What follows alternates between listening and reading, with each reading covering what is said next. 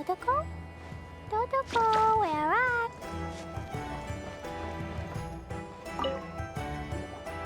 Ah, Traveler, Paimon. It's been a while.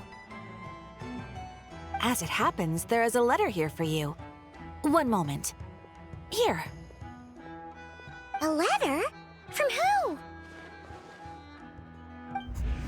Dear Diary, I'm Kale. I work as a trainee forest ranger under my master, Tainari. I'm also studying at the academia. I've been getting better and better at reading lately. Mr. Al-Haytham says that the written word is a crucial medium for exploring the world and understanding oneself. That's why I decided to start this diary. That said, what should I write about? Things are pretty quiet in Sumeria these days. Life is good. Every day is a fulfilling and happy one. When I think back to the days when I suffered from Elazar, or way back to when I was injected with God remains, I am in a much better place now. I hope it stays that way forever. I'll leave it there for now. Master said he'll take me shopping in Sumeru City today, which is great because I've been meaning to visit the toy seller at the Grand Bazaar for a while now. Kale, time to go. Yes, Master! Huh?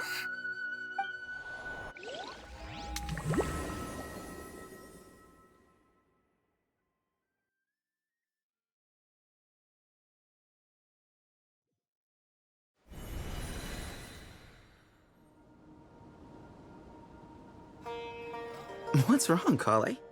Is there something on my face? No, sorry. I didn't mean to stare. Did Master Tainari send you to pick me up? Master Tainari? What are you talking about? Tainari is the General Mahamatra. He's probably busy arresting criminals in Sumeru City. I mean, if that's what floats your boat, I can introduce you, but... Wait, Master Tainari is the General Mahamatra? But what about Mr. Sino? Sorry? Oh, you mean that guy who just joined the Vahumana Darshan? Rumor has it he's the leader of the Temple of Silence. If that's true, it's pretty impressive. Sounds like you've been getting to know more and more people since you joined the academia. That's great, but don't let your forest ranger duties fall by the wayside, okay? What's going on? Sethos is acting like he's my master, and Master Tainari has taken over Mr. Sino's job. Is this some kind of prank? If so, it's a weird choice of prank. But anyway, Sethos doesn't look like he's joking. What is this all about? Hey, you're zoning out again. I'm gonna buy some tools for the rangers. Why don't you stretch your legs a bit? It's been a while since you last visited the city, right? Wait! He's right. It has been a while since I last visited Sumeru City. Was it always like this? I mean, it feels familiar, yet somehow... something seems different. Is this really Sumeru City?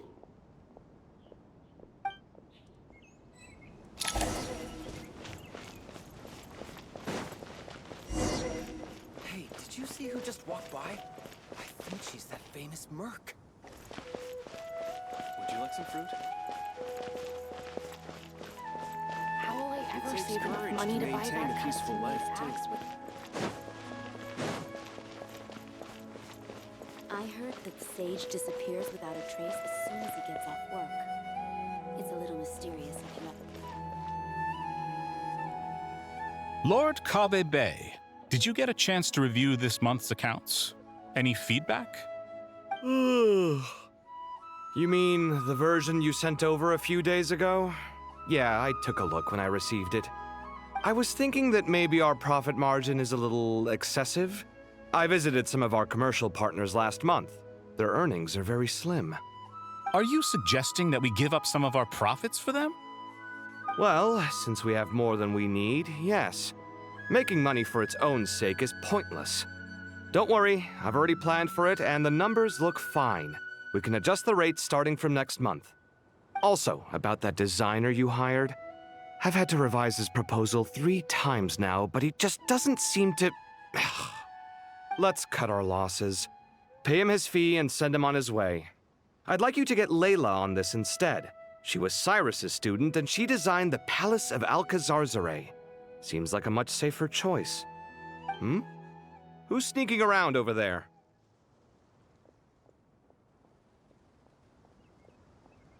Mr. Kave?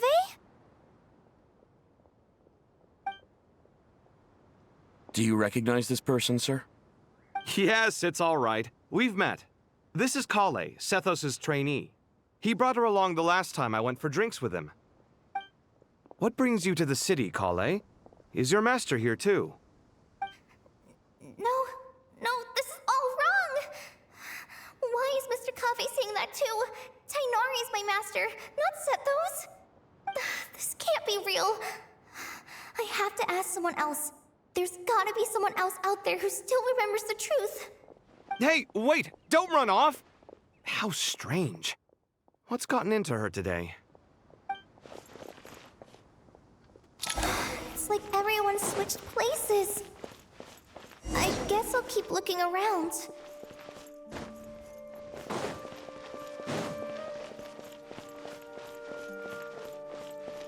Would you like a cup of coffee? Would you like a cup of coffee? The store's been pretty busy lately.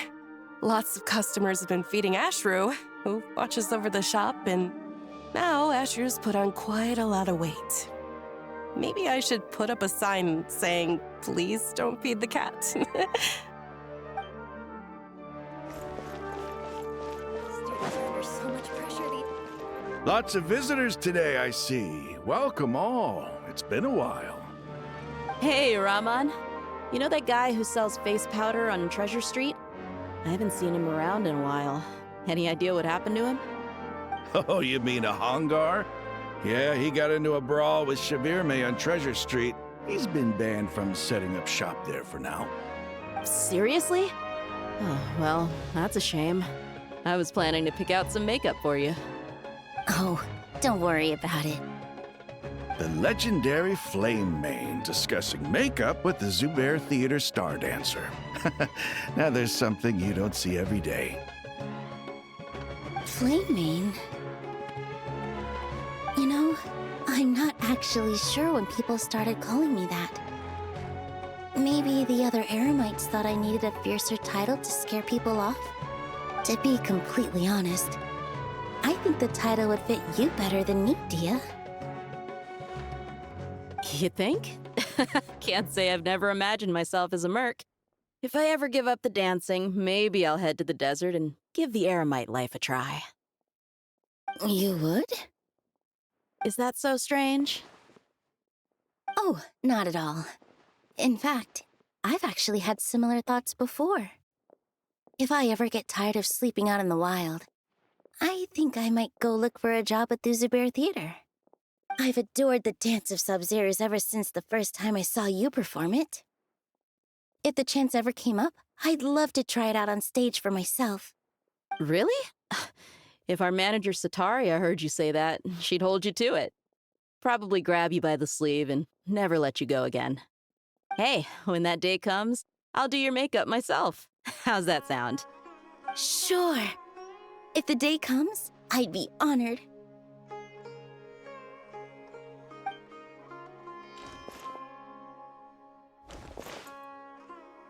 Everyone I know, everything I've ever known.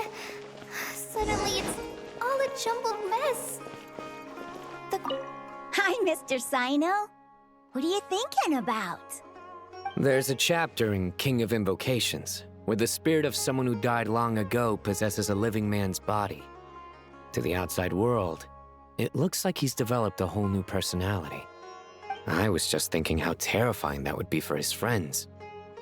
Imagine waking up one day to find that a friend of yours has suddenly become a different person. Huh? So what got you thinking about that? I don't know, but something feels off. Everything looks fine on the surface, but can human perception really be trusted?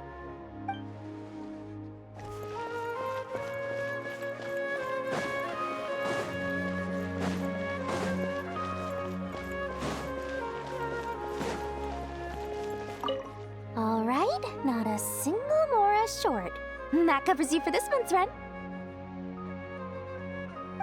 What a relief. I was worried the design fees I received this month wouldn't be enough.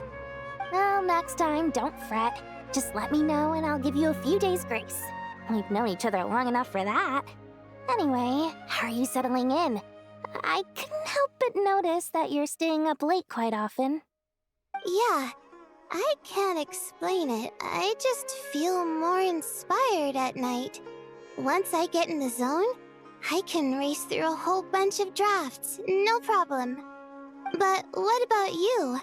I keep hearing you sighing these days. Is everything okay? Well, it's just... Don't you think this house is a little small? I guess I should be used to it after living here for so many years. But for some reason, I've been feeling claustrophobic recently. I want to move somewhere bigger. Once I've made enough Mora, I'm gonna buy a huge new house. As big as... at least as big as the Palace of Alcazarzaray. That sounds really expensive. True. I'll never be able to afford it on a scribe's salary alone. I need to find another way.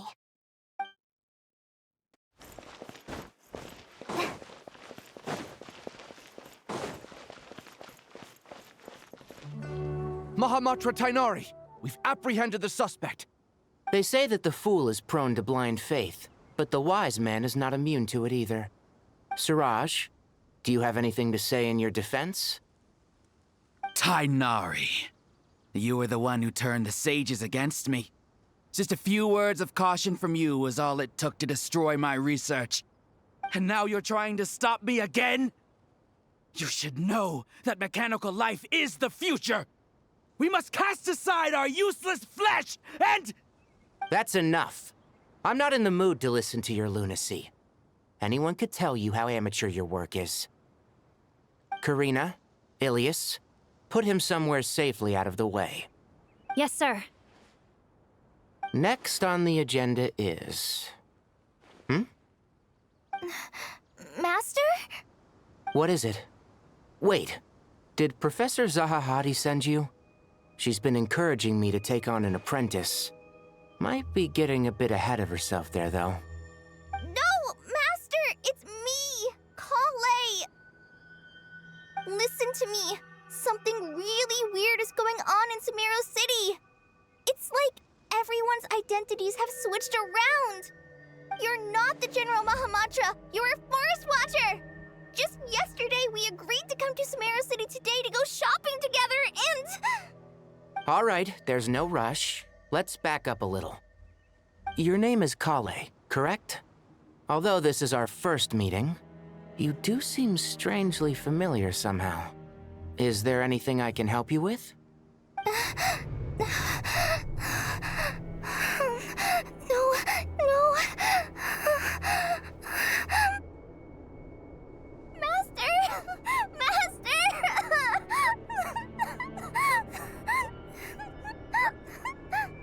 What is it?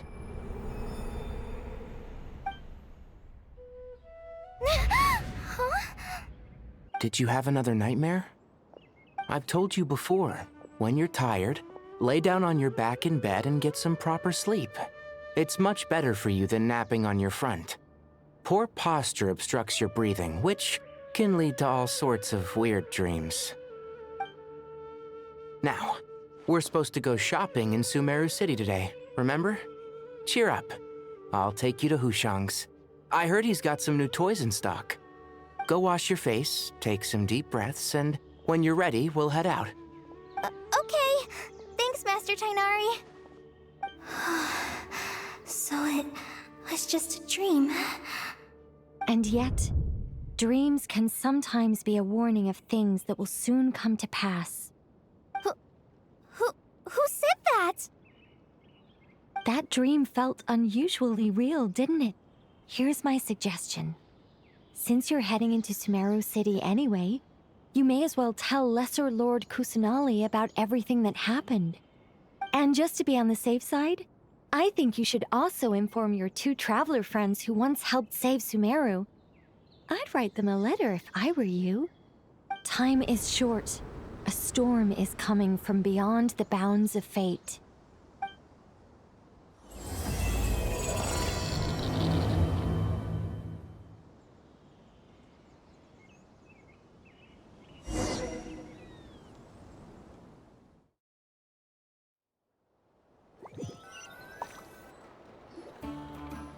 What a strange situation. No wonder Kale was in such a rush to write us a letter. Imagine waking up one day to find that everything around you has changed. You might not even recognize Paimon anymore. Oh, that's a scary thought. Let's get to Sumeru and find out what the heck is going on.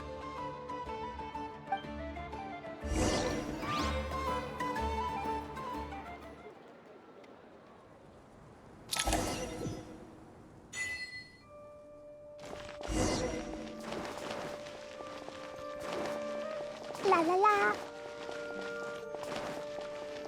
Da da da.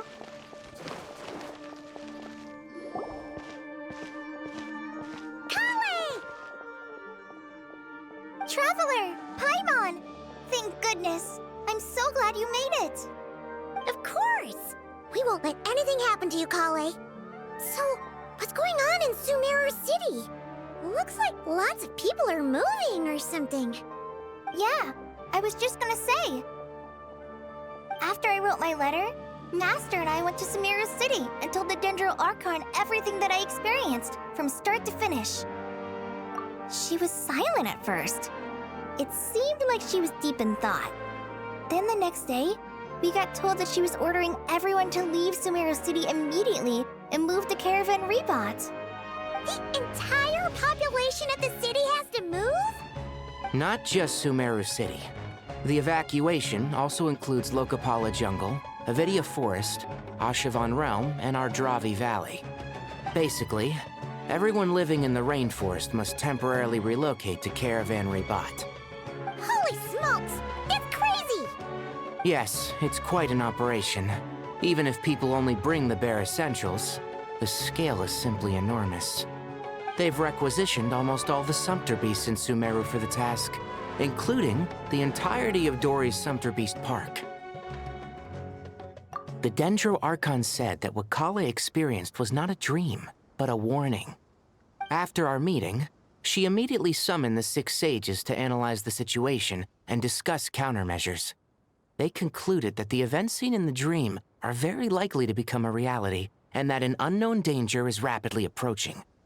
Oh, please keep that to yourself. We don't want to cause widespread panic. The official reason they've given is a large-scale renovation of the rainforest ecosystem. People are skeptical, but there haven't been any major incidents. So far, at least. The Dendro Archon seemed really worried when we spoke to her. She said you can go visit her in the Sanctuary of Surasthana when you arrive. She also said she'd hold out until the very end. Tighnari? Kale? You got a minute? I need a hand here. One moment, I'll be right there. As a forest watcher, I've been tasked with assisting with the relocation work. There's a lot to be done, and they need all the help they can get. This will be the final group of evacuees from Sumeru City. While they're away from home, they'll be heavily reliant on outside help. Thank you for coming in our time of need. As you can see, another crisis is upon us. Excuse me, sorry to trouble you, but could you help an old man find his medicine? It's buried somewhere in my luggage. Where's my mom? Where did she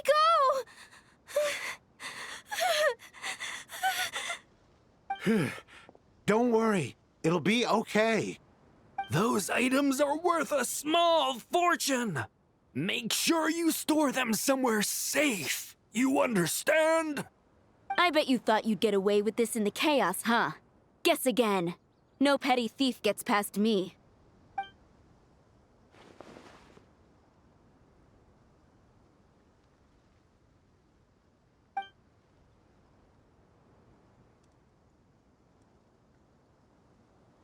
We should go help the evacuees. See you around. I'm so glad that you believed me and came all this way to help. It means a lot. Please stay safe. Don't worry. We may not know exactly what's going on yet, but as long as we stick together, we'll find a way through this. Goodbye! Look after yourselves! Will do. See ya! Whew. Paimon's not sure how she found the words to comfort Kale because, honestly, she's kind of nervous herself. Let's head to the Sanctuary of Surasana and see Nahida.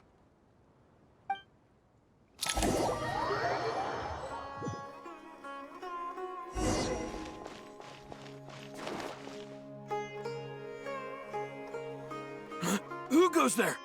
No unauthorized access to this place. By order of Mahamatra Sino. Are you blind? It's the Traveler and Paimon. Surely you've seen them before. Huh? Oh, so it is. I'm sorry, I haven't been sleeping well lately. My nerves are a little frayed. The Dendro Archon is in a very vulnerable state at the moment. Mahamatra Sino is concerned that our enemies might choose this moment to strike, so he's ordered us to strengthen our defenses. Just seeing you two again already puts our minds at ease. Please, enter. I'm sure everyone's expecting you.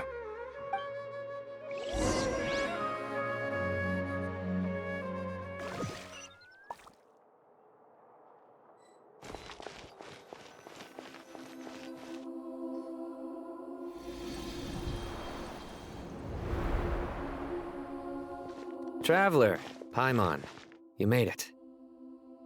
Aha! Perfect timing. Reliable helpers like you are just what we need right now. Oh, it's good to see everyone again. Kale gave us a rough idea of what's going on, but we still have a lot of questions. What kind of danger is Sumeru City in exactly? And how come everyone has to move to Caravan Rebot? At this stage, we can't be certain. We're investigating, but no definitive answers yet. I take it that Kale told you about her strange dream?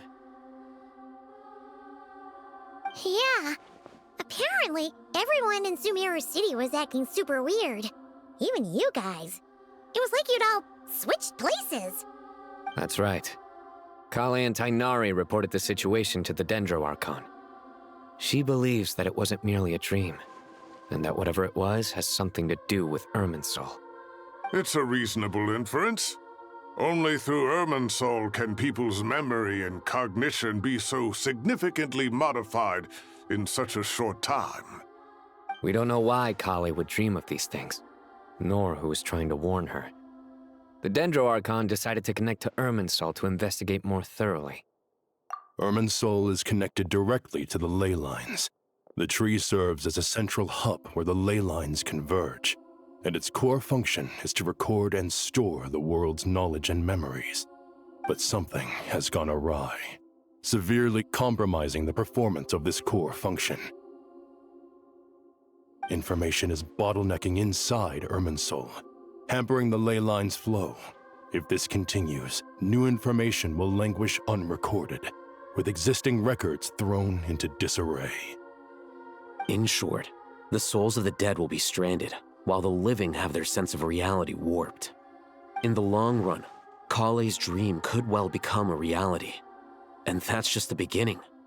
There's no telling what other nightmares could end up coming true.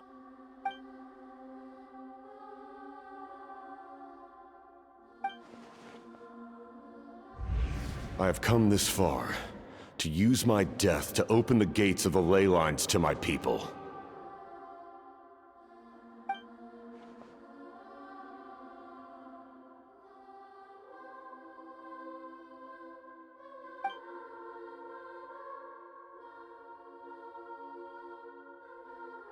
Faced with a growing backlog of information, the Dendro Archon decided to connect herself directly to Irminsul and take over the recording and processing function herself. But it is an almost impossible task. Individual brains aren't equipped to deal with the sheer volume of knowledge and memories involved.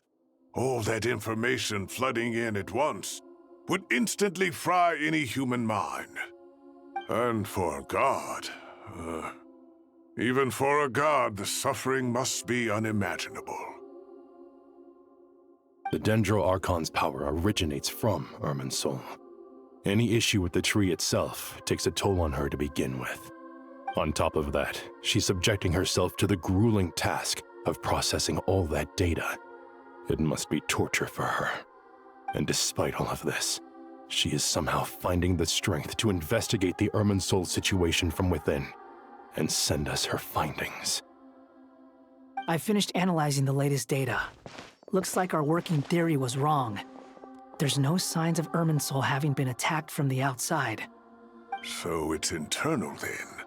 Some sort of disease, perhaps? No. I've spent half my life studying the ley lines. If Irminsul malfunctioned this easily, the world would have met its end long ago.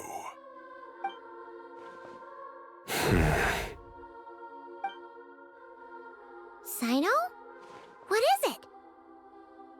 Not long ago, I got a tip from the Core of 30 that a large number of unidentified merchant caravans had recently been spotted entering Sumeru through Beta Harbor. At first, I suspected that they might have something to do with all this, so I sent some people to investigate.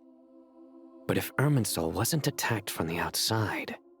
Don't you think there are more important things to worry about right now than guessing who's behind all this? It's been over 12 hours with no new intel. If even the Keeper of Irminsul is this badly affected, you can imagine how bad things are in there.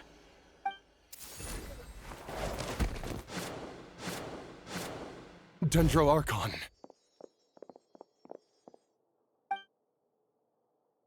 Nahida! What's wrong? Her breathing is weak, and her elemental energy levels are dangerously low. Looks like it's time to move to the backup plan. What's the backup plan? Get out of the city and take the Dendro Archon with us. The entrance to Irminsul is directly beneath the sanctuary of Surasthana.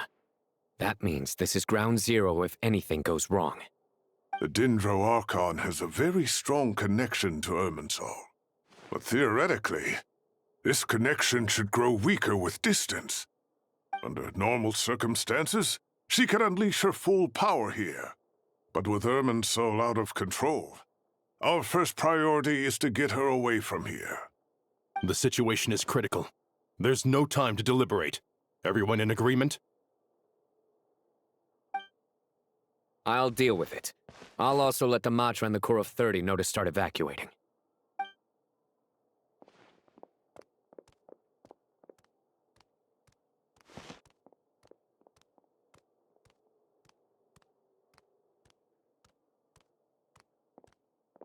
Let's go. No sense grieving when there's nothing more we can do. Agreed. We'll be back as soon as this is over.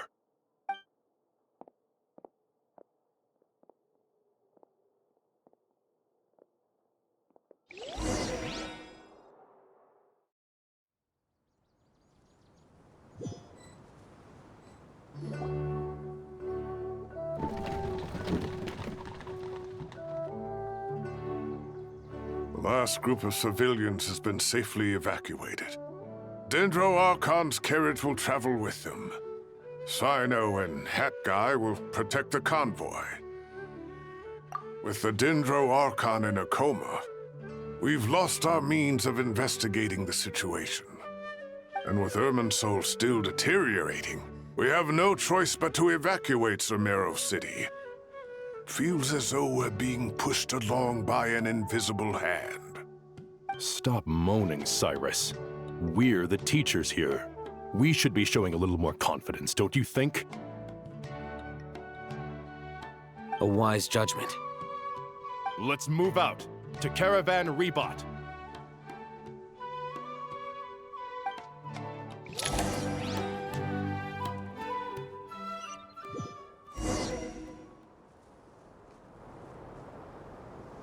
Sir, all units are in position. Good. Everything is going to plan. Interfering with Sumeru City is a necessary step, so do not hesitate. The Irminsul situation will not harm you. We need to speed things up here, too. We don't want to keep our client waiting, do we? No, sir. You have my word. Everything will be completed on schedule. They say that fervent ambition attracts the favor of the gods, and with it, a vision. But we appear to be the exception. So, is our ambition not strong enough? Or does it threaten the very foundations of this world?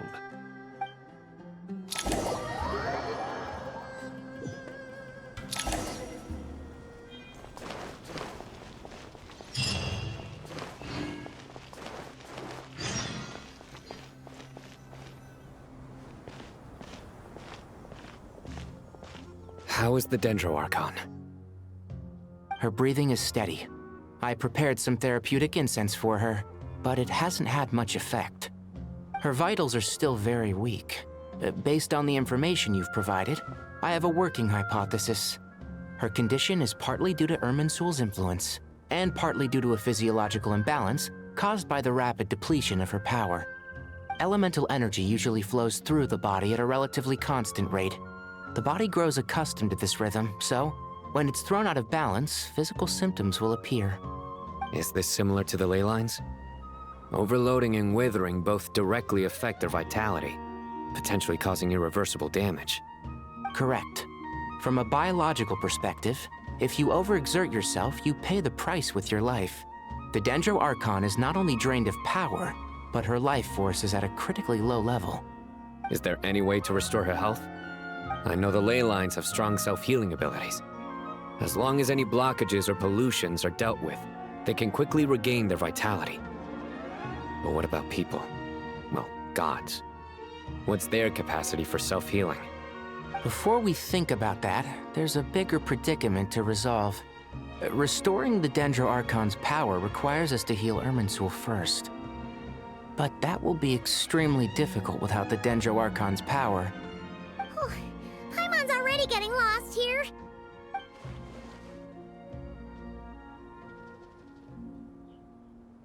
Master Tighnari and Sino look so serious. I've not heard Master speak in this tone for a long time. Tighnari.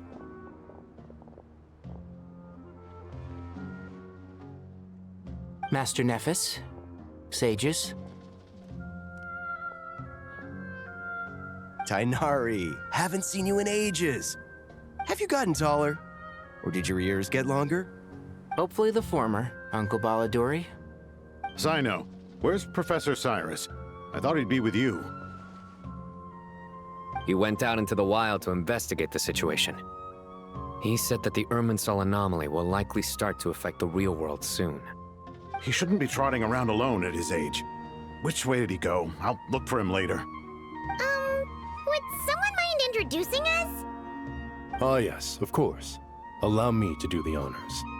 I'm sure we're all familiar with the Traveler and Paimon. They're the heroes who helped foil Azar's conspiracy and save Sumeru. These gentlemen and I are the 6 current sages of the Academia. Balduri and I are part of the Old Guard, while the other 4 took office after Azar and his clique fell from power. We have Sage Alkindi of the Spontamad Darshan, Sage Farnas of Kasharawar, Rataoist Sage Shakir, and finally Harabatot Sage Rusht.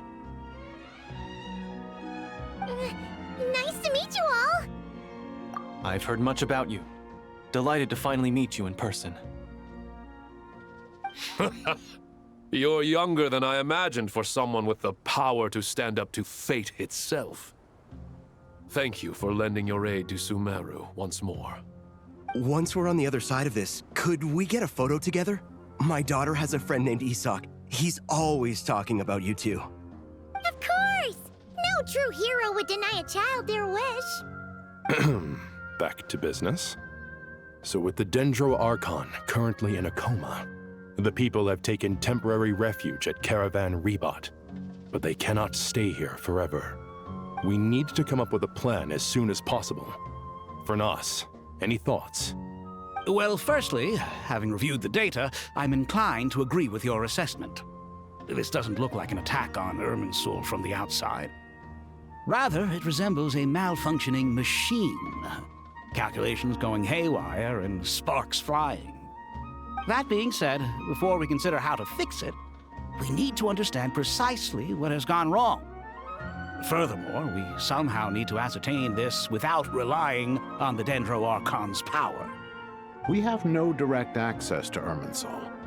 However, we might be able to gather the information we need from the ley lines. Study the branches to learn about the trunk, in other words.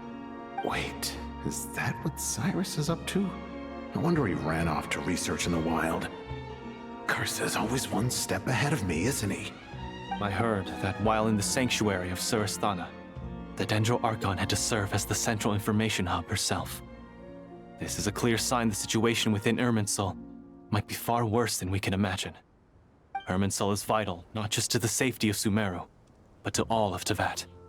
We must be the ones to bear responsibility for this world. To be on the safe side, I think we need to consider some backup plans. Are you saying we should consider a scenario in which Irminsul is completely destroyed? I'm merely pointing out that the possibility exists. You have a valid point. But until worst comes to worst, I believe we should focus our efforts on resolving the Irminsul anomaly and helping it recover. Kale, I understand that you were the first to foresee this crisis. If it's all right, I'd like to talk with you about it in more detail. Of course! But even I don't know how I came to have that dream. If there are no signs of external damage, could it be a stress fracture? Metals tend to suffer from this issue with long-term use. And Irminsul has existed for centuries, after all. It's possible, but surely a stress fracture would be more likely to cause a complete shutdown rather than chaos. Sages, General Mahamatra, sorry to interrupt, but something has come up. What happened? Some citizens didn't believe that Sumeru City was really in any danger. They slipped away and hid during the relocation, intending to return home. How many people are we talking? About a dozen. Sakura found them while on patrol, but they appeared to be suffering from psychosis. For whatever reason, they were trying to kill each other. By the time we arrived, there were only 2 survivors. One was unconscious from their injuries. The other tried to attack us, but was subdued. Where did this happen? Near Yasna Monument. That's not far from Caravan Rebot. Master. I know. The Irminsul anomaly is beginning to have effects in the world. I didn't expect it to spread to Yasna Monument so soon. It almost feels like we're being chased relentlessly, with no time to catch our breath. Sir Cyrus said the same thing. He sent me back to report in, while he continues investigating. I'll go join him. Count me in too. Don't let my age fool you, I can still fend for myself. Very well. Meanwhile, the rest of us will continue discussing our next steps. Get back soon. Take care of yourselves. It's getting dangerous out there. La la la.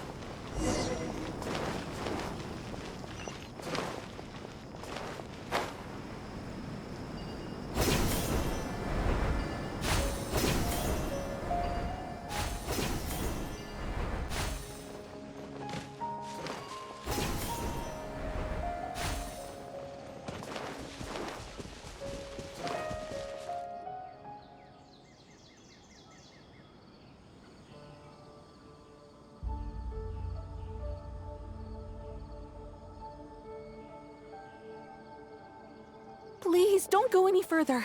As you get closer to Sumeru City, there's no knowing what dangers you might encounter. So this is our mentally disturbed man? I'm going to gut you all!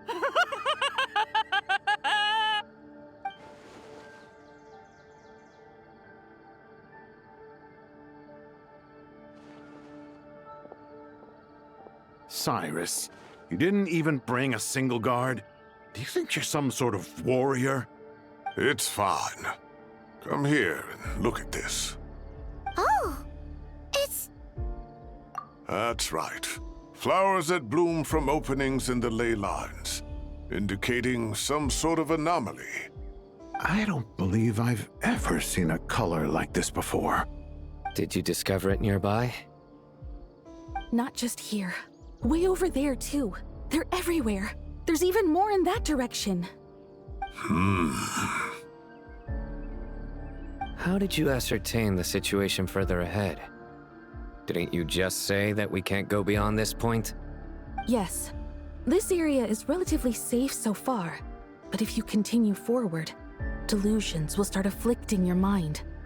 However, some vision-bearing mercenaries were able to maintain their sanity a little better. They're the ones who brought back news from further afield. Sino, do you remember the class I taught on dissecting ley line blossoms? I do, Professor. I received full marks in that course. Good. After all these years, it's time to put that knowledge into practice. There must be anomalous information hidden within these blossoms. Alkindi, I'll need your help as well. Been a while since we worked on a project together, hasn't it? Sure has. Well, what are we waiting for? Let's get to work. Anything we can do to help?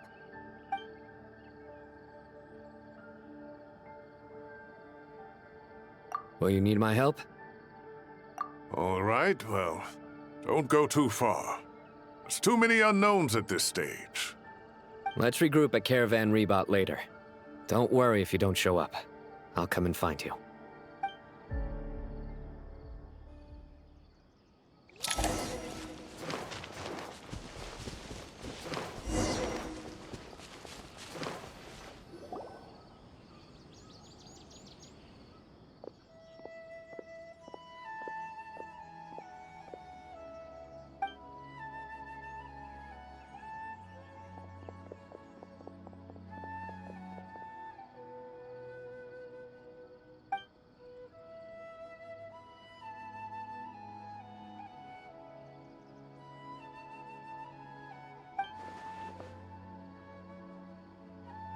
That should be the heart of Oasis.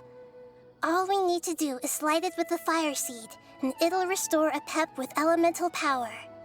The damage it suffered internally will also slowly begin to heal.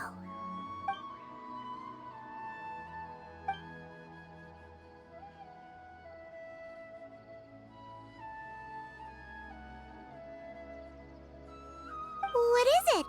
You thought of something? Really? Then let's get back and tell the others!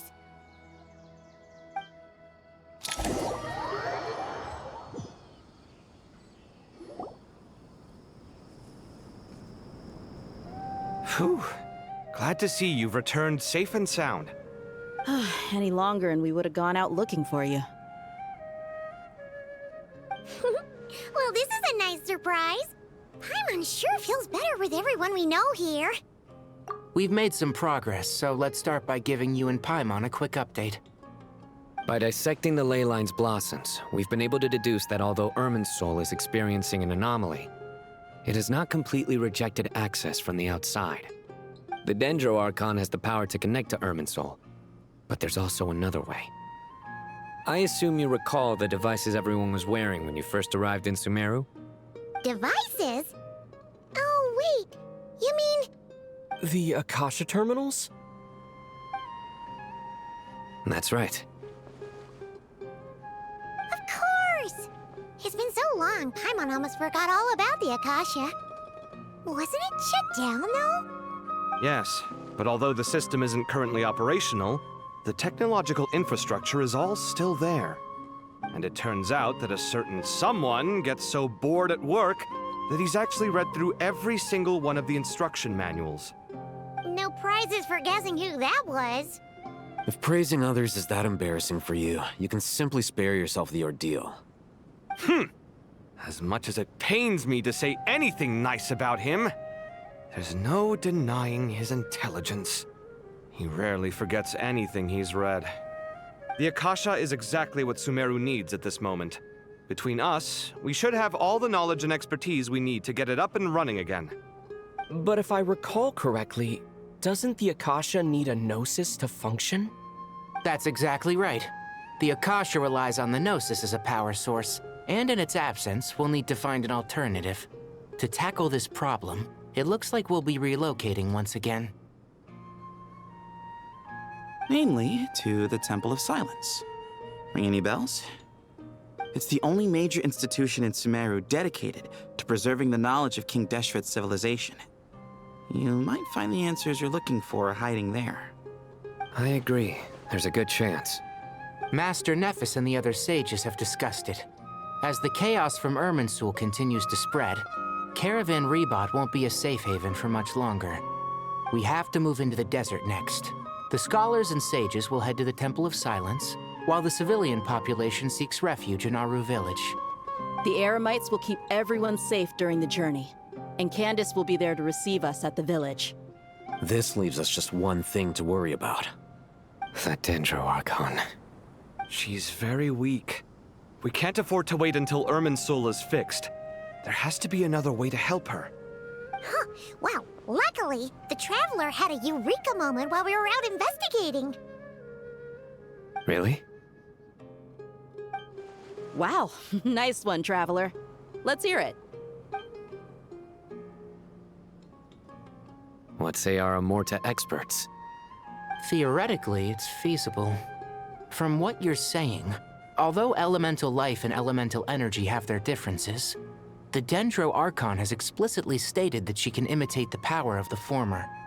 In which case, as long as Apep is willing, she should be able to convert her own power into a form that the Archon can use. It wouldn't be difficult for her at all. The only problem is convincing her to help. Yeah! Even though she wasn't exactly friendly the last time we met, she didn't refuse to talk with us. When she realizes the danger that Nihida is in, surely she won't turn a blind eye to it. Well, hopefully not. Either way, we're not exactly spoiled for choice here. Hey, it's better than having no options at all. I agree. Without Irminsul's aid, the legendary Dendro Dragon Apep may well be the only living thing in Sumeru who can help our Archon recover her power. There's no time to lose. I'll bring this proposal to Master right away. If he and the other sages agree, we'll split into 3 teams. The academics will go to the Temple of Silence to look for a solution to the Akasha problem. The Eremites will escort the civilians safely to Aru village, and the Traveler and Paimon will take the Dendro Archon to see Apep. There's still a long road ahead, and no knowing if we'll make it. But at least we have a direction now. I'll take it over floundering around in confusion. If there are no objections, then let's proceed. But before we adjourn, I would like to leave you all with some parting words. No matter the distance between us, there will always be an invisible force tying us together. May the bonds forged in the past shine bright like stars and open a new path before our feet. Huh. Is that from King of Invocations? No. This one's from King of Invocations, the sequel. What's the difference? The sequel's much cooler. Couldn't agree more. Well, it was very apropos. Once this is all over, I'll give everyone a copy of King of Invocations and the sequel to show my gratitude. Come on, let's get moving.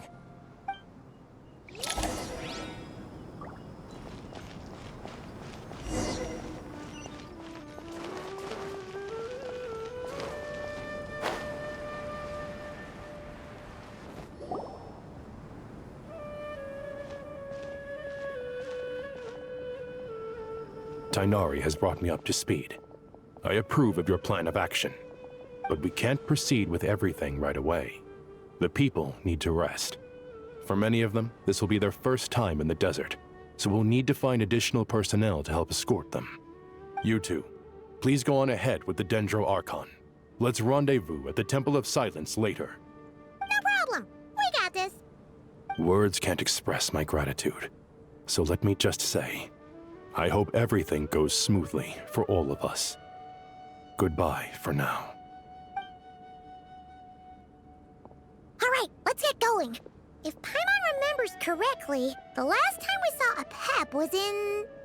Traveler, Paimon. Could I borrow you guys for a moment? It'll only take a second. Kale, what's the matter?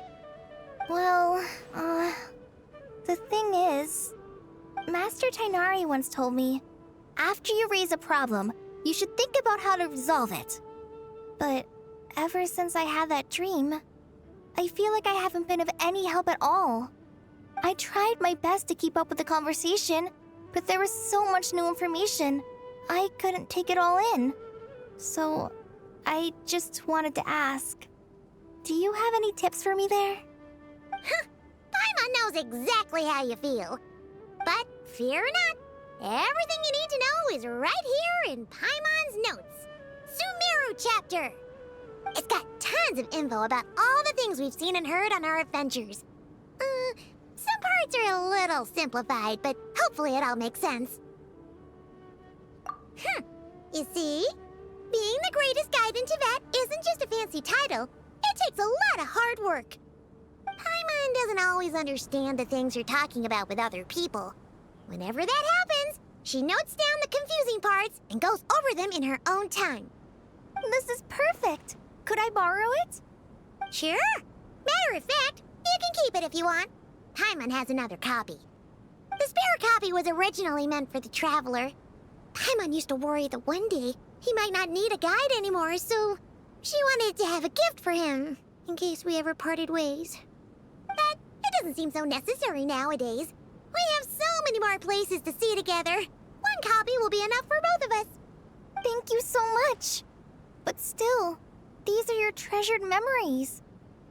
I think I'll make my own copy and then return the original to you. Anyway, that was all. I won't keep you any longer. Have a safe trip. See you again soon. See ya! Alright, time to bring Nahida to see a Pep. Let's hope that old grouch is in a negotiating mood.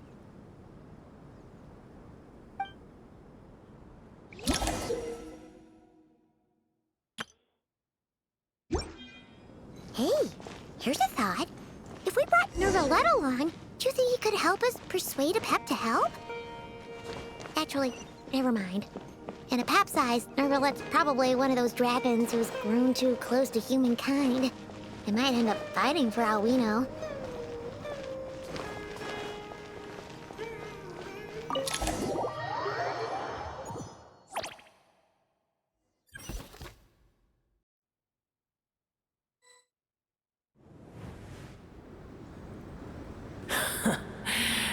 I had a feeling your kind might come calling. The ley lines are in disarray. Something has gone wrong with Irminsul, yes.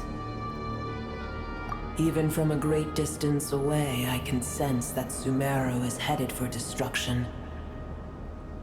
You who took our home from us, prepare to watch as your own world is plunged into oblivion. Oh, how the cycle of history comes to a poetic conclusion. This isn't a joke, Pep! Nahida's in grave danger! Can you please help her? Is she now? Then do explain. For what reason should I lend Boer my assistance? The age of the dragons ended long ago, and the world that replaced it is under the dominion of the heavenly principles. In choosing not to side with your enemies when the heavenly principles' rules began to relax, I have been merciful enough. Do not forget that I have no love for this world you hold so dear. Apep, if you truly despise gods and humans so much, well, after the great humiliation of being helped by a god in the past, shouldn't you be jumping at this chance to balance the scales?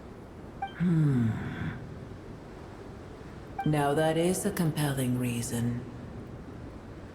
When El Ahmar plotted against me and I was tortured by forbidden knowledge, it was Boer who saved me from agony.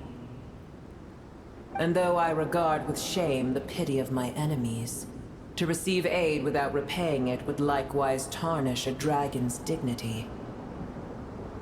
Oh, tiny boor, puny humans. Just this once I shall deign to show you the true power of dragonkind. Whoa! It's happening again!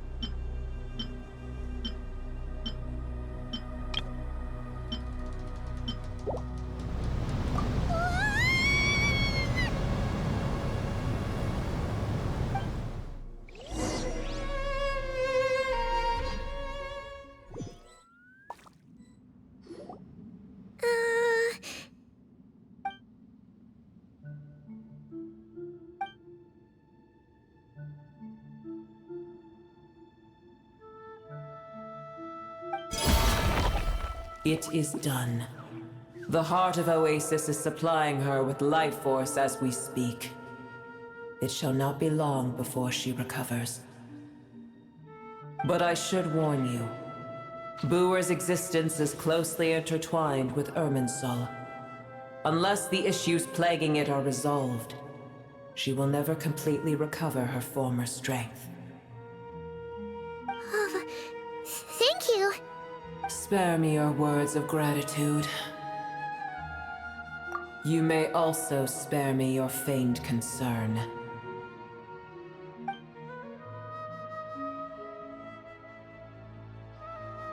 A dragon's sovereign's power is far greater than you can imagine.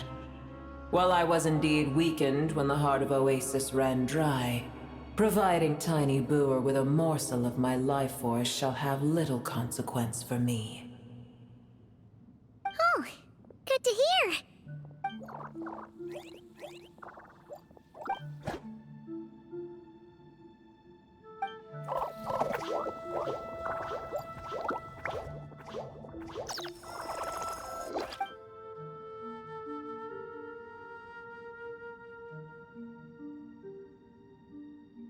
Ever held in high favor, I see. Oh, well, you know. The compliment was sincere. Simply accept it.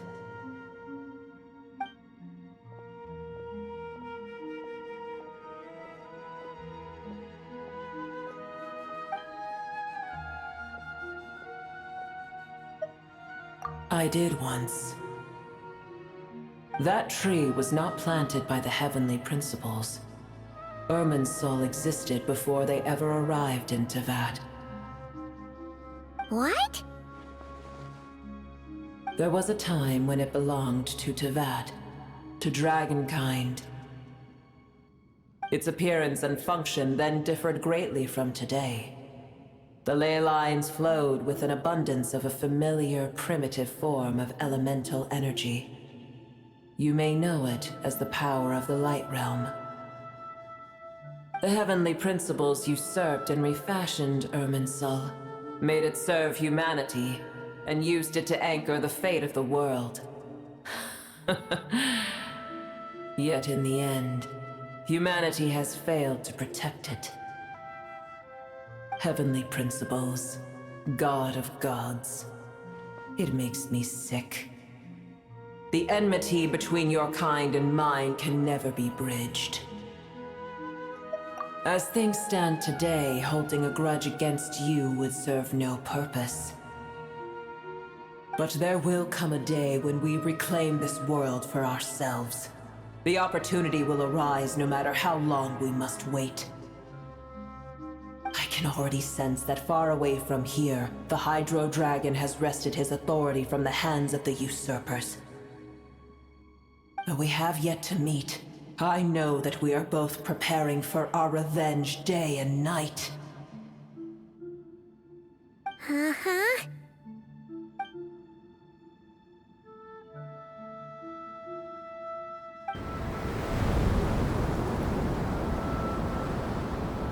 I hear a great disturbance out there. Huh?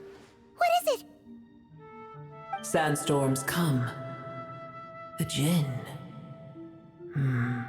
I see. Another calamity approaches. You both seem restless. Let us part ways here. Boer is safe with me. Once she has recovered, I shall return her to your side. Oh, thanks again. Take care, alright? I told you already I have no need of your feigned concern.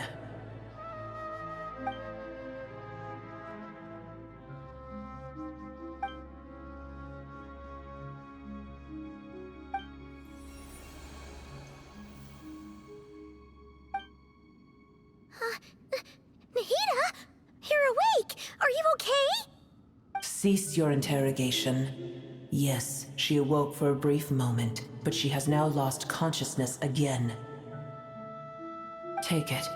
We shall talk more at another time.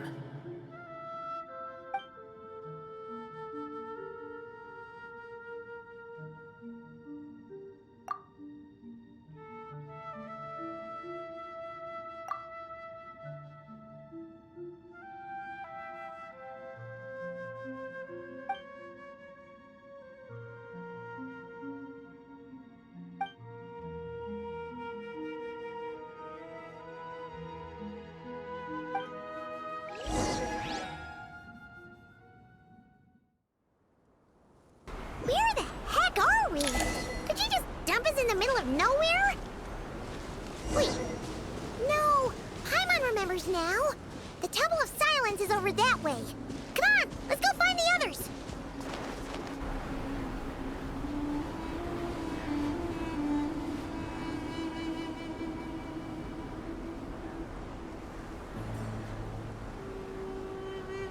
There's no need for everyone to stay here.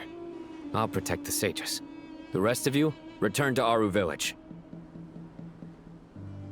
Yes, Mahamatra Sino.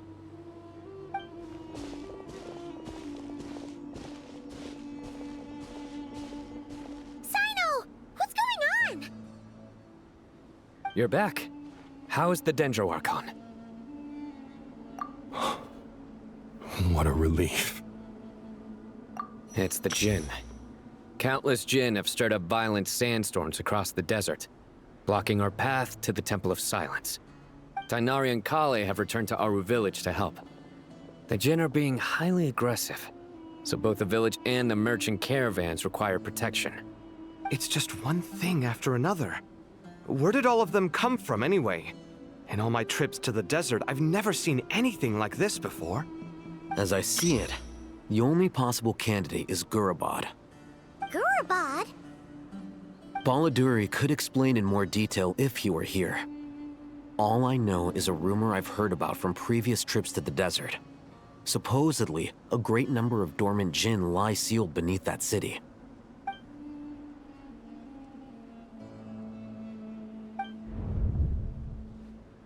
Gurabad is, for me, a fated land. I must therefore return back to this city, where my destiny awaits me still. My master, I am sorry that I couldn't stay by your side for long, and that I could not have more time to get familiar with you. Lilipar. Yeah, we once said goodbye to a friend there. Well, maybe not a friend exactly, but someone we met on the road anyway. She was a strange bottle. If we can find a way to wake her up, maybe she can help solve the situation in Gurabad. Well, be careful. You may find there's more than just the Jinn to worry about. You mean, there are other dangers in Gurabad? It's a sensible assumption to make. The moment we arrived in Caravan Rebad, the Irminsul anomaly started spreading in that direction. Now we've moved to the desert, and suddenly we're plagued by Jinn and sandstorms. To call it a coincidence would be a stretch. Don't worry, we've gotten a lot stronger since our last stint in Sumeru.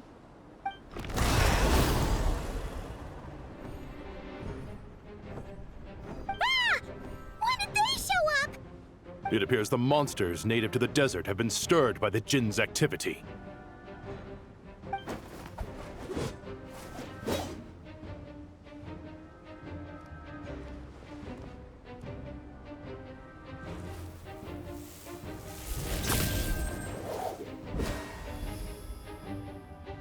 You should get going. We'll take care of things here.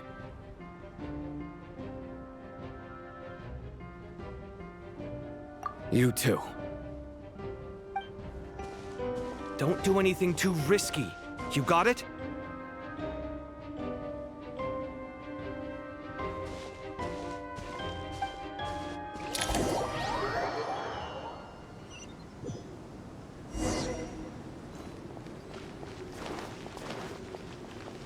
La la la. The Gen are swarming out of Gorobod. Looks like Alhitha was right. Let's get inside and see what's going on. Teamwork is strict. Boing, boing, boing.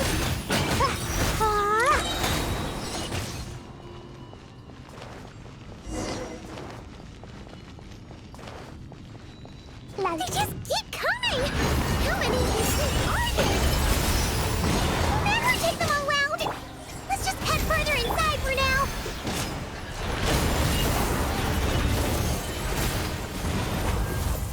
Adventure time! Target spotted! All units at the ready. The Fatui? They must be using this place as a stronghold. Are they the ones behind all this?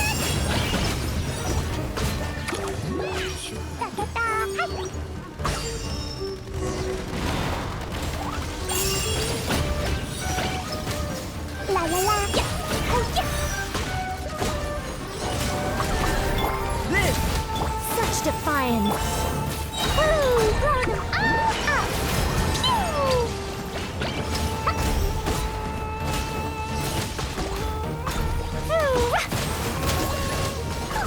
Fighting Jin with one hand and Fatui with the other? This is pure chaos! Woo!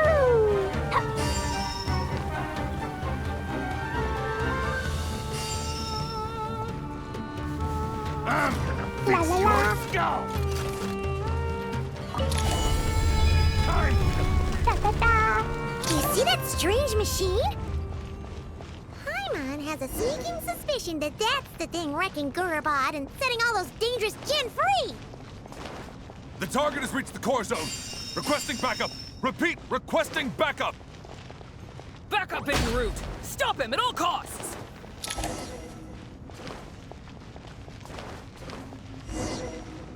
Careful! They're back again! Teamwork is dreamwork! Success!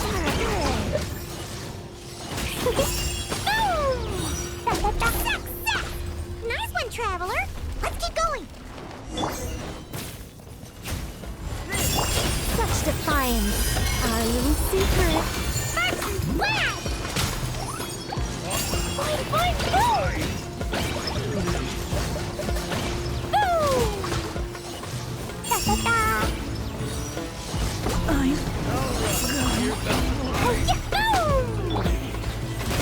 I'm going in! I think not. I live within you.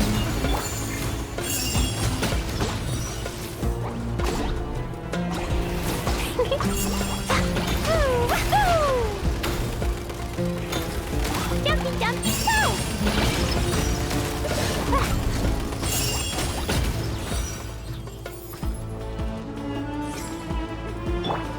Burst forth!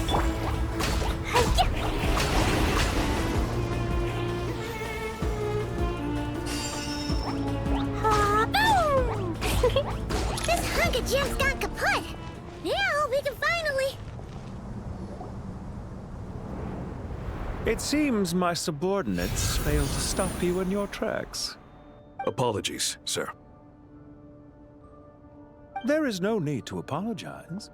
You did well to hold your ground against such a powerful adversary for as long as you did. I must commend your courage and perseverance. So, you're in charge here, huh? First the problems with Irminsul, now this mess in Gorobod? Are you the ones responsible for all this? I'm afraid I cannot answer that.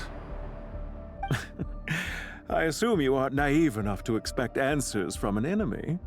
Oh, this guy is so snooty! However you want to spin it, you're clearly involved in this somehow. So you can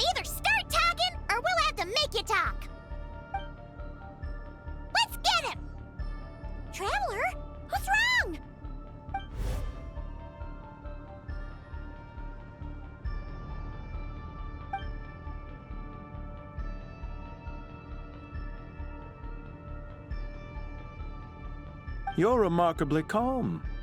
Some would act more rashly upon finding the ringleader all alone. But you keep your cool. Even as your enemy, I must applaud you. Did you show yourself just to say that? Is this you trying to take back control of the conversation?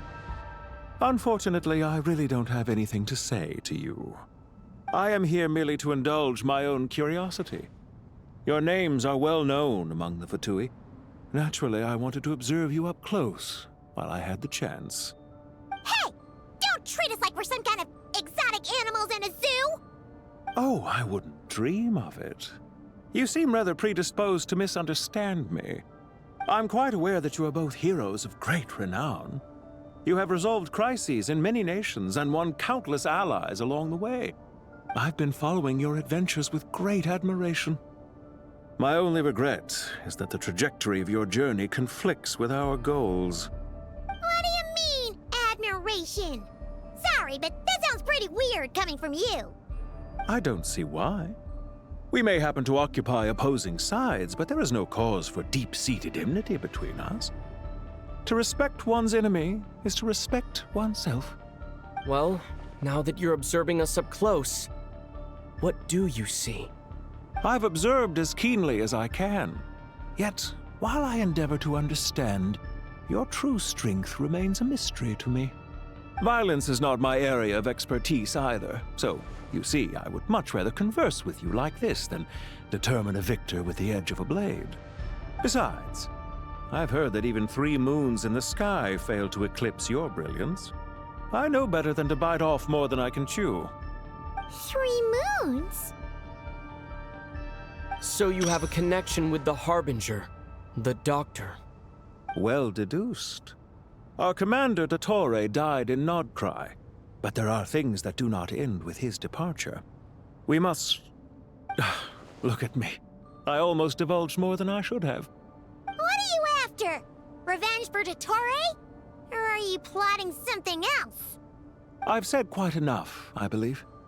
There's no point in continuing this conversation, except to say, I've noticed that you seem to know your way around here quite well. A repeated visitor to Gurabad, are we? Ugh. I'll take that as a yes. Then I'm sure you'll have heard the story of this place. The mother of the Jinn, Lilupar, and the tragic tale of her vengeance that spanned 3 generations. It was right here that Lilupar once helped the wise to ascend to the throne. But from that moment on, every king who sat upon it was corrupted by power. These degenerate rulers lost control over their nation, and with it, the right to occupy that exalted seat. What are you trying to say? I once admired you for your adventures. That is the earnest truth. But it appears to me that your journey serves ultimately to uphold the rules of this world. Are these rules truly just? Does the heavenly principles rule with wisdom or folly? And how can we be sure that the 7 who wield authority over the world will not be corrupted? Do you seriously think you're gonna convince us of anything? Convince you? I'm sure my commander already tried that. Why would I waste my breath doing the same? If a few words from a stranger were enough to make someone completely change their stance, it would only prove that they never had a firm will to begin with. I am merely stating my position, so that we might understand each other better. One's enemy in the present may not necessarily be an enemy for life. As for what game I'm playing here, I'm simply buying some time. But now I must bid you farewell. It was a wise decision not to attack me immediately. Since you did not fall for my ambush, I will now have to ask those in hiding to reveal themselves. Leave this to us, sir. Very well. I trust you to do what is necessary. Stall him while I execute the next step of the plan. Sumeru City, Irminsul. Hey! Stop right there! Don't you dare leave without explaining yourself! All units, stop them! Protect the commander! Did you hear that? He mentioned Sumeru City and Irminsul! He definitely knows something! We can't let him get away! Get rid of these pesky soldiers, quick!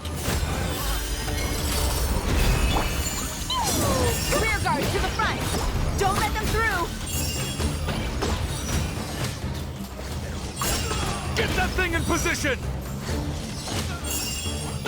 Hold on! Just a little longer! This! I'm going in! I live within you. Boing, boing, boing! Blazing delight!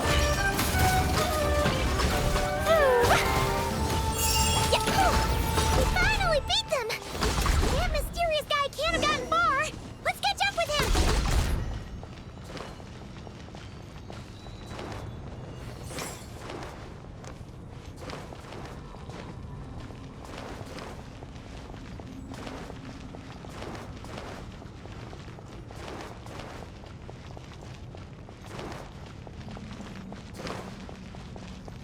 La la la! Woo! La la la! Found him! Over here! You're very persistent. Hey, you! Stop running and explain yourself! What are you trying to...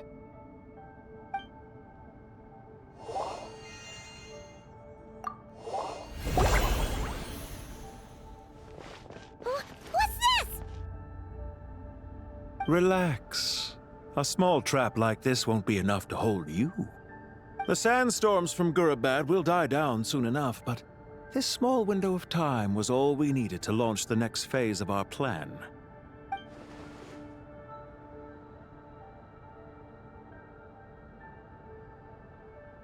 Don't be discouraged. I knew that someone would come here eventually, so I planned ahead. Where to chat with you, which door to exit from, even which mechanism to wait by for you. I thought through every detail. You, meanwhile, know nothing of who I am. So far, you've only heard my voice, and for all you know, it may not even be real. But not to worry. This is only our first meeting. It shan't be our last. Just answer me one last question. Why do you continue to follow Dottore? He has conducted countless cruel experiments, even on his subordinates. Follow isn't quite the right word. Let's just say even those you see as villains have their friends, even if they aren't the most sincere of friendships. When any set of rules is established, there will be those who benefit and those who lose out. People will do anything to justify what they have gained or escape from the hardship imposed upon them. Neither he nor I are tolerated by the rules of this world. We were both searching for a new order. Our ideas of the final form that should take may have differed, but our journeys took a shared path. Goodbye, Traveler and Paimon. I wish you a timely escape, albeit not too soon. I will need a little more time to prepare, after all. Hey! Come back! Wait, this dark wall. We've seen these on our adventures before. It swallows people up! Oh, I'm sorry. She shouldn't have jumped a gun! Oh, okay. He may have fooled us this time, but we'll get it back!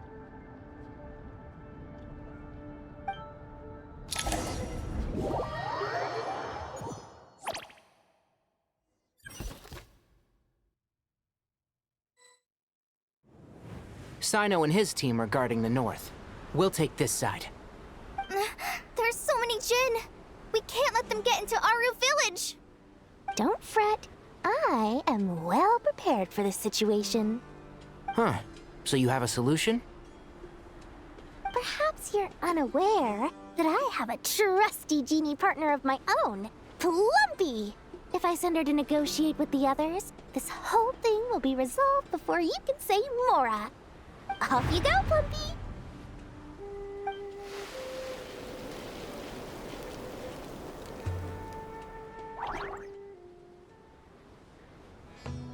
Come on, what's the holdup? 5,000 Mora. 20,000 Mora.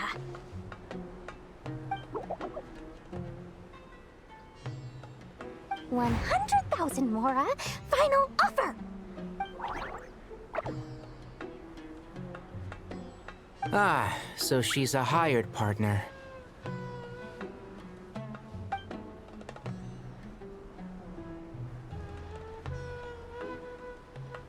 hired partners are reliable too. Plumpy here is a highly skilled negotiator. You'll see. Just a few words from her and...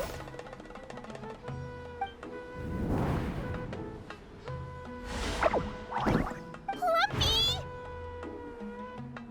Don't you, Jin, have any respect for the rules? This was supposed to be a negotiation! How dare you treat my messenger like this? You wanna play rough? Two can play at that game!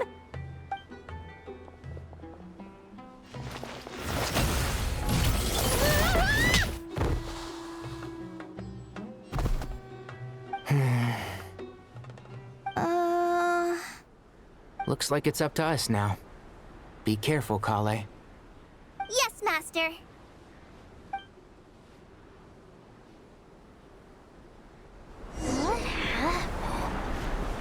How did I pass out? Never mind. It's time for revenge. You know, this reminds me of when you first arrived in a video forest. You were trying to help a child retrieve a lost toy when you stumbled upon Spino Crocodile territory by mistake. Yeah, I remember. Our first time playing side by side. Fighting side by side? I seem to recall swooping in to rescue you with a team of forest rangers. Please stop.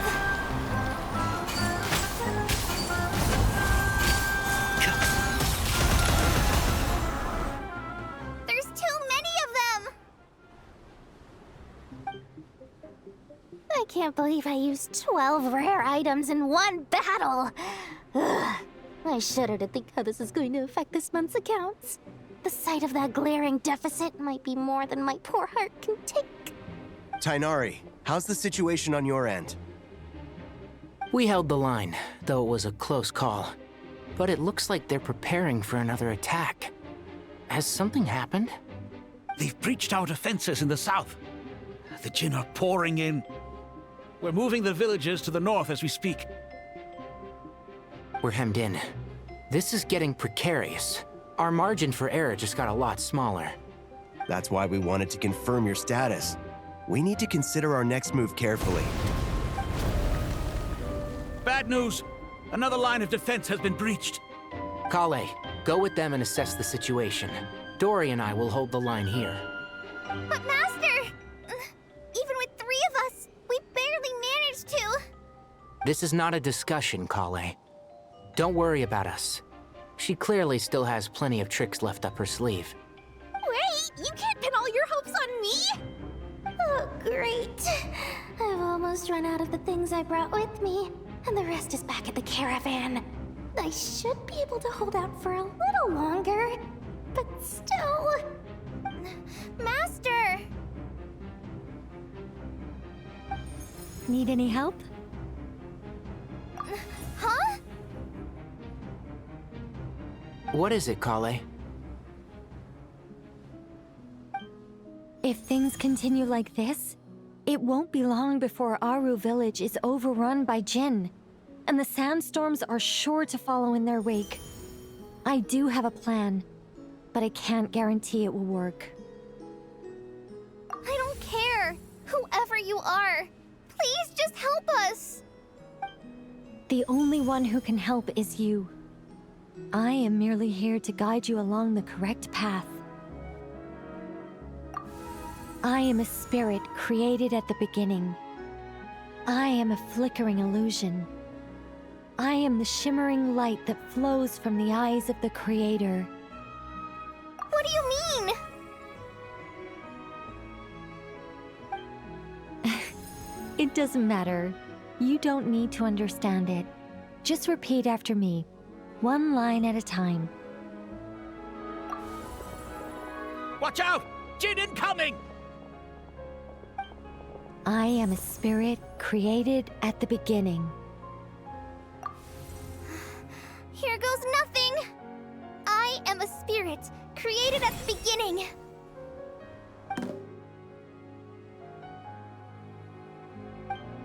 I am a flickering illusion. I am a flickering illusion.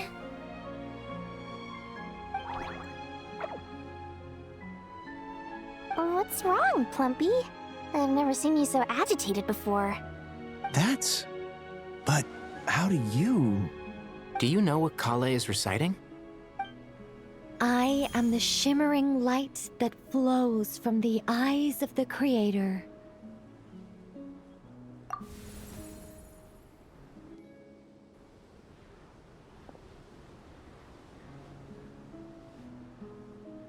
I am the shimmering light that flows from the eyes of the Creator!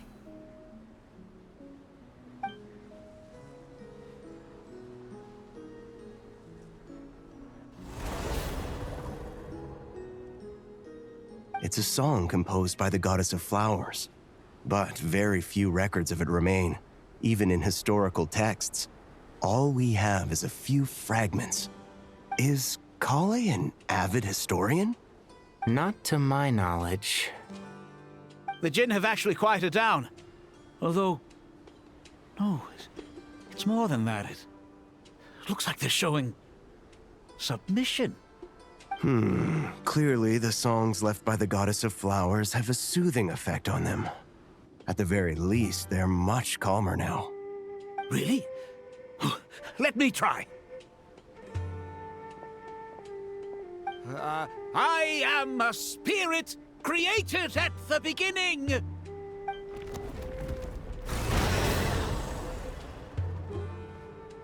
Don't stay away. I'll stop. I'll stop. It seems like the song only works when Kale recites it. But why? Kale.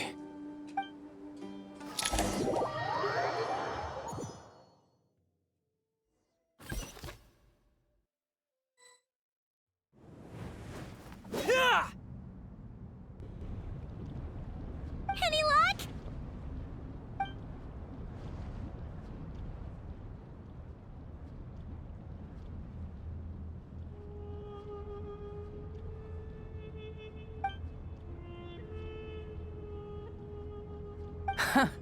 When I heard that loud rumbling in the distance, I thought the shifting sands had bust open the gates to some ancient treasure vault.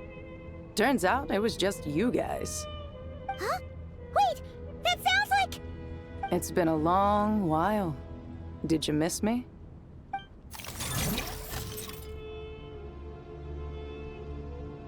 Jet! Ben! Let's save the catching up for later. First, I gotta get you guys out of there. This should be the right mechanism. Ben, can you handle it? There we go. Come on, let's leave this place.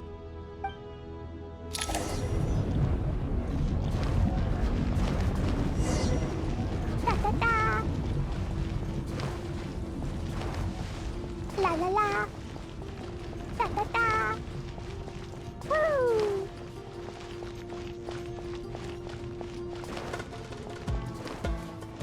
Woo!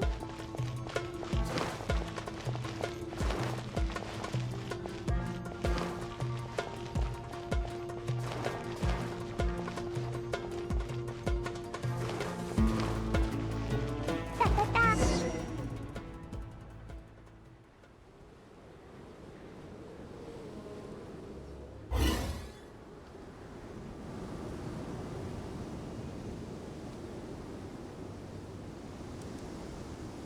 Huh! Those Fatui sure made themselves scarce. It's like they were never here. The Fatui? They came to the desert again? Yep. No idea what they're planning this time. They were being very coy about it. How have you been, Jet? Well, since we last met, I've started my own band of mercs. We've actually made quite a name for ourselves. Oh, yeah. On a slightly different note, I have some good news. I finally took care of Masaira. Not much to write home about. It was just another day. Found his hideout. Dragged him out of his cozy little bed. He tried to talk me into seeing his point of view, as usual. But I'm way past that by now. There was nothing he could say to save his life. What about you guys? Bet you'd forgotten all about me and Ben, huh? Of course not! We're super duper best friends! Wow. Sounds like I should make time to visit some other nations too. Anyway, what brings you to Gurabad? Oh, right. Paimon almost forgot. We're here to look for Lilupar. Oh, that bottle? Yeah! We need her power to calm the Jinn and stop the sandstorms. Here's hoping we actually manage to find her, after all the trouble we've been through. Surely, with everything's been going on in Gurabad, she must have woken up, right? Only one way to find out.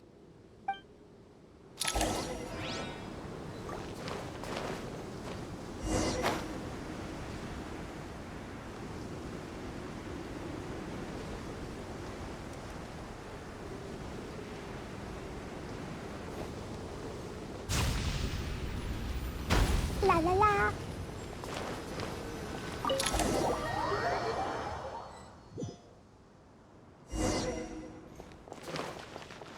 Let's see. She should be around here some. Aha! Found her!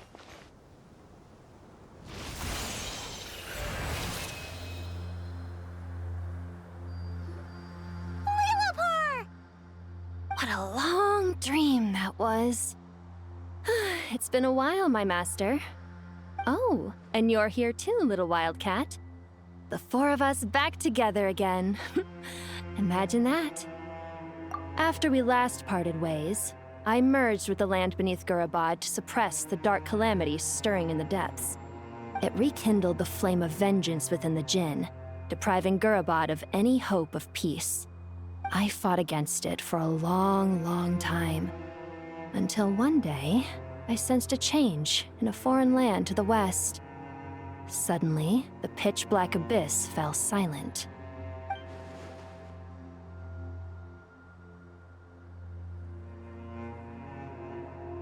Once satisfied that that dark power could no longer bewitch the Jinn, I too fell into a deep slumber, from which I have only now awoken. Why have you returned to Gurabad, my master? And why is my sand-swept homeland in disarray once more? Well, basically, Sumeru's in danger and a lot of our friends are affected. Some bad guys messed around with Irminsul and now they've released the Jinn in here. We managed to chase off the culprits, but we have no idea how to seal this place back up and stop the sandstorms. Child's play. I shall quell the Jinn and scatter the storms. Thank you, Lilupar. No need to thank me, my master.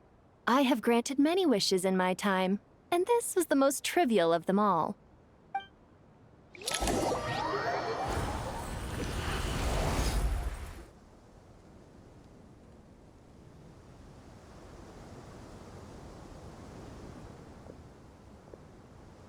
The sandstorm's gone. The sun shines bright again. When I said that we'd meet again under a lovelier sun, this was exactly how I imagined it. Yay! Although, honestly, Paimon would love to hang out with you more, even if the weather sucked. Well, there shouldn't be any more Jinn breaking out, right? Are we okay to head back? Sounds good. You can introduce us to your other friends. Another adventure begins. Lovely.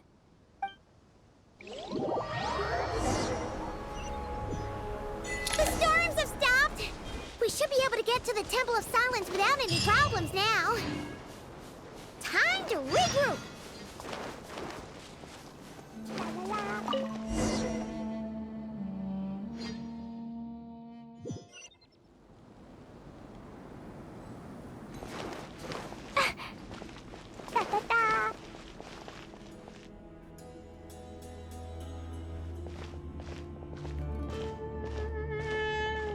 So, this is the Temple of Silence. I've heard the Nagarjanites mention it in passing, but I never imagined it would be this big. It's colossal. I thought the temple moved to the rainforest ages ago. When did they scamper back into the desert? I don't know. This plan sounds a little too risky for my liking. Even in King Deshret's day, this was experimental technology. We have no idea what could happen if we activate it. Well, unless you know of another viable alternative for the Akasha terminal, I'm afraid this is our only option. The plan is sound, and the risks are manageable. However, if we are to proceed, we must act quickly. The scale of this project is enormous. Even with Kave, Faruzan, and every other scholar of mechanics working on it full-time, the proposed modifications won't happen overnight.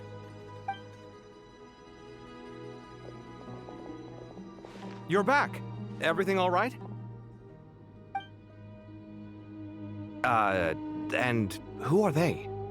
Friends of yours? Pretty much everyone in the Temple of Silence is. This guy's Kave, and the one next to him is Alhaitham. Hello, I'm Jet, and this is Lilupar. Oh, a famous name from the history books.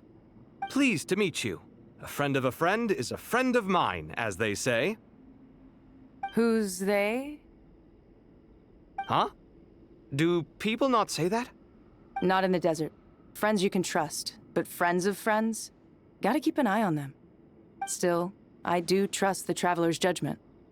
I'm sure you're good people. The sandstorms have calmed down. I take it the Gurabad problem is resolved?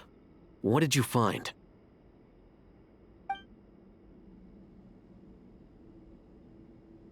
And after getting all smarmy with us, he trapped us there. Luckily, Jet used the mechanism outside to free us, and then we got Lilupar to put a stop to the chaos. Wow. Thanks for being there to help them.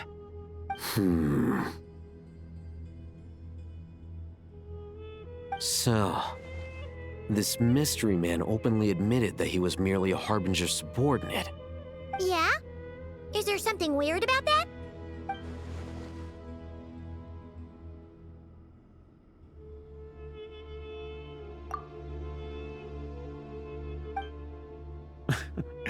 I assume you aren't naive enough to expect answers from an enemy.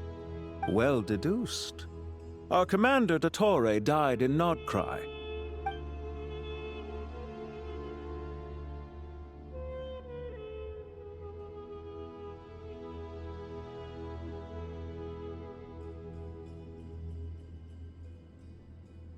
Are you wondering about his true identity? Or do you think there's a big conspiracy behind all this? I wouldn't go as far as to call it a conspiracy. Just the simple fact that having someone to shift the blame on tends to prove useful should trouble come knocking later. The most important thing for now is to solve the immediate problem. Perhaps that man knew you wouldn't have the resources to investigate his background and so didn't put much effort into disguising himself. This is all getting a little cryptic for me. I'll let you guys talk while I take a walk with Lilupar. Jet? Aren't you with the Blazing Beasts? What a coincidence. Didn't expect to run into you here. We're mercs. You can run into us anywhere. Who's this with you? So, did you find the solution you were looking for in the Temple of Silence? You bet we did. This place is incredible. It has everything. So far, we've discussed a plan and verified its feasibility. Building a new system from scratch is out of the question. So our only option is to modify the Akasha using certain resources we hope to find in the mausoleum of King Deshret. According to certain sources in the Temple of Silence, there is a core device in King Deshret's mausoleum known as Aru. Little is known about this device in academic circles, which suggests it was hidden quite effectively. If these sources prove correct, the energy contained within Aru may be sufficient to power our Akasha renovation plan. However, this raises difficult questions regarding technological integration. The sages are still debating it. Yeah, but I'm sure they'll reach a compromise once they've argued it out. The people of the rainforest are always cautious when it comes to desert technology. But times of crisis like this leave us with little choice. Wait, Paimon has a question. Is this the same Aru we've heard of before? It's sealed off, right? Some sort of prison where the Goat King, Ibis King, and Crocodile King are locked up. Well remembered. Yes, that's exactly right. According to our records, Aru was the most brilliant creation King Deshret ever conceived of. Built by divine and mortal artisans working together. It was a miraculous accomplishment, and it lies hidden deep within the king's mausoleum to this day. That being said, what Aru actually does and why it was built, those are deep secrets we are not privy to. Until recently, I wouldn't have been optimistic that the place even exists. The only reason I'm inclined to believe it now is because we heard it from the Ibis King Thoth himself at his temple. The tale of how the 3 retainers of Al-Akhmar were imprisoned in Aru. Paimon totally gets that. When Paimon first heard about it, she thought it sounded pretty unbelievable too. Do you guys still remember that? The Ibis King told us they were trapped in Aru and that they had to answer 3 questions to get out. I think I remember. What causes our rise and fall? What obliterates love and hate? And what determines truth and falsehood? Those were the 3 questions, right? Yeah. If only Nefer were here. She's dealt with the Ibis King before, so she might know more. Oh, Nefer's a friend we met in Nodcry. Nodcry? Funny. She showed up here earlier. Huh? Yeah. Had another lady with her, too. Both said they knew you. They contacted the sages, claiming they might be able to offer some assistance. Really? They came here to help out? Yes, really. It was just before you got back. One of them said she's made Nodcry her home. If she's the person you were talking about, then... Looks like betting on Aru was the right choice. See? They're right over there. Nicole! Nefer! Why, hello! We're here to help.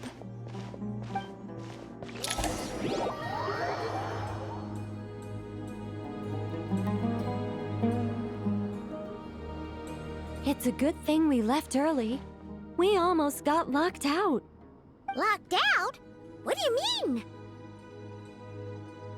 Oh, you haven't heard? An invisible barrier has appeared around Sumeru's borders, cutting off all travel in and out. No one can leave and no one can enter. Sumeru has become a lonely island. Are the Fatui behind this too? Actually, no. This has nothing to do with them. I suspect it's a defense mechanism within Irminsul itself. Irminsul is the source of Tevat's ley lines, after all, and Sumeru is the nation closest to it. I imagine this function was put in place to seal the entire region off in the event of serious damage, preventing the disaster from spreading to the rest of Tevat. It may have been implemented long ago. But doesn't that mean that the people here won't be able to escape to other nations if the anomaly keeps spreading? Currently, that does appear to be the case, which is precisely why I am here. This is a critical moment for the world, and Sumeru is the eye of the storm. Paimon's surprised you managed to convince her to come back to Sumeru.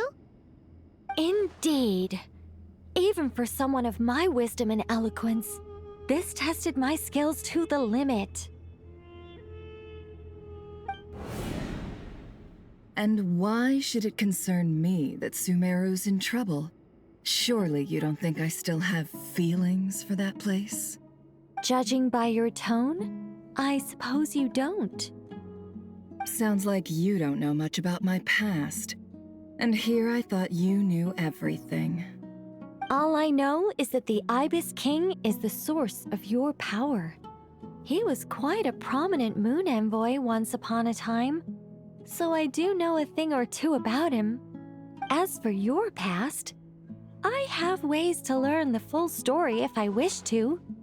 But everyone has secrets they'd rather keep to themselves, wouldn't you say? I'm glad you see it that way, Miss Nicole. I've chosen to call Nodcry home, which is why I did my part in its hour of need. That doesn't mean world savings become a habit with me. I have no particular desire to play hero in Sumeru, thank you. I understand.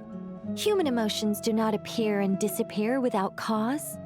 There is always a reason to be found behind both salvation and destruction. Still, if time has taught me anything, it's that human emotions are often complex and in conflict. That's why people change their minds about things all the time. But that's where we angels come in. Our duty, ultimately, is to guide people towards their deepest, truest desires and help bring them to fruition. So I wish to hear about your past, because I do not believe you are motivated by hatred alone. And if we still arrive at different conclusions in the end, that's okay.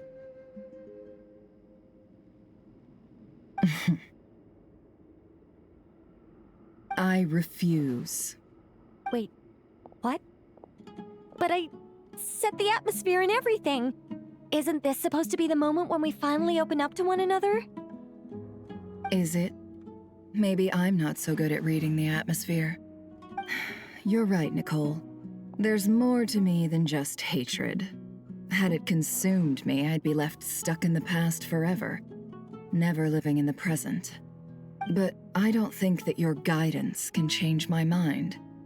The all-consuming sands, the bloodshed, both deserved and undeserved. Those old emotions cling to me like a shadow.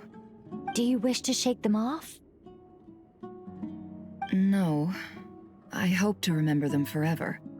Those emotions and memories shaped me into the person I am today. They'll always be a part of me. In that case, would you like to hear my perspective, at least? Sure. It's not every day you get to hear an angel's opinion. A long, long time ago, when the angels still walked freely upon the earth, I found life tedious. Monotonous work, lukewarm relationships. Things weren't nearly as interesting as they are now.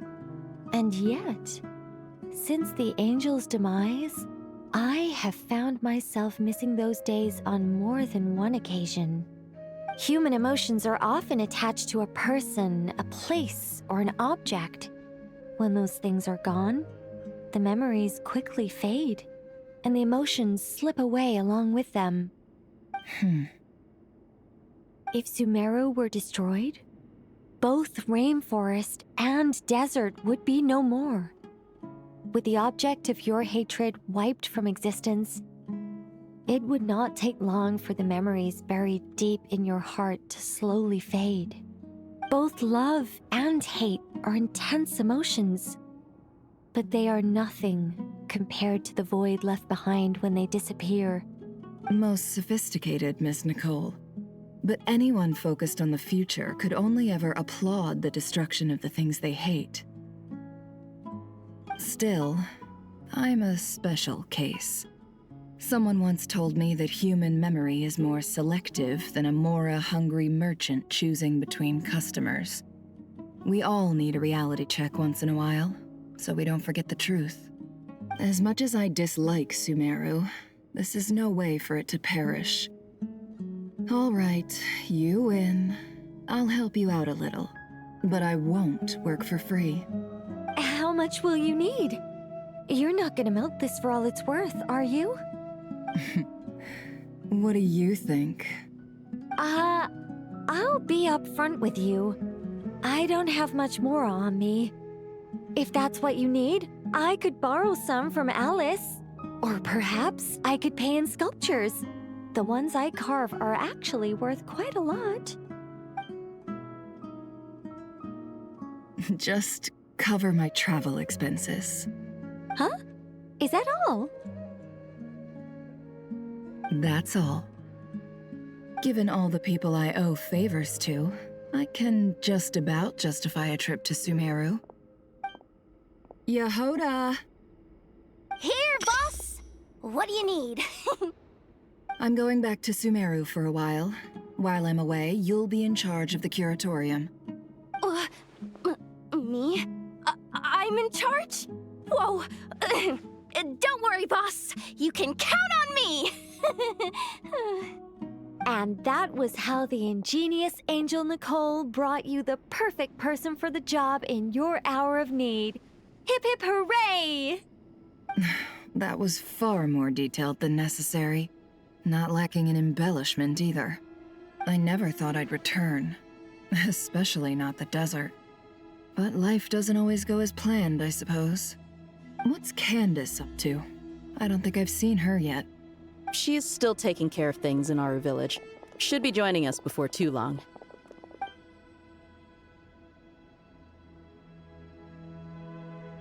Oh, and sorry. Hope we're not interrupting anything. We have some good news, though. We're planning to go to the mausoleum of King Deshret to look for the legendary Aru, then use it to try and restore the Akasha system. According to records in the Temple of Silence, the mausoleum houses something called Aru's Chute, which can be used to establish connection with Aru. We still have some time before we leave, so there's no rush. By the way, who are these two new faces? Just call me Nefer. I'm based in Nodcry. Did I hear you mention Aru? Correct. Well, I happen to have a connection with one of the 3 retainers imprisoned inside, the Ibis King. I'm here to get things done, so if you don't mind, I think I should come with you. That sounds perfect. Miss Nefer, are you from the desert by any chance? Why do you ask? I don't know. There's a familiar air about you. Plus, you mentioned Candace. Sorry, I don't mean to pry. It was just a random thought. I'm Dia, an Eremite mercenary. My work usually keeps me out in the desert. I'm on good terms with Dory, and she's mentioned you all before. It's nice to finally put faces to the names. However, my associate here is probably less well acquainted with you. Why don't you all introduce yourselves? Actually, I'm a little better acquainted than you might think. Huh? Huh. Are my eyes playing tricks on me? It looked like you spoke without moving your mouth. Ventriloquism. I have heard tell of it before. What is it, Kale? It's you! You're the voice who's been speaking in my head, aren't you? You encouraged me to report my dreams to the Dendro Archon, and got me to recite that magic prayer. Mm-hmm. I have many titles, but let's go with the most pertinent one. I am Nicole Rain, an angel who has lived since ancient times. An angel? Sounds like a big deal, but, what exactly is an angel? Oh, Well, we're a rather long-living race of beings. Not gods, technically, but we can still tell you a lot of stories from ancient history. Yep, and she's also an amazing sculptor. You could say she's a real creative type. Well, ma'am, if both the Traveler and Paimon give you rave reviews, you must be pretty impressive. Oh, please don't call me ma'am. I find it so awkward when people get too formal with me. Just relax and be yourselves. No need to be nervous. Miss Nicole, if it's okay, could I ask you a few questions? Yes, you may. I can see your heart is filled with confusion, and you are desperate for answers. I also know which questions you want to ask me. Why did you dream of Sumeru City in disarray? Why did those verses soothe the Jinn only when recited by you?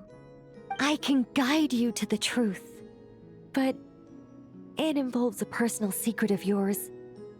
I'd prefer to speak with you alone, if possible.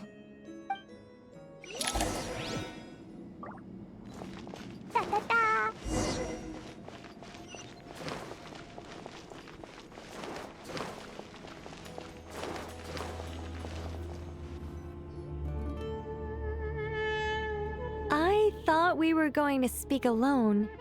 This is a lot more people than I was expecting. What's wrong with it? Even the doctors at Dar al-Shifa allow patients to be accompanied by family members. Well, if Kale doesn't mind her secret being revealed, I have no problem with it. Thanks for being so considerate, Miss Nicole. I don't know what secret you mean, but whatever it is, there's no need for me to hide it from my closest friends. Closest friends? It's so nice to hear that. All right. In that case, I'll get right to it. Kale, are you aware that there are god remains inside your body? I am.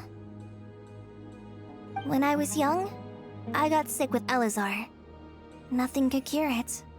The Fatui convinced my mom and dad that they could help, and I was sent to an unfamiliar place. There were a lot of other kids just like me there. This creepy guy injected us with some strange medicine, which I heard contained god remains. I can still remember the pain like it was yesterday. But thanks to the friends who've stuck by me all this time, I've gradually been able to overcome those memories. Anyway, so you're saying that what happened to me has something to do with the god remains they injected me with? Yes. Those were the remains of Nabu Malikata, the goddess of flowers. What? Huh. Fascinating. You don't seem surprised like the rest of us. Why? The possibility crossed my mind when Kale recited the Goddess of Flowers song and calmed the Jinn. You made Paimon jump! What are you doing here, Lilupar? I was merely passing through when I heard the name of the Goddess of Flowers. Be assured that I share your surprise. You, with the hat. Are you certain? I sense no trace of the Lord of Flowers within her. Well, it is a very small fragment. Unless special methods are used to manifest its power, even her closest acquaintances would find it near impossible to detect. After the goddess passed away, her remains were scattered across the desert. King Deshret gathered all the pieces he could find and buried them in the Eternal Oasis. But some fragments remained unaccounted for.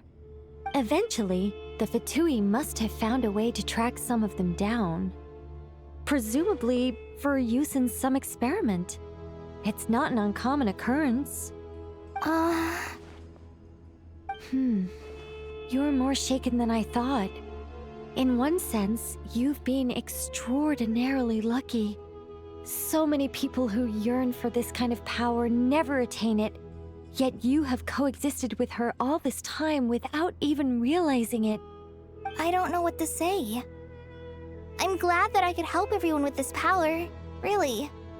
But knowing that a fragment of the Goddess of Flowers is inside my body is...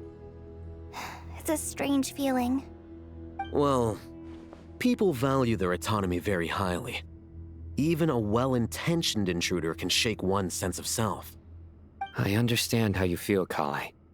But once you get used to it, you'll find it's nothing to be concerned about. Huh. I guess you, of all people, have a good reason to speak on this. 2 good reasons, in fact. Incidentally, 3 is the maximum number of Hermanubis' Ba fragments that I could bear. Let me guess. Because 2's company, but 3's a crowd? Thanks for helping to explain the joke, Tainari. Not my intention. Goddess preserve me. I should take my leave. This boy in his wolf's head hat speaks much too differently from the Hermanubis I remember.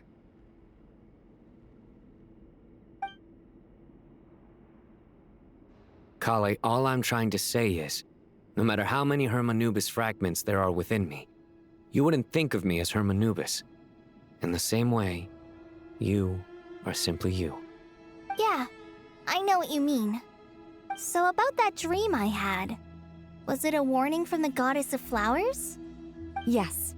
Just like me, she was an angel created by the primordial humans, born with the instinct to guide living beings. Though her body and soul have perished, her essence retains its natural instincts. even her smallest remaining fragments would do their utmost to send you that warning. The Mother of Dreams? Lord of Flowers and Oases?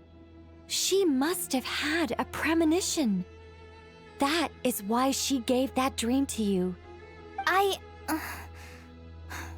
We won't let our efforts go to waste. But I still don't understand. Why me? Yes. Why indeed?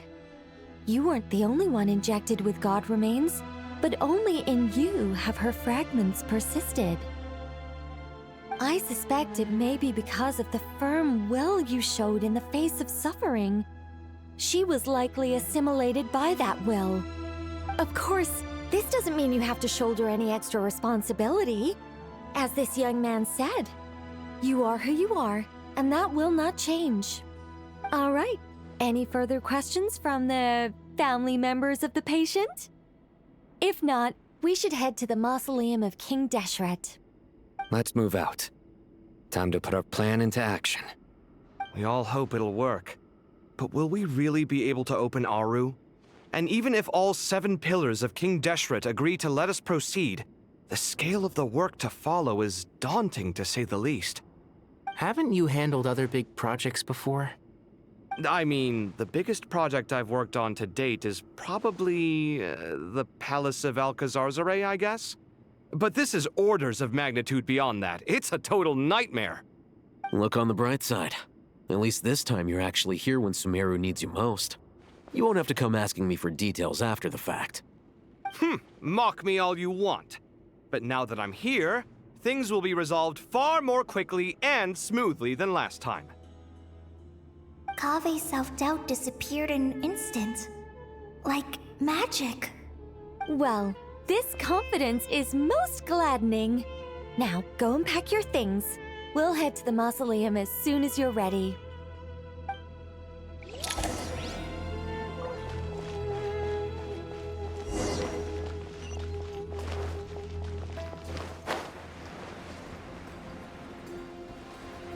Woo!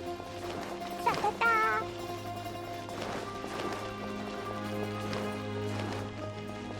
La la la!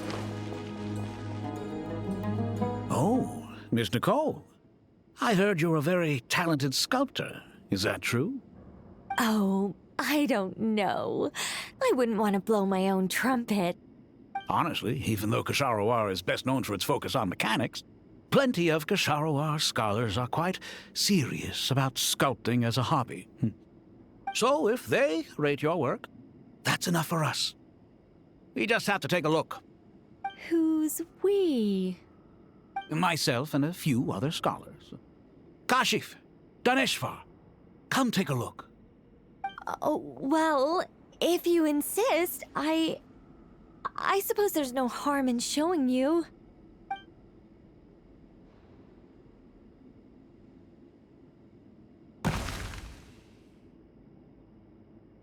Whoa! Where did that come from? Look at the level of detail. It's so lifelike. The squirrel descends from the heavens like a champion, and the earth trembles beneath its feet. What do you think? Striking, isn't it? Kaveh? Kaveh, come here for a sec. Oh, and Madame Farazan, didn't you used to study in our darshan? Come take a look.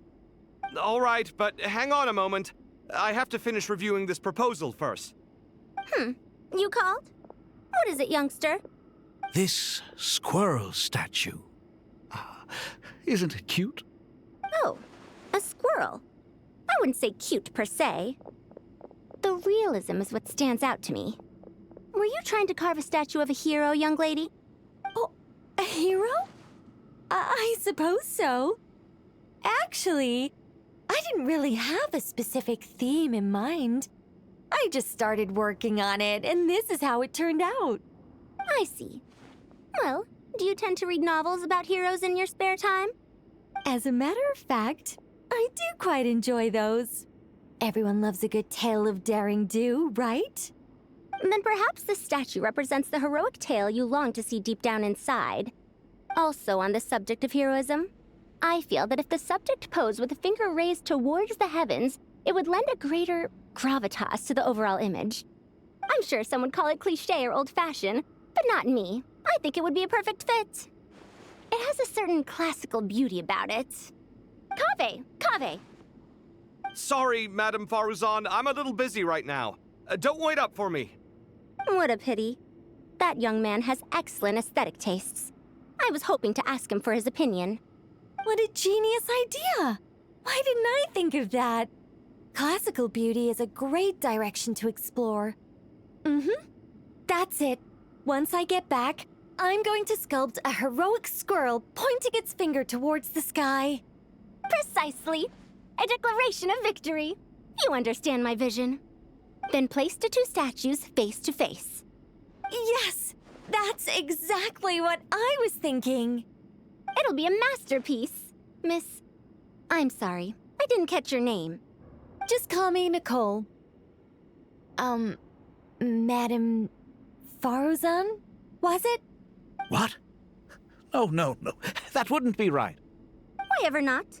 Madam is a state of mind cultivated from within. Anyone may call me Madam if they so desire. My dear Miss Nicole, once we make it through these trying times, should we have the pleasure of meeting again, I shall look forward to seeing your new work. In this day of age, it's rare to find people with an appreciation for classical aesthetics. Meeting you was truly a pleasant surprise. Honestly, I feel the same way. It's been a long time since I met anyone interested in this style of statue. Clearly, they don't call you Madam for nothing.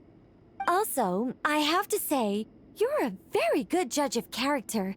Because when I think about it, I really am someone who likes stories about heroes. That must be why I've quietly kept watch over generation after generation of them. Sorry, keeping watch over heroes? What exactly do you do for a living? Oh, never mind that. Let's not tell Madame Faruzan about Miss Nicole's true identity for now. Good idea. Let's limit the conversation to aesthetics.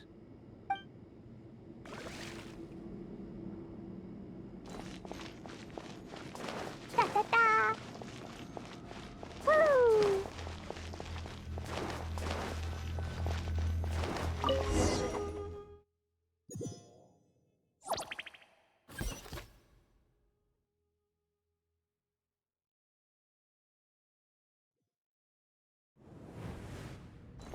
I hope everyone's ready. We'll be arriving at our destination very shortly. La la la.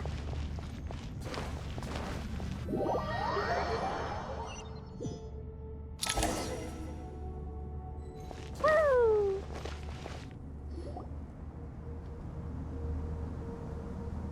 Why, we've not seen so many visitors ever, really. What is this place now, a tourist attraction? Ah, closer inspection reveals many familiar faces. To what do we dusty old fellows owe the honor? Surely you're not just here to chat. You surmise correctly. We are here to carry out a rather enormous project. Ho, enormous, you say? How large, then? Larger than the gaping void in our lives? Why, you've even put a smile on Goatee and Crocco's faces. All this activity is making for quite the special day.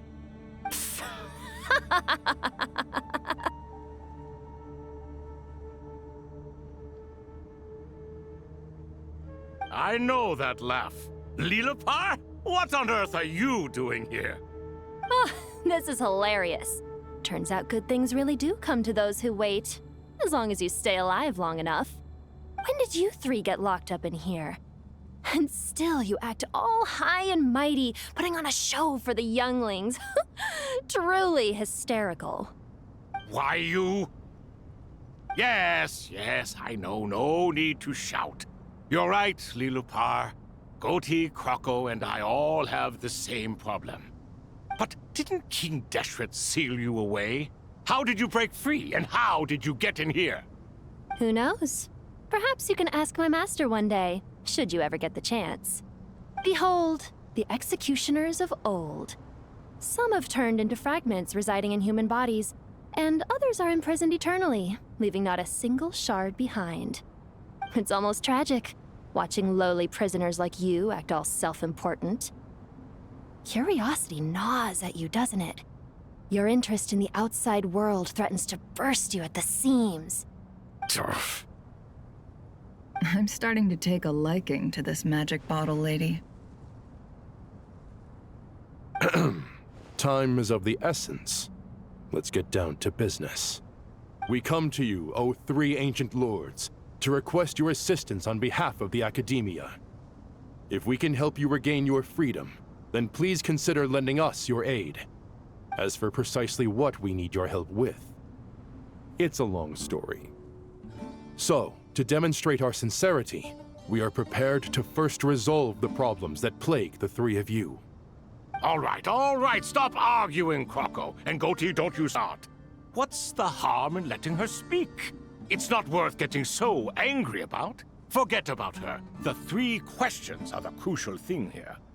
But do you really have a way to answer them? You once answered the final question, Nefer, but the seal did not open. Unless, with the passage of time, you have found a new answer? You could say so. When you first asked me what determines truth and falsehood, my answer was a liar's soul. Liars are the best at seeing through the falsehoods of the world. But if you want them to tell you the truth, you have to reach their soul. I think that makes sense. I found it quite compelling myself, and I told Nefer so. Unfortunately, it brought us no closer to liberation. Well, that's simply because it was my answer, not the one King Deshret was looking for. Can you guess which answer Al-Ahmar wanted then? Time. And that's not only the answer to the final question, it's the answer to all three of them. All things wax and wane with the passage of time. Love and hate eventually fade into nothing. Current affairs are always fraught with conflict and controversy. Only time can distinguish between right and wrong. You once described King Deshret as a proud man. I'd say that the prouder someone is, the more inclined they are to believe that only time is qualified to be their judge. Time. Well. Indeed. Perhaps in building Aru, our king was in fact attempting to reverse time, to bring love and hate, right and wrong, the rise and fall of all things back to their point of origin.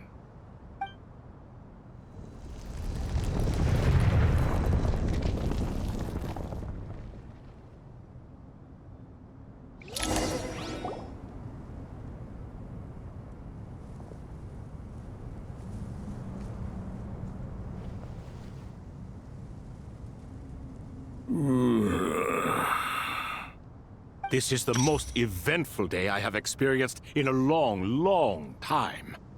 You have my sincere gratitude. Are those 3 of the 7 pillars?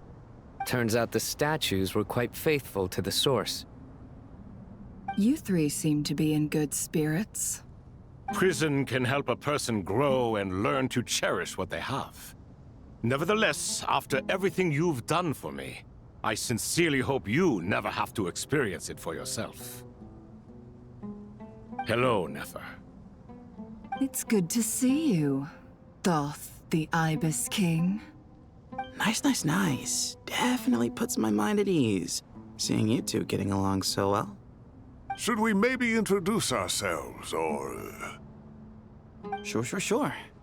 I'm Sethos, the current leader of the Temple of Silence. This is General Mahamatra Sino, and this is the former Spantamad sage, Cyrus. But I'm guessing none of that means a whole lot to you. Everything is equally new to us, in truth. We've been gone from this mortal world for longer than you can imagine. Let's hold off on the introductions for now. We can always ask Nefer about you later. It'll give me something to talk about with my chosen disciple. You're like a helpless parrot. Gods and people of yore are not necessarily welcome in today's world. Self-awareness is one of my finest qualities. I thought I ought to share its fruits with you two. Is that so? Well, I think we'll take it in stride, just as we did with the 3 questions. Let's not forget, it was my persistence that won you both your freedom. Fair point. I have to applaud your persistence. And I must praise you for your wisdom. Now, state your wishes, young ones. I'm sorry?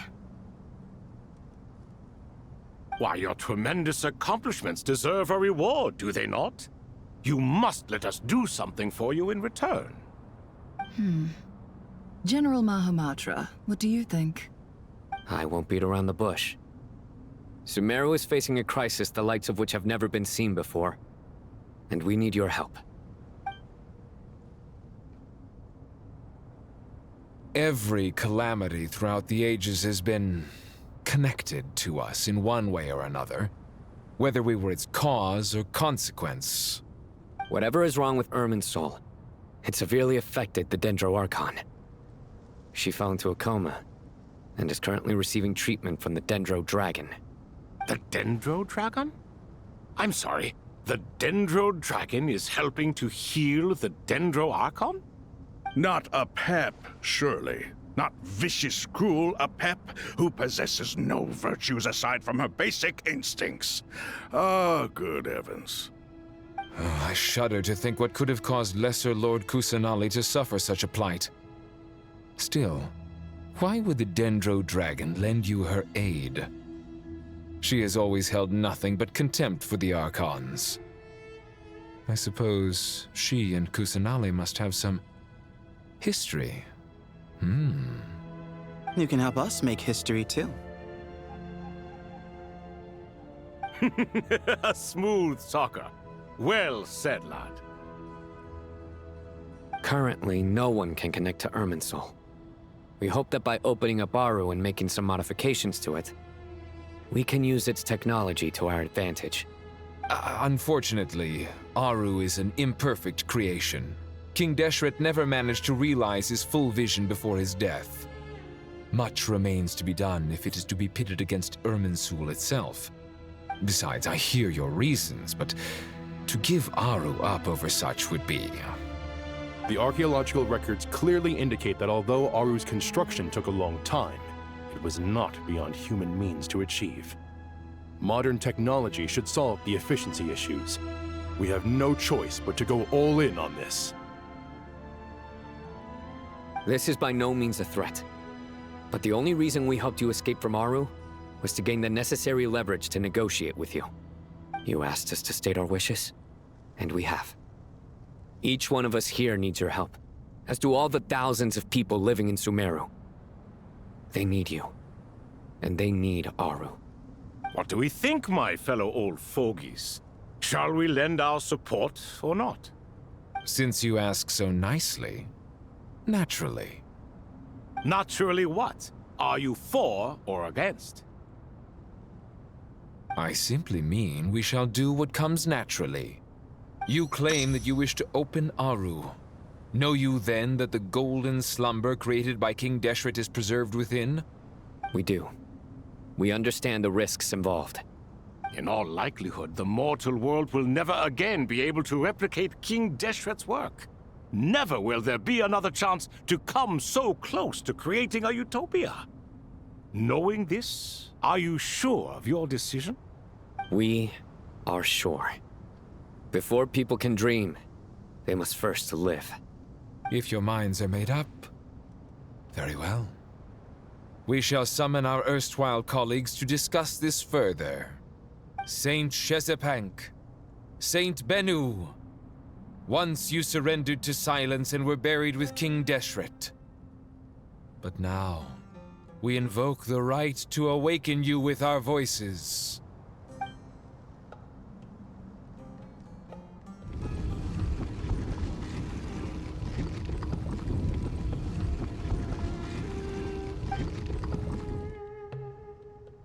Saint Bennu, responding to your call.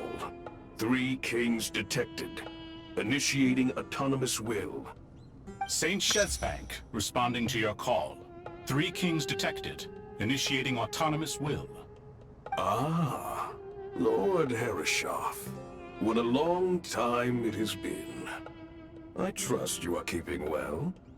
Then your trust in my well-being has long outlived your physical body. You have always opened with that same phrase, in life, death, and now even beyond. Al-Akhmar is long gone. What is the reason for this meeting? You're awake? Good. We are voting on whether to give the people of present-day Sumeru access to Aru and permit them to perform technological renovations. You have the right to support or oppose the motion. Aru is the pride of Al-Akhmar. Opening Aru requires the unanimous consent of the Seven Pillars.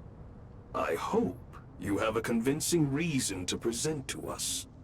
Sumeru is currently in the midst of a major calamity. Let us not forget that while Al-Akhmar was a stern ruler, he was also a teacher of wisdom.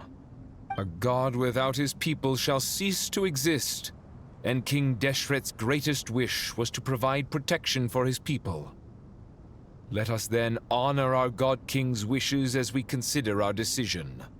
I do not mean to mock these proceedings, but what is the point of a unanimous vote when we know that the last of the Seven Pillars, the Dendro Dragon Apep, will never communicate with us? This will no doubt surprise your mechanical mind, and I have no intention of trying to persuade you it is true. But Apep is, in fact, healing the Dendro Archon as we speak. Huh? Can someone attest to this? Do we have any proof?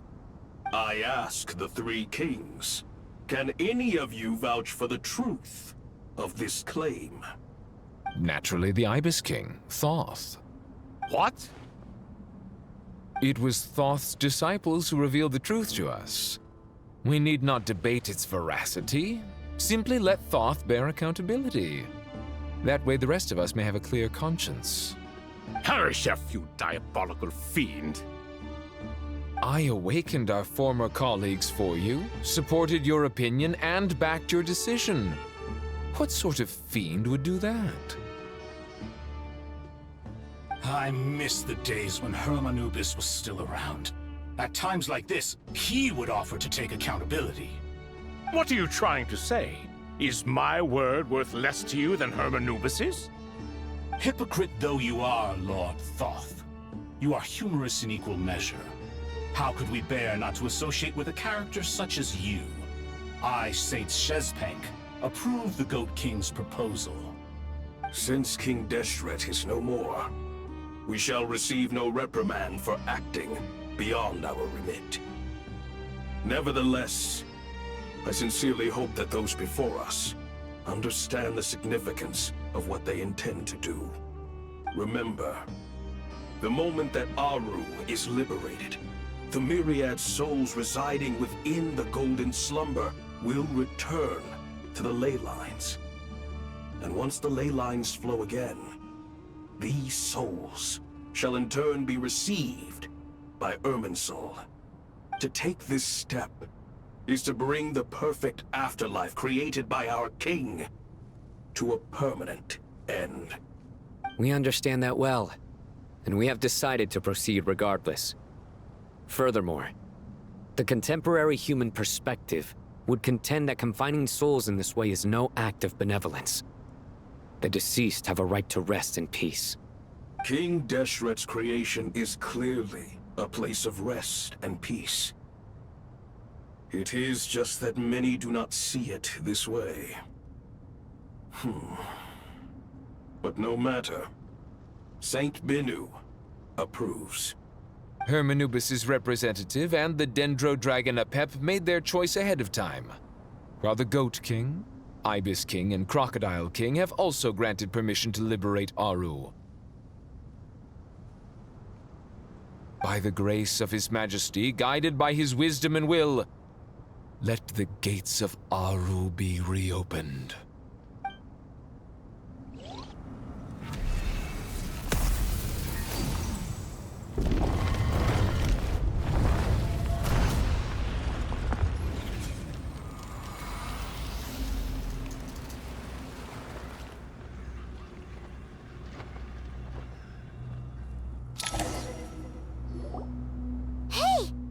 Look at that!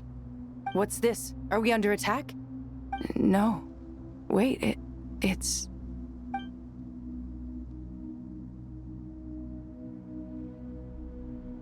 Here you are. Through the sands of time. I see you. Father. Father, is it really you? It's Jet's father, Jibriel! That's right! He entered the golden slumber, didn't he? I smell blood and sand on you. You've grown. Strong as a wild beast, and without shedding a tear. You have to leave, don't you? Please, just answer me this. What should I do for you? This meeting is a blessing from the gods. My soul, once imprisoned along with that of Semail, is finally free. I am truly grateful for the chance to see you again. That the dead should meet the living is itself a miracle. One brief, precious moment is enough. Enough to set my heart at ease. Do not weep for me, Jet. I know you will accomplish many great things in your life. You will go further and climb higher than I ever did. All I ask is that you take good care of yourself.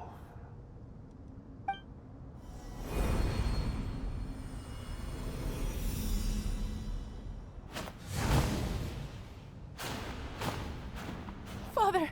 Father! Father. Hey, Jet. Do you want something to eat? Maybe it'll help you feel better. I'm fine. Thanks, Paimon. It was just a little sudden. The chance to see my father again meant the world to me. He was trapped in the golden slumber for our sake. And now, after all this time, he can finally rest in peace. I'm glad. It's a huge relief. You've grown strong, Jet. More than enough to fend for yourself. Yeah. I'll leave the past in my memory where it belongs. My family, the good times and the bad. Goodbye, Father.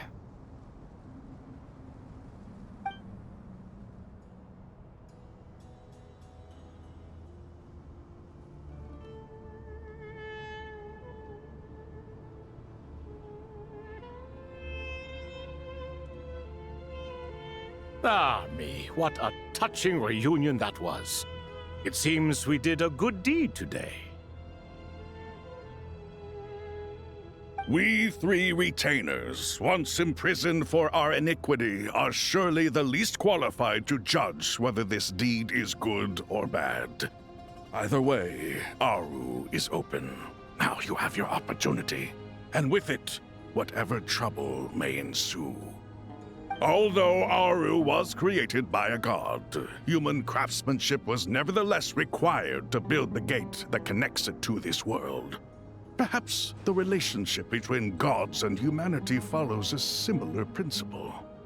As for your proposed renovations, we cannot determine which functions to keep or discard. Proceed as you see fit, but please entrust the task to your most accomplished scholars, or Bennu will be most displeased. It matters not. The Ibis King shall be accountable if any problems arise. Ibis, you chose to take on disciples, and so it follows that you must accept the risks of associating with humans. If I'd known you'd be like this, I would have locked all of you away in Aru, never to leave again for all eternity. All of us? What does this have to do with me? Vilify me no further. Scholars, since you have liberated Aru, allow me to present you with a gift.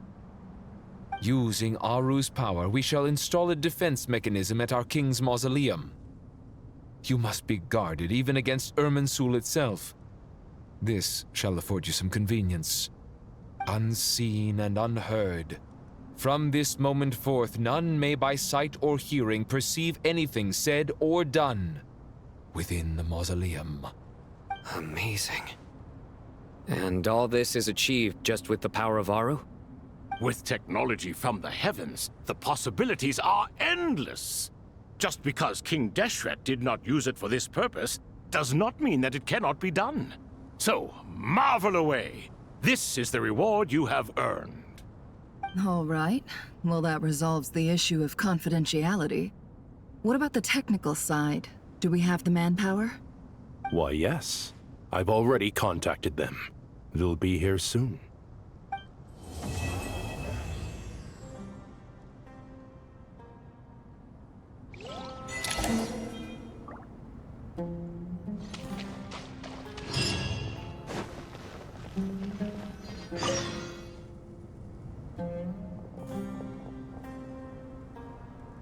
You must be the ones tasked by the Academia with renovating Aru? That's right. Good afternoon. I'm Kaveh, and these two are Termezi and Naisaburi.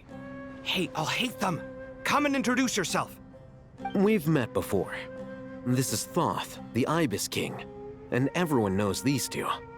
Afternoon, gentlemen. I've only ever seen these two in murals! Ah, the paintings in the temple.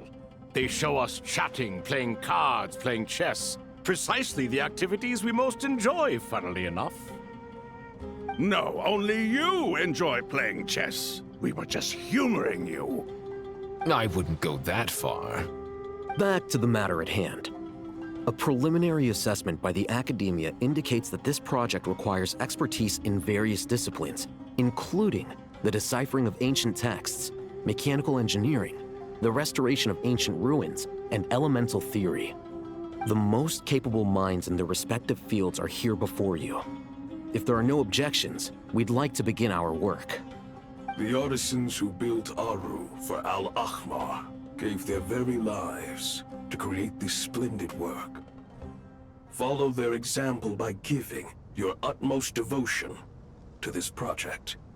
I didn't know that. We'll do our best, of course, but we certainly won't be sacrificing our lives. Such brazen words. Humans these days are a far cry from their ancestors. What little respect you show for King Deshret. No, that's not what he meant. Please, don't mind him. He shares your sentiments, just not your, penchant for hyperbole. Assuming that's what you were going for? I just think it's important to manage expectations. Forgive my lack of courtesy, but we simply can't sacrifice our lives to the gods on completion of the project like people in the legends of old.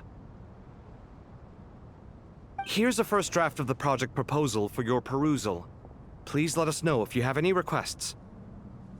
Normally, I'd have made it look a lot more visually appealing, but we were really pressed for time on this occasion. I hope you'll forgive me if it's a little rough around the edges. Naturally. If my fellow ministers deem this meager display of respect sufficient, I suppose I can consider agreeing to their proposal. Why are you so preoccupied with the ostentatious displays of respect to Al-Ahmar? We should be trying to make things easy for them. You never know. We might have to rely on these young people to look after us in our old age. Exactly. This is Aru's mainframe. Be reminded to use it with great caution. We certainly will. Thank you for your assistance.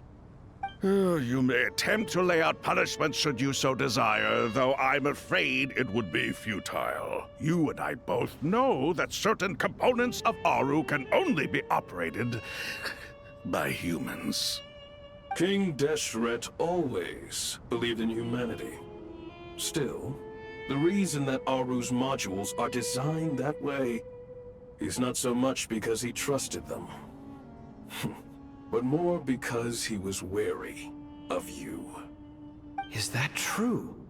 No wonder human artisans helped to build Aru then. He actually required human assistance to create his greatest work. Naturally. Have you noticed that the Goat King keeps giving superficial responses?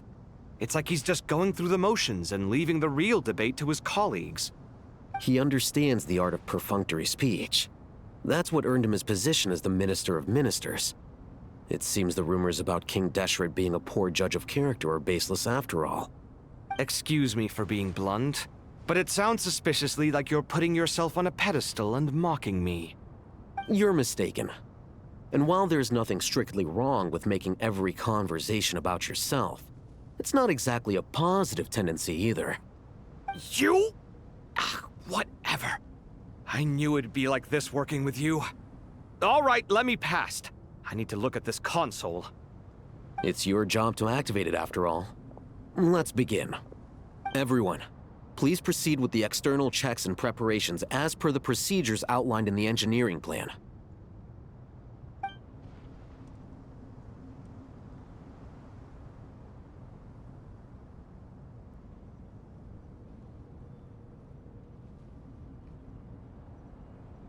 Hello there, youngsters.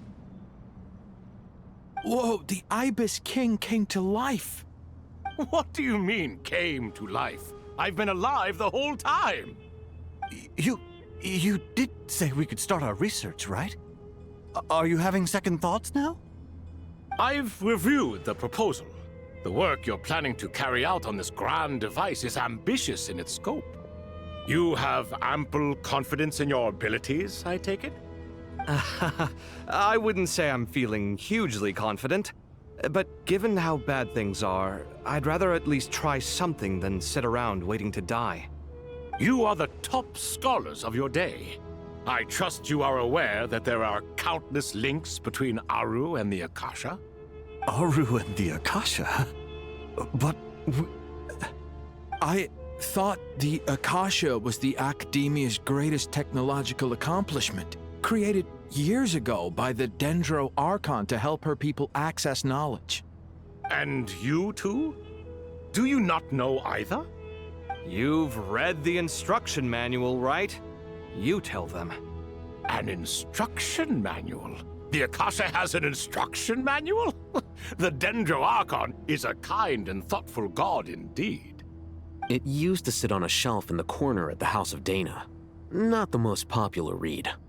If the manual is to be believed, Aru was in fact the original inspiration for the Akasha system. What? But there are so few records about Aru anywhere. And practically none of the scientific expeditions into the desert had anything to do with it. Ah, but this is something you could not possibly have known. You may have heard many stories about the desert, but what is the most important aspect of history? Consider this a quiz. Anyone from Vahumana present? I'm from Vahumana. It's, well, veracity. Precisely. And a large part of veracity is the chronological order in which events occur. I may as well tell you. In the beginning, Nabu Malikata, the goddess of flowers, descended upon Sumeru. The glory of the heaven was within her. She brought life, oases, and knowledge to this land. Then she created the Jinn, enlightened them, and ordered them to serve her. 2 other gods also walked upon this land where wisdom flowed in abundance, and the 3 met beneath the great green trees. It was the first and greatest alliance. We should speak with reverence of this covenant between the 3, which transcended both time and life. For they promised that in Sumeru, wisdom would be shared with all. All the great changes in Sumeru's history began with the goddess of flowers. For King Deshret's sake, she pried into the secrets of Celestia, and for this was burned to ashes by the flames of wrath. So grieved was King Deshret by her passing that he lost all interest in state affairs and devoted himself instead to the knowledge that she had brought back. It was after learning of the technology from that floating island in the sky that he first conceived of Aru. And so, the Akasha was inspired by Aru, while the basis for Aru itself came from Celestia's technology. Well, if the 2 share a common technological origin, then connecting one system to the other is an entirely feasible idea. Unbelievable. Have you no reverence at all for celestial technology? No, I do, but there's no time for that. The schedule is too tight. Blame it on the deadline. Perhaps you could try coming up with our cutoff dates. You know what it's like having to turn around 5 different drafts in one day? I wouldn't wish it on my worst enemy. Yeah, also, Sir Ibis, King, you don't plan on getting directly involved at all, do you? Yes, well, you strike us more as having come to give a popular science lecture. Or, wait, does this count as more of a first-hand witness statement? Neither. Anyway, this sounds like far too much work for me. Still, if Aru is so powerful, why didn't King Deshret use it for more ambitious ends? Because it was never fully completed. King Deshret had grand plans, but he perished before they could come to fruition. In the beginning, his wish was to create something that could rival the very world itself. The Lord of Flowers sacrificed everything for that ambition. What he desired, she bestowed, and thus was knowledge brought into the world. Her courage and sacrifice had to be honored with the most splendid of monuments, or King Deshret would surely have deemed it a grave injustice. And that monument, built from knowledge and technology, etched with a sacrificial and courageous love, even in its unfinished form, it deserves to be treasured. At that time, King Deshret said the following to the Lord of Dendro. Since we share an eternal covenant, I shall never be your enemy. Hence, the fruit of wisdom from the heavens is not to be devoured. Remember, it is not that I lack the power to become the enemy of wisdom. Yet you and she have taught me much and shown me kindness. For this, I cherish you both. In the end, Aru was only used to store a portion of the souls. It was but a primitive form of the masterwork the king had envisaged. His final hope for Aru was to return to the past, when she yet lived. So the point you're making is, King Deshret was both powerful and ambitious, and he only ceased his imperious ways out of affection for the Goddess of Flowers and the Dendro Archon. You could see this as an act of mercy, but you could also see it as the sentiments that lay between these 3 gods placing constraints on him. This was, after all, the foundation of the alliance between them. This explains why Aru was both a prison and a monument, and why the answer to the 3 questions was time. You have to be careful who you get involved with, or you invite all manner of misfortune. This is as true for gods as it is for humans. Love is the same. It is both a prison and a monument. All right, let us pause the story here for now. Seeing as you've been so diligent, I'll offer a little help. Who's in charge again? Is it you two? Ah, yes, me and him. Now then, close your eyes. Wisdom hides in the space between the tangible and the intangible. It is to convey the incommunicable through the simplest of mediums. By the power of King Deshret, I shall grant you a glimpse into the unseen secrets that lie at the threshold of existence.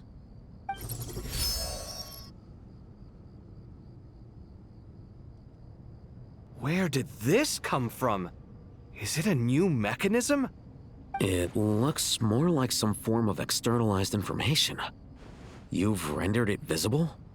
Just as the Akasha allows you to access a greater range of knowledge, the power of our king permits one to perceive ingenuities that do not belong to this world.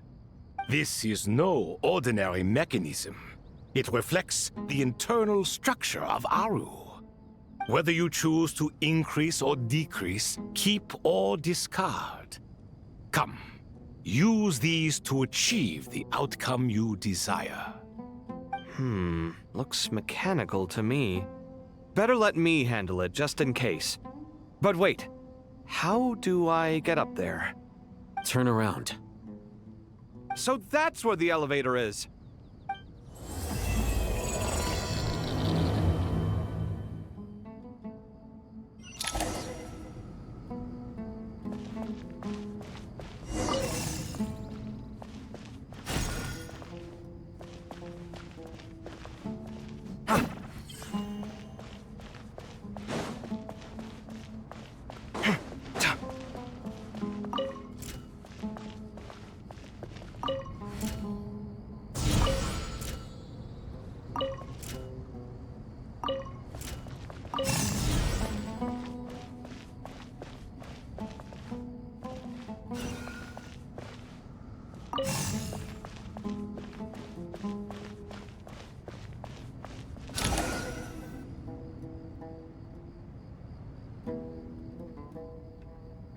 Obelisks were used to record important information in the ancient desert civilization.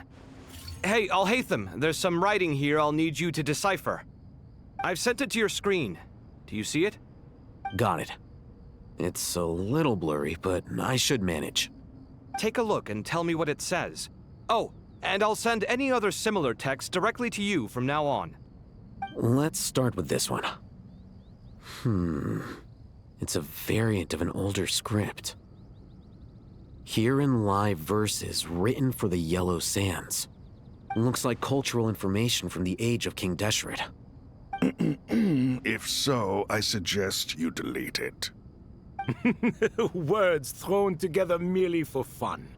I had no idea Aru kept a record of this.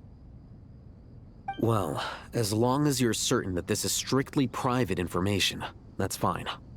It is unimportant. All right, well, I guess I'll start now.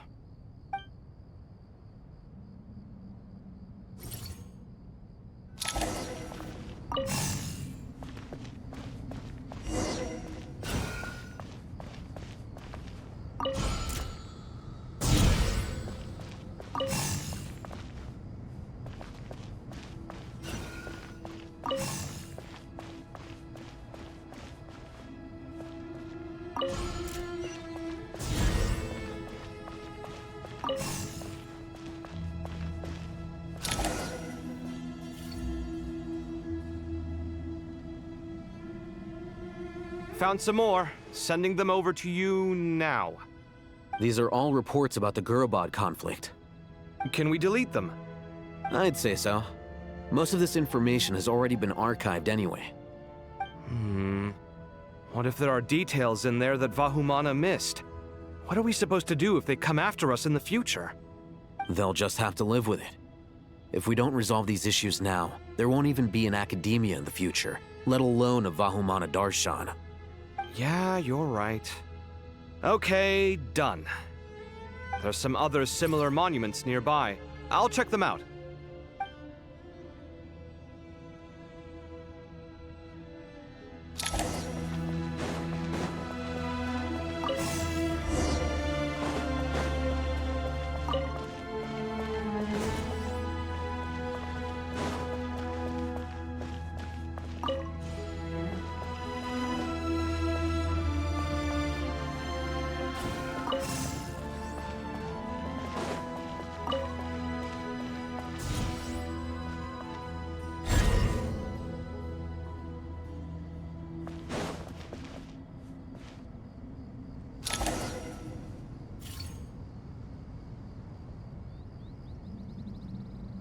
Another monument. Hold on.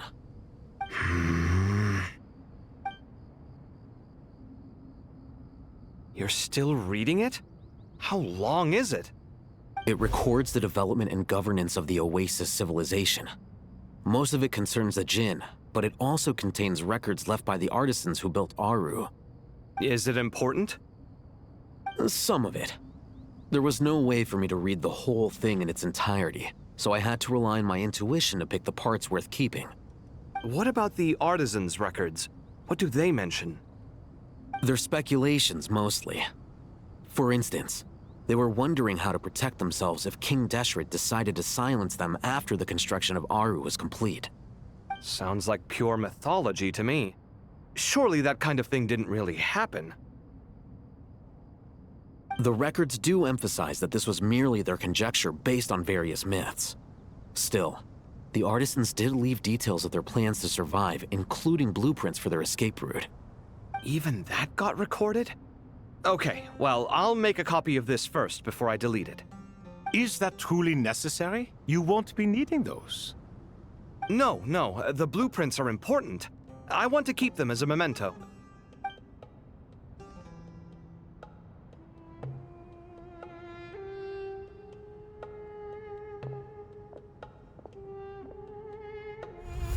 I think that should just about do it. It meets the requirements of the contingency plans, so we should be good. I gotta say, it's the strangest feeling, this cross between reality and the intangible. It's like drifting between life and death, or in and out of a dream, using my own hands to manipulate illusions that are forever out of reach. Chasing dreams in the most literal sense. Definitely a novel experience. What happens if my spirit just floats away? That won't happen. Anyway, I wouldn't celebrate just yet if I were you. There's likely to be a phase 2 of this project. All right. I'd better keep my wits about me then.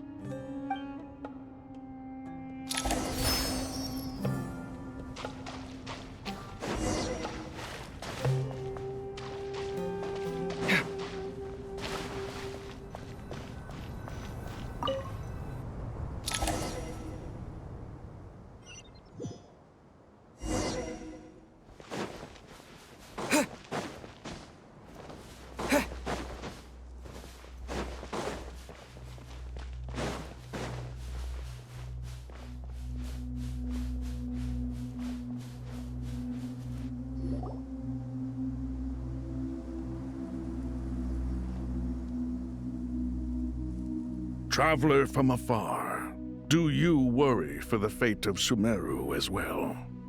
Whoa! It's Sobek the Crocodile King! Greetings, Crocodile King. Please be at ease. I'm just here to chat with you about Lesser Lord Kusanali. Sounds like you really care about her. Yes, although to be exact, it is a mixture of both concern and curiosity that I feel. Speaking of Nahida, Paimon was wondering how she's doing. Wait a moment.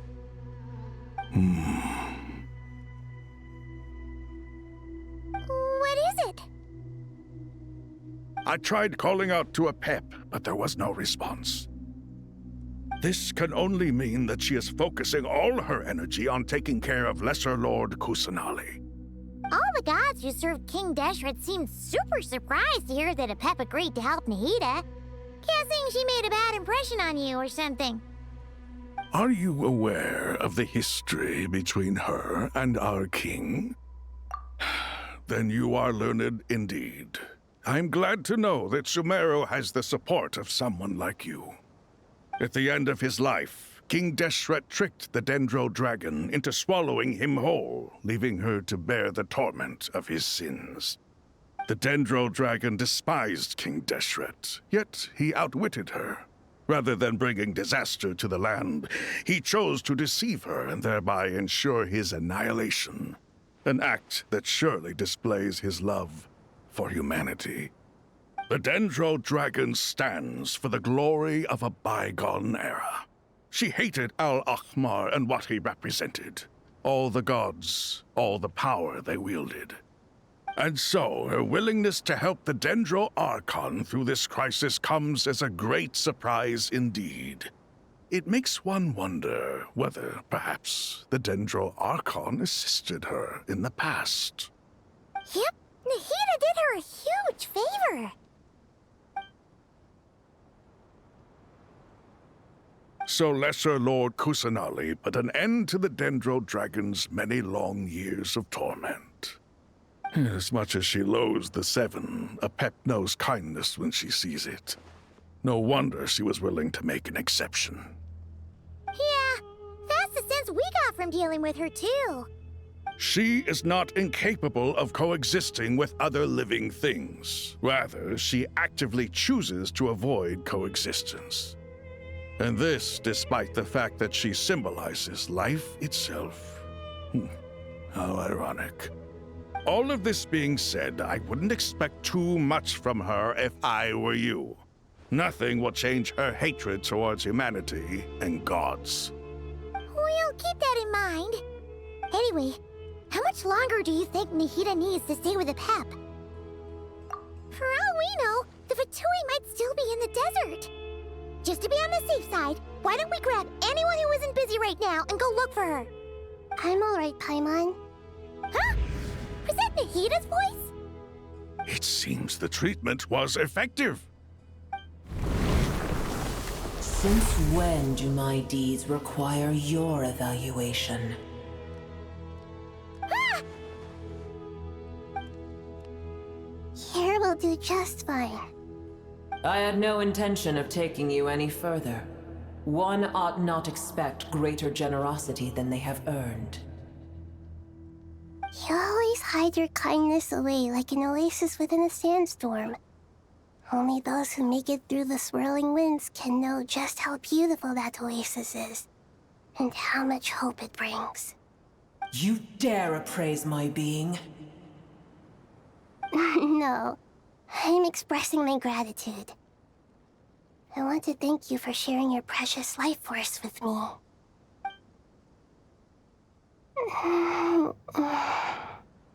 Awake already? You are more resilient than I thought. Pep. I feel much better. Thank you. Gods and their gratitude mean little to me. I would rather you give me your assurance that the situation with Irminsul and Sumeru's ley lines will be competently managed. If I suffer any ill effects from the ley lines, you, as the god of this land, will be held responsible. And you would not enjoy being held to account by me. I understand what you require, but I would assume this task even if you did not demand it. Sumeru is my responsibility. I must resume my duties as soon as possible. A farcical notion. God of Sumeru, I hope you realize how unextraordinary your strength is. And yet, maybe it is precisely what defines me. A god of wisdom is not meant to rule by force. Then hold steady. We go forth. Well, I'll be. Is that a Pep? Do my eyes deceive me? Of all places, the Dendro Dragon has decided to visit the mausoleum of King Deshret? I see that after all this time, El Ahmar's menagerie of ministers remain as vile as ever. It's a pleasure, Dendro Dragon. Had you arrived but a little sooner, you might have attended a meeting of the Seven Pillars. What a nauseating thought. You are not the first insects I have had the displeasure of dealing with today. A swarm of them tugged on my tail on my way over. Goodness knows what hovels they crawled from. Why do all the creatures of this world remain so lowly after all this time? What did you do with them? I cast them away. What would you have me do? Keep them as trinkets? Boer, this is where we shall part ways. To be clear, I do not wish to see you or anyone else here ever again, unless absolutely necessary. Then I wish you peace as you return to your dwelling place. It matters not to me. Simply refrain from bothering me again.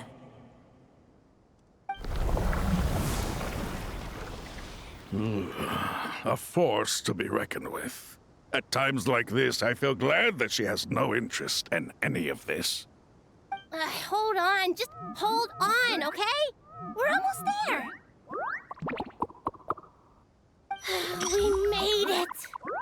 Huh? Wait, that voice! It's... Uh-oh, I'm gonna fall!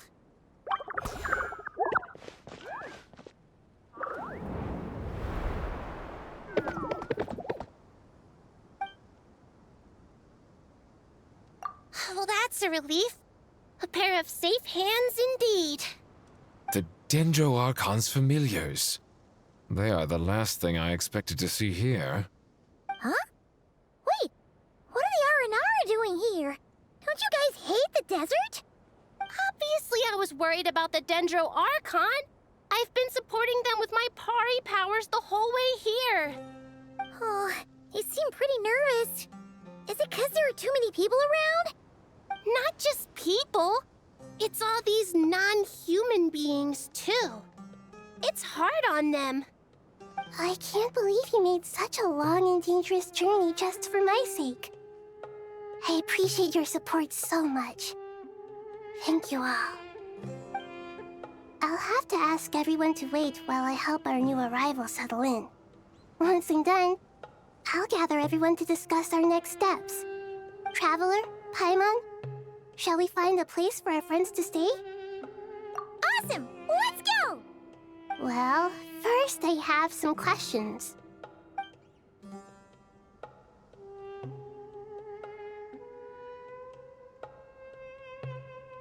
Okay, I think that covers everything. Thank you. We can get going now.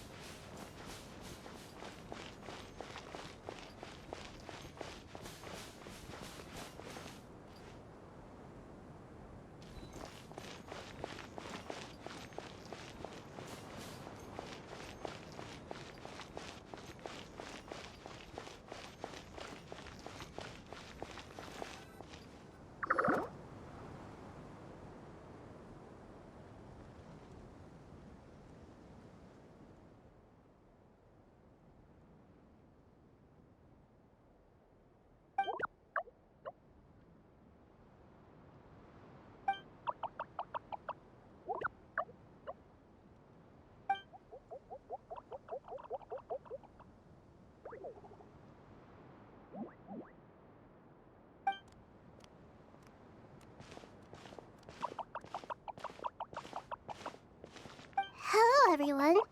It's only us.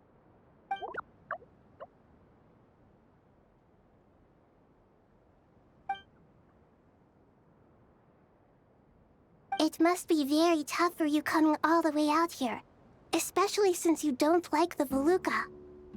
Is everyone back in Vanarana doing well?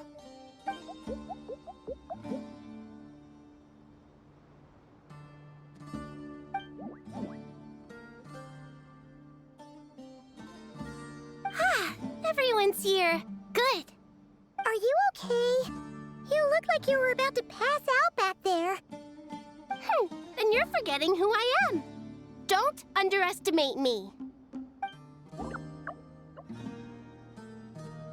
Red flag. Oh, excuse me. Are you comparing me to Paimon? I suppose everyone is gathered here because of me. As we can see, the situation is critical, and everyone is very busy with their various tasks, so...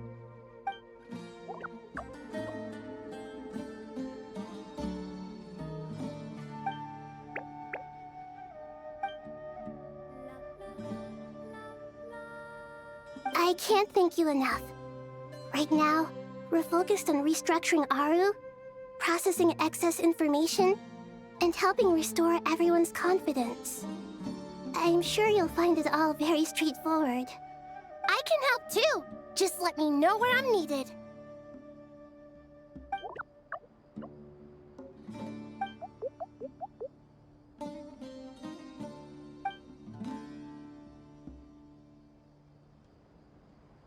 Up to no good?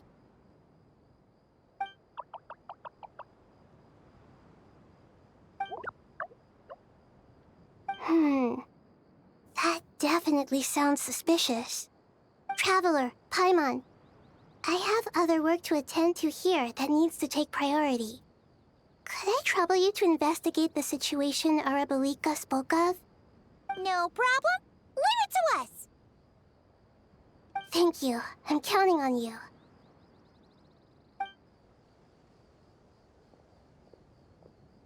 There's one other thing. If you are to work alongside the people of Sumeru, you will need to make yourselves visible to them. Is that acceptable to everyone?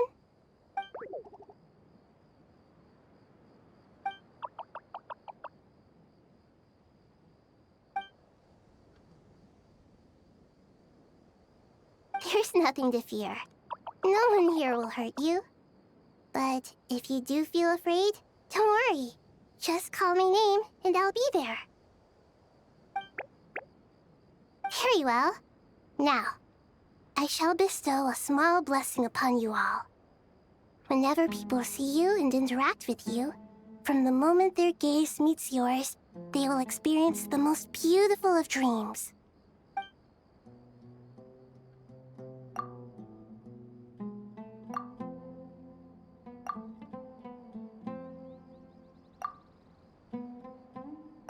Do not fear. We will face it together. This too shall pass.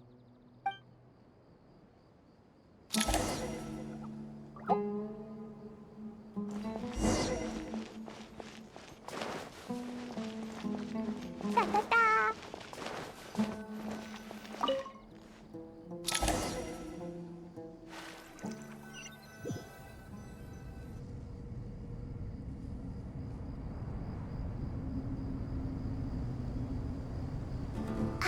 Everyone's here. Wonderful. Dendro Archon, you're back. Are you recovering all right? You mustn't push yourself too hard. I'm doing very well. Thank you for your concern. I see. Using the power of Aru to reboot the Akasha and gain access to Irminsul. It's a sound plan, although... I regret to be the bearer of bad news, but with the state that Irminsul is currently in, it's impossible to access via traditional means. Even the Akasha won't change that. Alas, we had feared this may be the case. And what about non-traditional means? Non-traditional means? Are you saying... Desperate times call for new measures.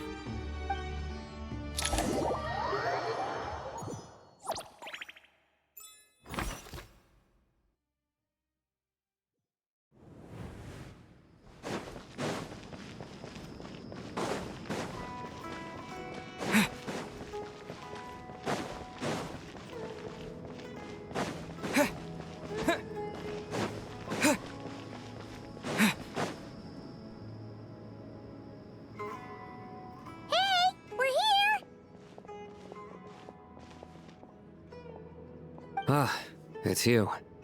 Is there a situation?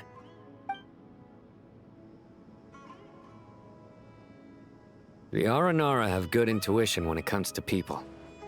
In other words, there may well be a traitor among us. Given everything that's going on, I'd be more surprised if there wasn't. Miss Nefer, as a professional intelligence broker, I trust you have a solution? Not one that I'm willing to volunteer. What's in it for me?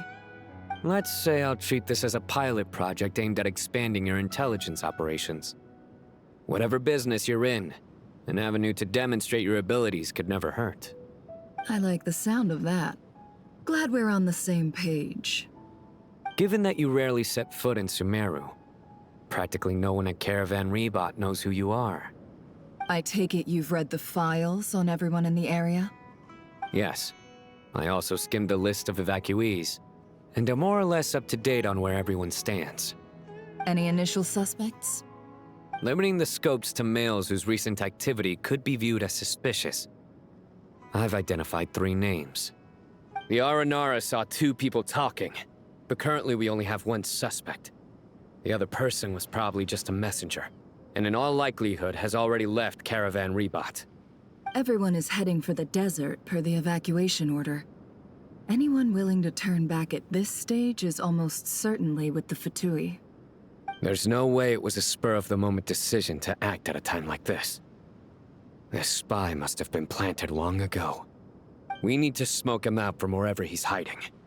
Sounds like you have the beginnings of a plan.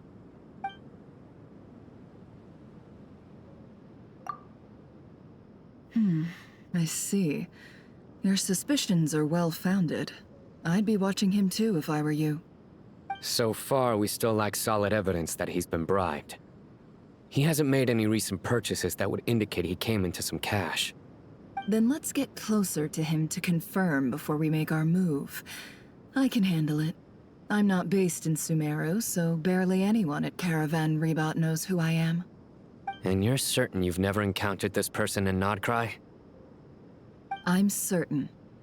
Besides, it's extremely rare for me to have had any direct contact with Sumeru mercenaries besides Jet. There's no way he could have seen my face before. Sino, stay out of sight and wait for my signal. If he raises any red flags, I'll bring him toward the main road. Understood. I'll take it from there. Excellent. Well, it's a pleasure working with you.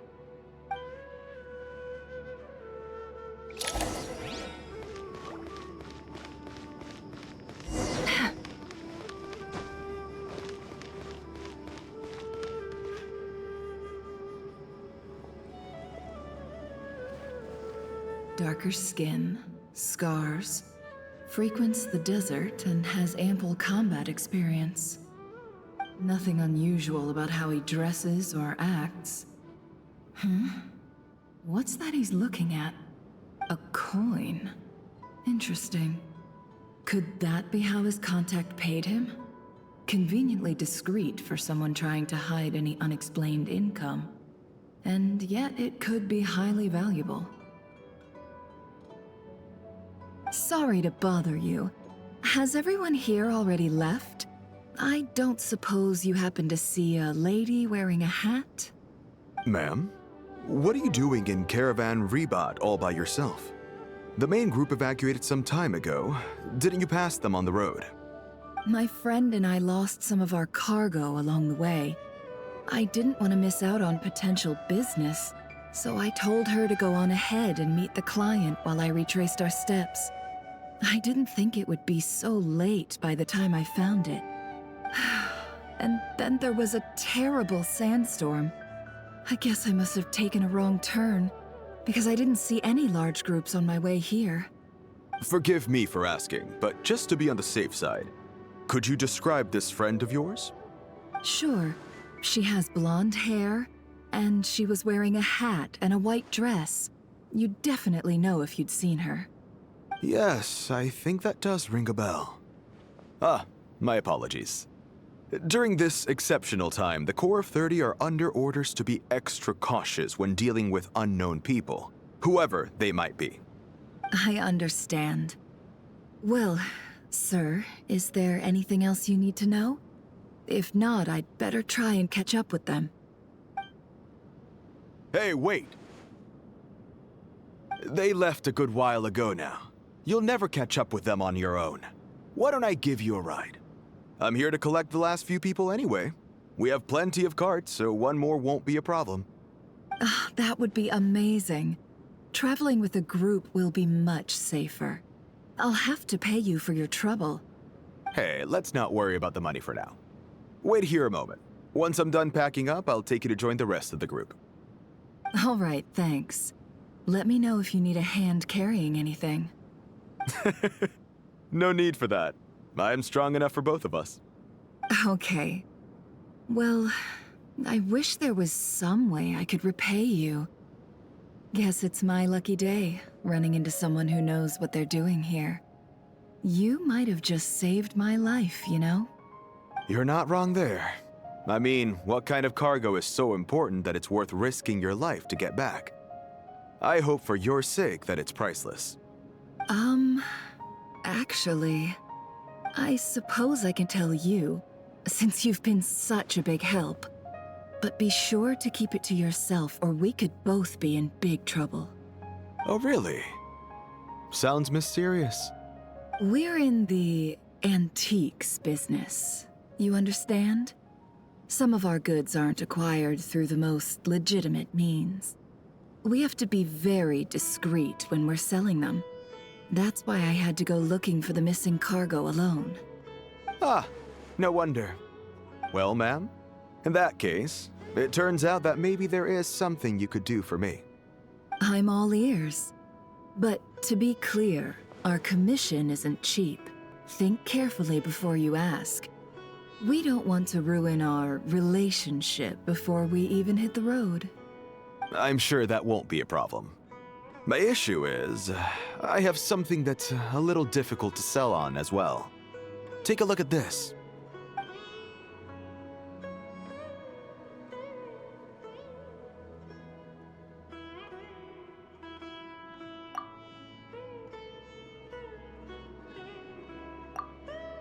Pure gold. That's quite something. How'd you come across it? Dig it out of some ancient tomb? If you look hard enough, there are many treasures to be found in the mausoleum of King Deshret. It has no distinct Snezhnayan markings. That'll be why he's going with that story.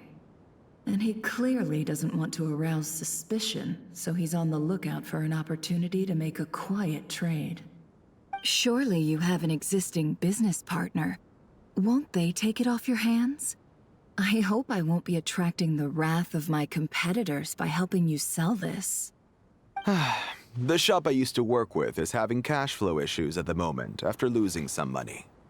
I'm under enough pressure as it is without having to deal with them. On the off chance anything went wrong, I'd never get my money back. I understand. Gold is the last thing that traders with cash flow problems want to see.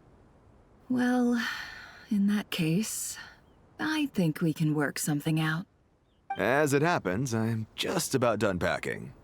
Shall we make a move? Sure. Let's walk and talk. This evacuation was a huge operation. They needed a few people to stay behind and tie up loose ends. And I ended up being one of them. You're lucky you ran into us in time. I certainly am. I don't know how this happened. One thing led to another, and look how it ended up. I just hope our client doesn't get spooked and cancel their order. Fingers crossed. But either way, life goes on, and we all have to make a living somehow.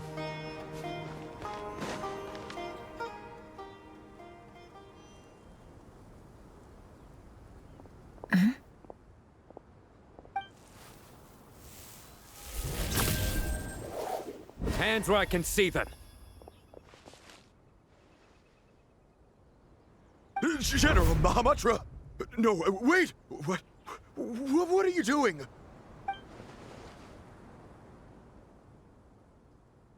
This is the coin? Good. Sadly, you won't have the chance to spend it. Nicely done. Looks like Sumeru's Matra are a well-oiled machine nowadays. Unmarked gold coins are quite difficult to trace. Thanks to you, we have secured the evidence. Here's what's gonna happen.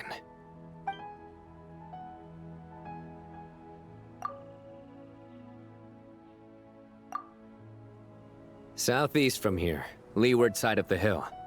That's where he's meeting his contact. Great work. Candace tells me your interrogation skills are highly effective. Hers are quickly catching up. She's improved a lot in recent years. Looks like it's over to you for the next step.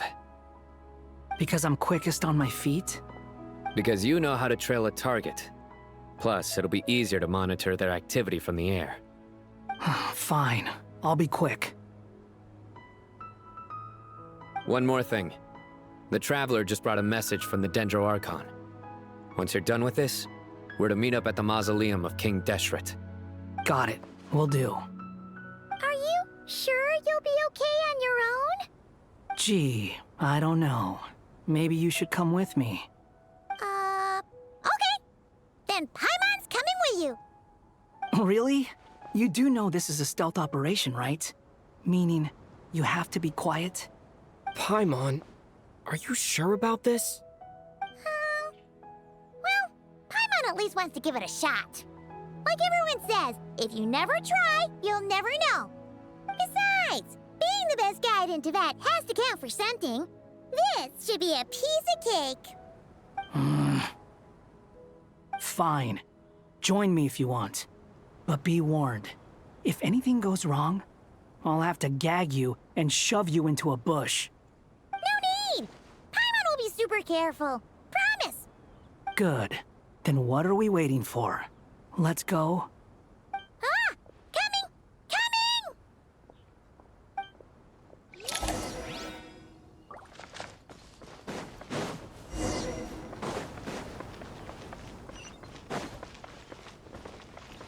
Behold!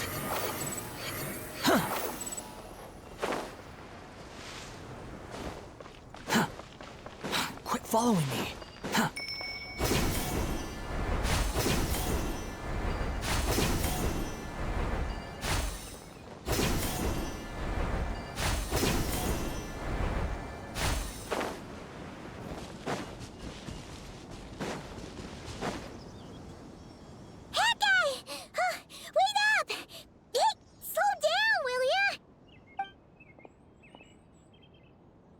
We're here.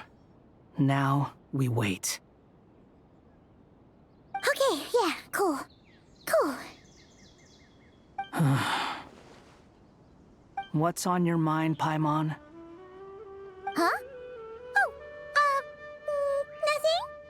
I thought all you cared about besides being a guide was food and sleep.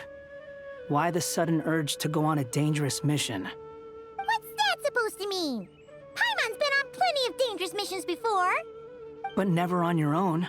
You hardly ever leave the traveler's side. Just saying. I'm kind of at loose ends right now. So if you did want to share, I suppose I'd have to listen. If not, suit yourself. Makes no difference to me. Hat guy? Do you think Paimon is useless? What? Where's that coming from? When we were in Notcry, Paimon suddenly realized something. Even though Paimon's with a traveler every single day, whenever we face real danger, she can't do anything to help. Paimon doesn't get like this very often. She just got really scared when the traveler got kidnapped that time. What if he never came back? What would Paimon do then? And the more Paimon thought about it, the more useless she felt. But Paimon doesn't want to be a burden. Paimon wants to be a friend who's actually useful. Does that make any sense? You know, that feeling of just being completely useless and... Oh. Paimon probably sounds so ridiculous right now. You asked the right person. Boy, do I know that feeling. Oh, that guy. I'm not gonna try and encourage you. What I will say is this. When you start doubting yourself, you have two choices. Give up or change. You have to make the decision to move forward. Otherwise, no amount of consultation from other people is gonna help you.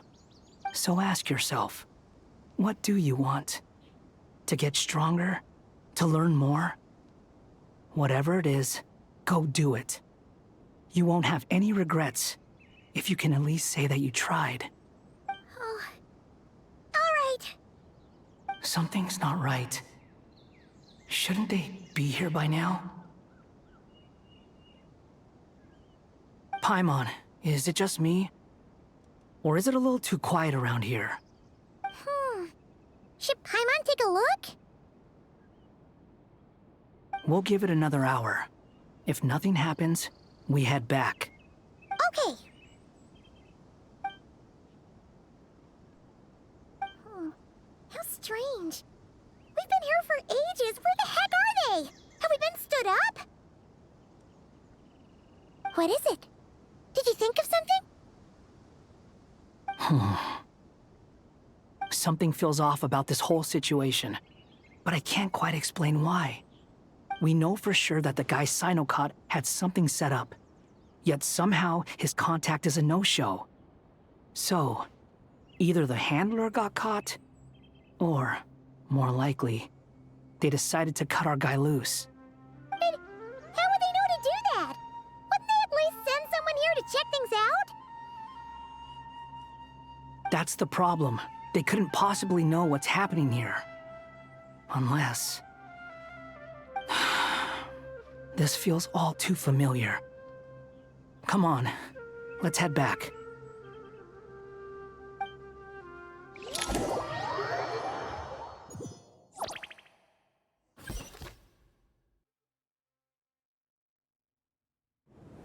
Even though this isn't a formal meeting, I'd still like to start by saying how grateful I am to each and every one of you. Thank you all for coming here and standing by our side. Chesapeake and Bennu are currently assisting the scholars with the maintenance of Aru. Please forgive their absence. As for Hermanubis, may he rest in peace. We remember him with great fondness. There have been times when I imagined what it might be like to meet you all. Now that it's really happening, I feel quite emotional. Time has taken many things away, but that which remains is all the more resilient. I must say, there is one thing that rather surprises me.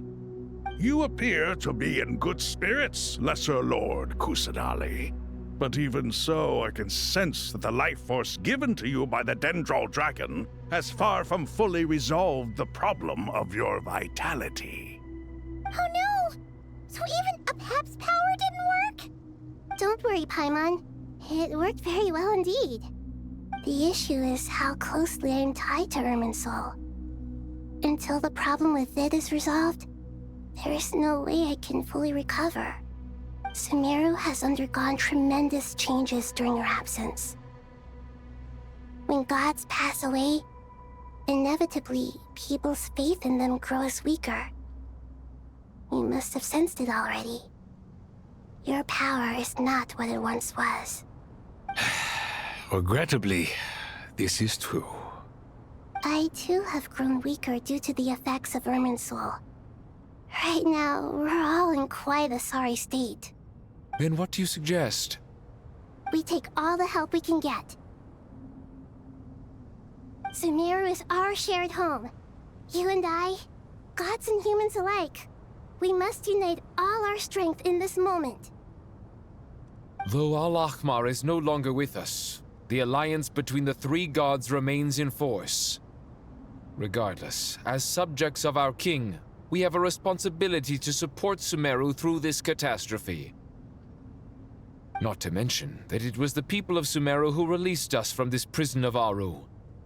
Times have changed, and the people of today possess greater wisdom than those of the past. You really know how to give a rousing speech, Koti. Now then, let us learn more about your plan. The brightest minds of the Sumeru Academia are busy opening and renovating Aru. They claim it has something to do with Irminsul? Correct.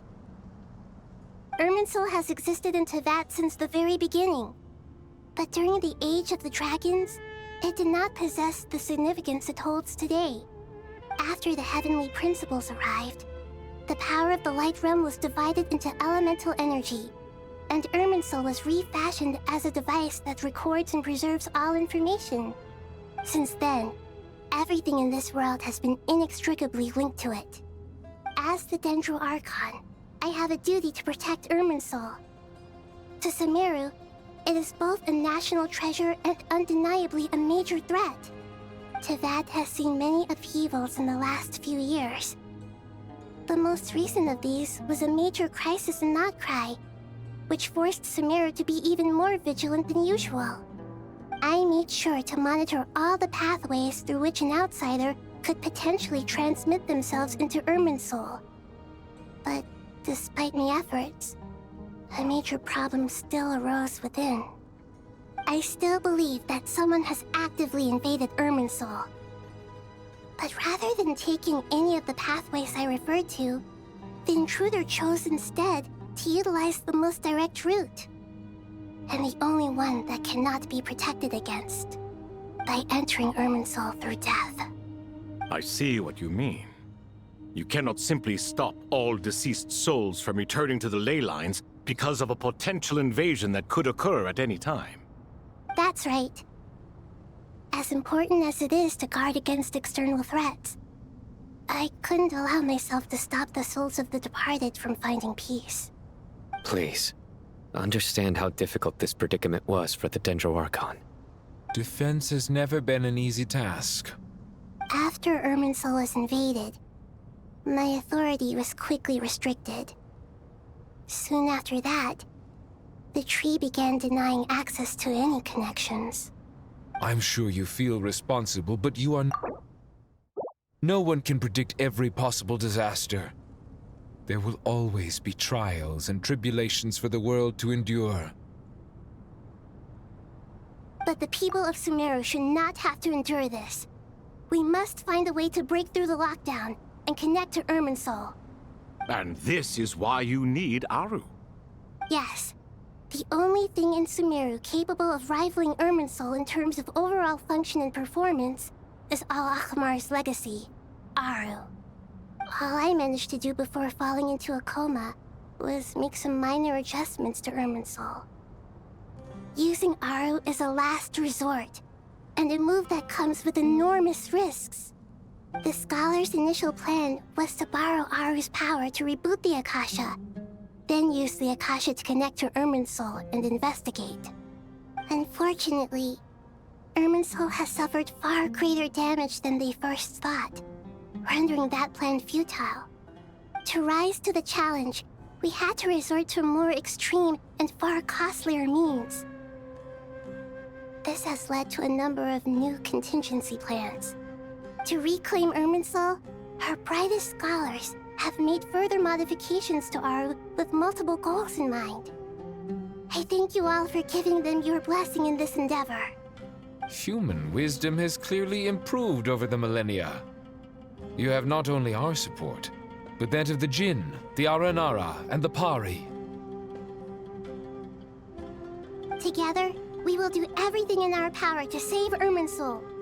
By the way, when you spoke earlier of an intruder, it almost sounded as if you knew who you were dealing with and what they were capable of. Well, since you ask...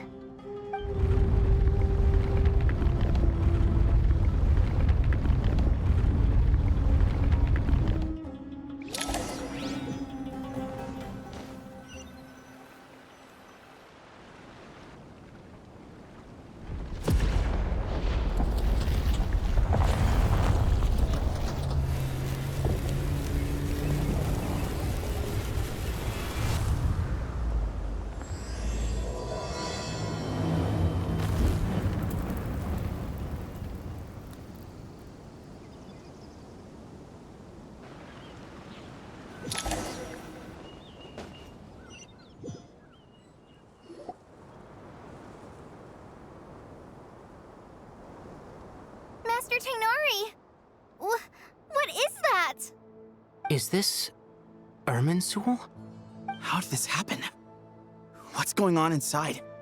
Luckily, we managed to evacuate everyone. What in the world was that? That was terrifying!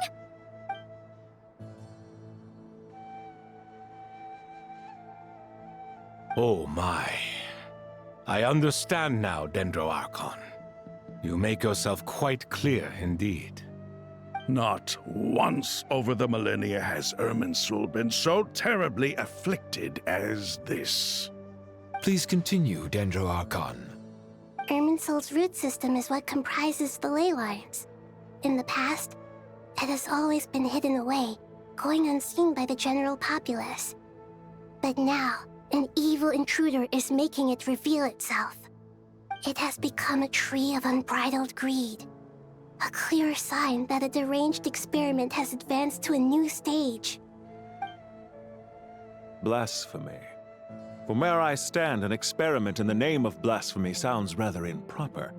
But If we are to honor Dottores' will, this is what we must do.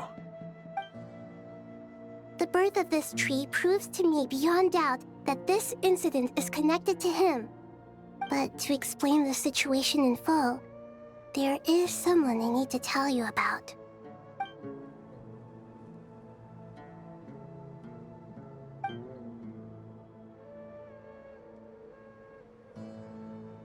Zandik. So it was him. I saw him in the desert once. A man of supreme arrogance. So this is where it has taken him. But didn't Dottore die and not cry? How is he still able to do all this? He must still have loyal followers amongst the Fatui. Even so, I'm still unclear as to how he has been able to wield such a profound influence over Irminsul. I can confirm that Fatui forces have arrived in Sumeru City. Furthermore, Irminsul seems to be undergoing some kind of mutation. Evil branches are beginning to grow. Things that do not belong to this world are slowly but surely materializing. Sorry, I couldn't think of any other word to describe it. They don't seem to be fully formed physical entities yet, after all, but they are gradually becoming real. A baleful tree climbing up into the heavens. Speaking of Dottore, I have some information on that front as well. I didn't think it was wise to state this out in the open. But my theory is, the mole wasn't cut off after he was caught. They wrote him off from the beginning. You mean, the Fatui never intended to follow through with him? Then why plant a mole at all? It's hardly a conventional strategy, and the rationale behind it is pretty twisted. But as it happens, I know someone who works exactly this way. And when it comes down to it, his goals are very simple. He just wants to confuse people, so they can't figure out what he's up to. He's been a collaborator of Dottore's from the outset. That fact alone confirms that Dottore is involved with this somehow.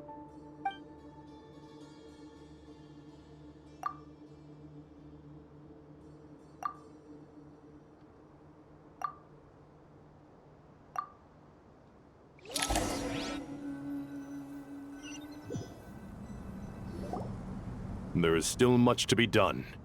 Everyone, please remember our core strategy. As per the discussions, the following groups must act immediately. Mr. Alhaitham and Mr. Kave, the next phase of the Aru renovation project must begin right away. Godspeed to you both. We'll give it everything we've got. The plan looks feasible, but the implementation will require certain resources.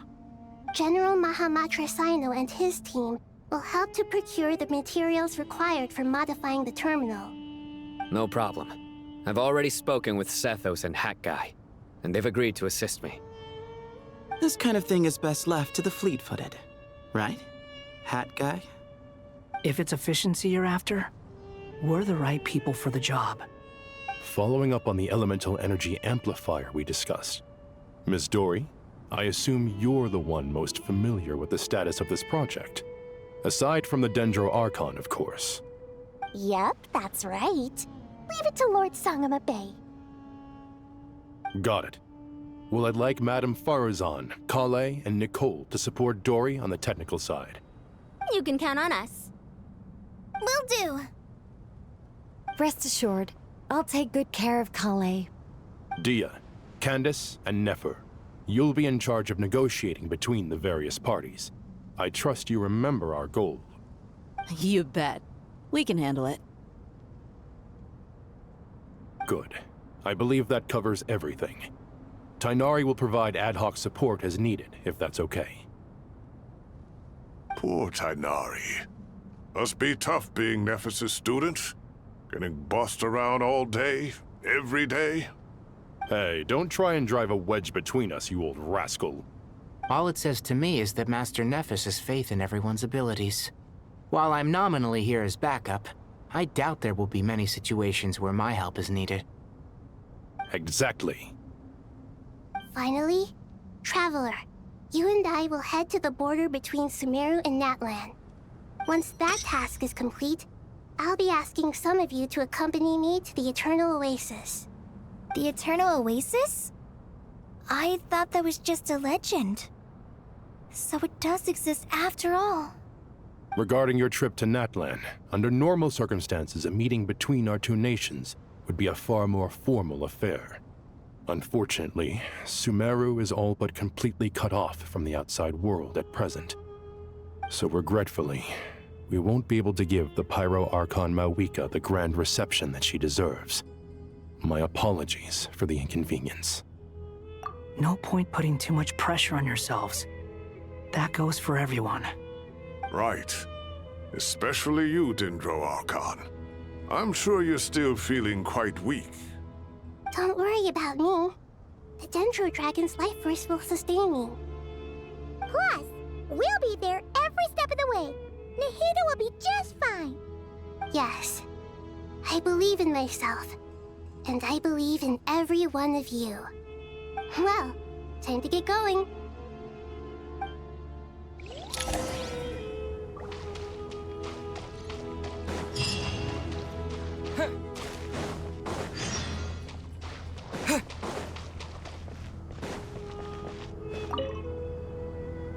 To what extent we can implement the final plan depends on how successfully the Akasha can be modified and configured. And to make sure the configuration works, Aru will also need some further optimization. Yeah, no surprises there. Once we roll this out, any Sumeru citizens who already have Akasha terminals can simply continue to use their existing devices. This still leaves us with a significant equipment shortage, though. Many groups of people were never issued Akasha terminals, including mercenaries, the desert folk, and many others. We'll need a supply of rare materials for the renovation of Aru and the production of new terminals. Right now, the best place to source these locally is from the primal constructs within King Deshret's mausoleum. Time is not on our side here. It's gonna be a race against the clock. The Aru merge and renovation project will have to be carried out by you two. Everything's riding on this, so failure is not an option. Best of luck to you both.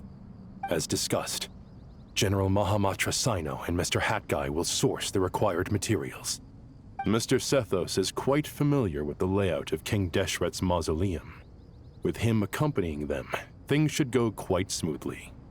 I have every confidence. In the meantime, we may as well take a breather. Makes sense. There's not much we can do until the materials arrive. Get in formation and stay close. What is this, boot camp? Knock it off. It's just Sino being Sino. You know what he's like. Everyone clear on our mission objective.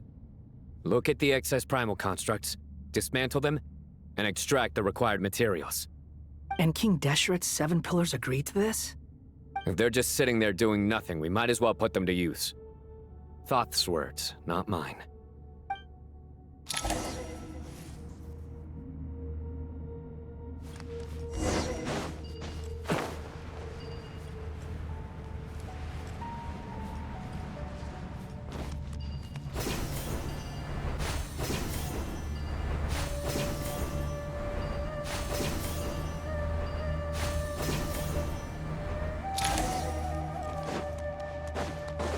Nowhere to run!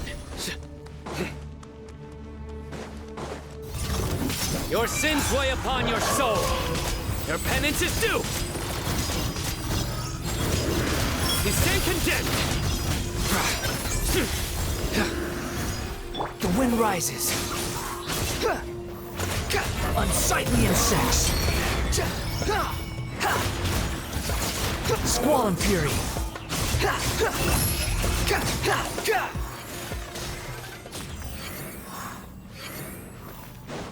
Quit following me.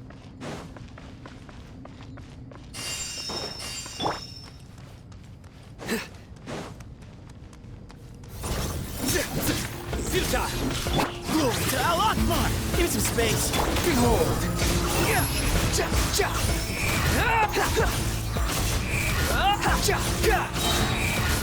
Know your place.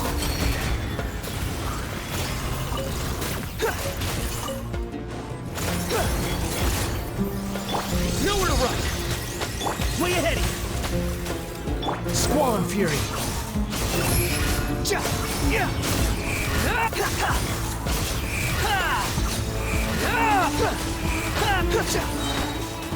Wretched vermin!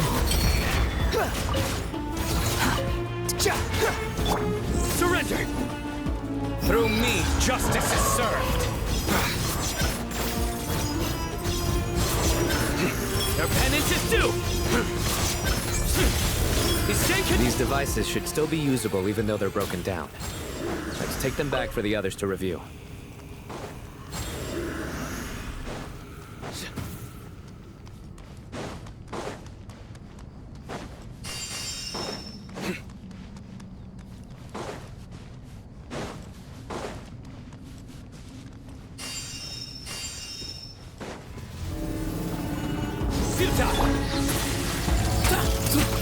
Move or be moved!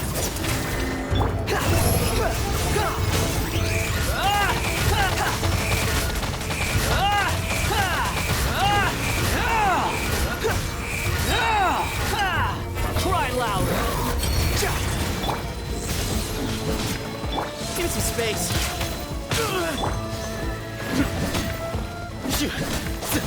Nowhere to run! Excuse me? Behold!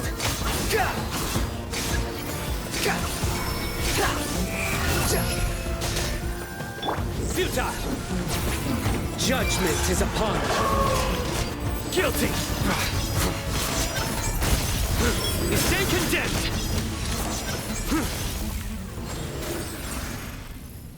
How many do we need again?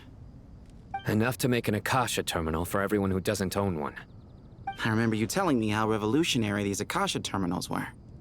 You've used one before, right? The Academia declared the Akasha to be the most powerful and comprehensive wisdom dissemination system in history. That should give you an idea of how powerful it is. Certainly sounds impressive. Neither Hat Guy nor I have ever had an Akasha terminal. Well, if it all goes to plan, that's about to change.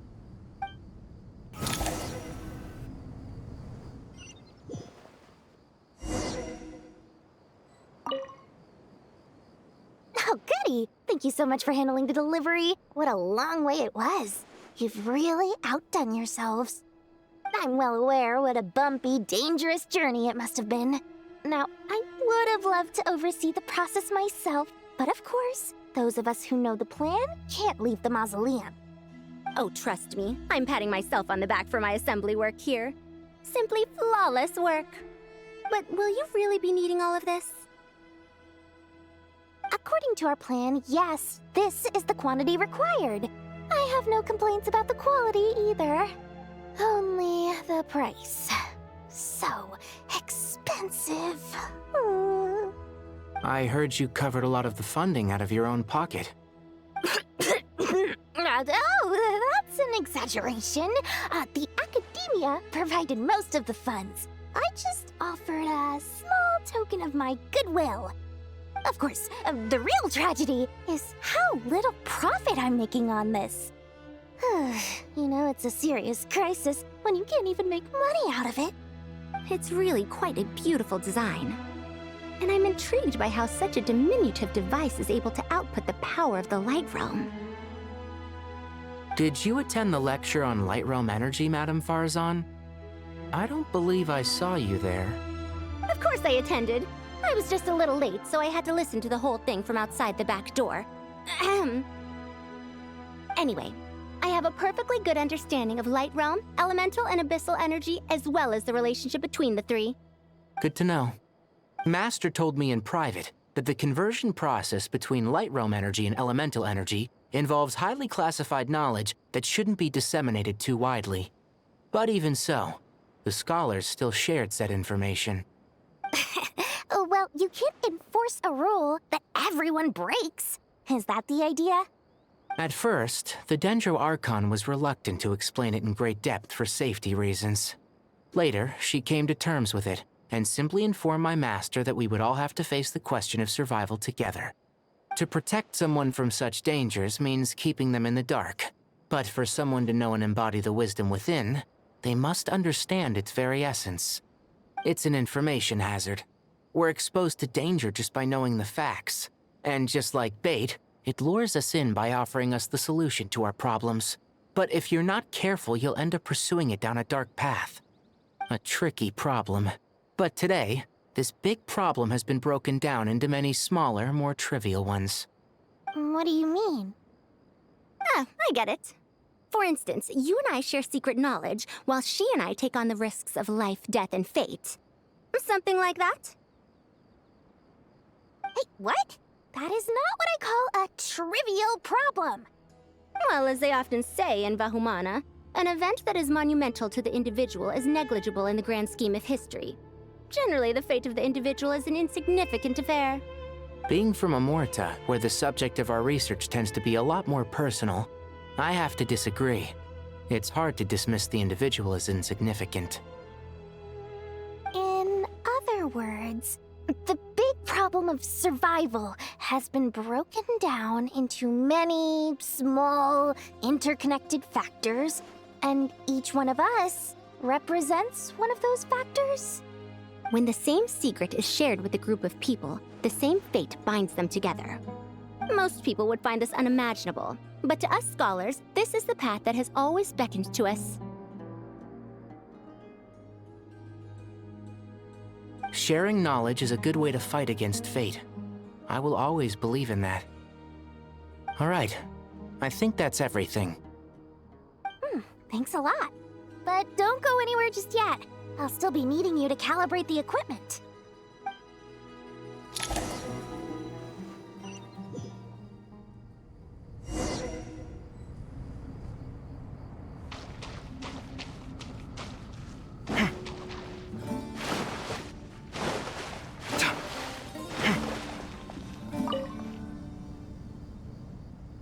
Okay, the materials are ready.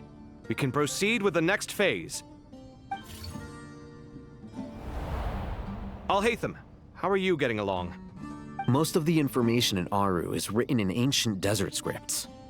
Some of this is written in a tribal language, while other parts seem to be a variant of an oasis script, based on the glyph forms. Oh. Not lost to history, I hope. Some are. All we can do is infer the meaning based on the rules of related languages. Although, this section actually fills in some of the missing historical record. I'm transcribing it so we can bring it back to the academia. After Aru started up, 2 more lines of text appeared here. Can you read them? Humans may not read what is written by the gods, except by not reading. Victory should not be easy to attain, for it symbolizes divine wisdom. Knowledge must not waver, for it has external borders. Is this a clue to solving a puzzle? Or is it being symbolic? You can't read it unless you don't read it. Victory is wisdom. Knowledge is confined by borders. Wait, I think I've got it. It's a metaphor, isn't it? It's talking about... a chessboard.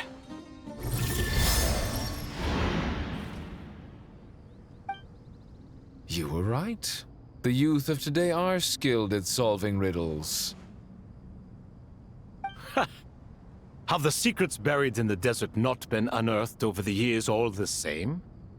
Since Aru is a place reachable through wisdom, this day was bound to come sooner or later. Oh, I've always been against overly cryptic sentences. Don't you get tired of reading and writing all that? Ah, it's you 3. Just in time. We've been delving deep into Aru, and now this board has appeared. I've heard this was how you'd while away your free hours. You must be quite the experts by now in that case. It is true. King Deshret's chess games are some of the most well-loved of all his wonderful creations. If you have ever been to Safhe Shatranj, you may well be familiar with the chess pieces you see here. Is this chessboard supposed to be another visualization of the interior of Aru, then? Naturally. Visitors, everything is ready. Only by completing the challenge on the board in accordance with the rules will you be permitted to overwrite Aru. 1 second. It's not dangerous, is it? Dangerous? Why, yes, of course. I should be the one to go, then. Wait for me here. Sounds like the self-confidence of our present company has rubbed off on you. Don't be ridiculous. I'm your upperclassman, and that means I have to look out for you. I appreciate the sentiment, but a game of chess typically requires 2 players. Besides, I'm sure they won't let things get out of hand. Keeping things relatively safe is in your best interest too, isn't it? Fair enough. I mean, you guys are controlling the difficulty, so please don't go too hard on us, all right? Ah, but Bennu said he wanted to put some respect into these whippersnappers. All right, all right. Thank you.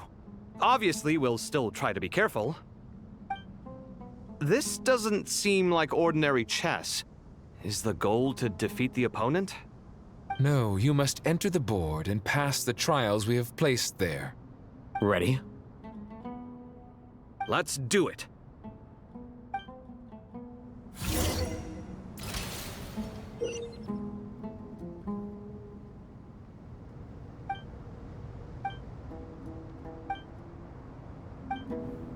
The first trial is posed by me. I don't think this is gonna stop us. Ah, but the key to this game lies in working together. Otherwise, you will be deemed to have broken the rules. Looks like it's up to me. Marak, can you open it?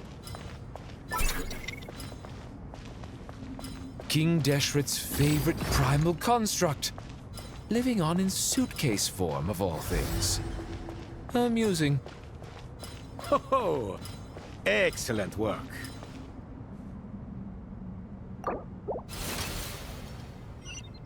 The first trial is posed by me. I don't think this is gonna stop us. Ah, but the key to this game lies in working together. Otherwise, you will be deemed to have broken the rules. Looks like it's up to me. Marak, can you open it? King Deshret's favorite primal construct. Living on in suitcase form, of all things. Now is the time for my trial. Now, don't be nervous. I'll make it nice and easy for you. Really? Thanks in advance. We appreciate it.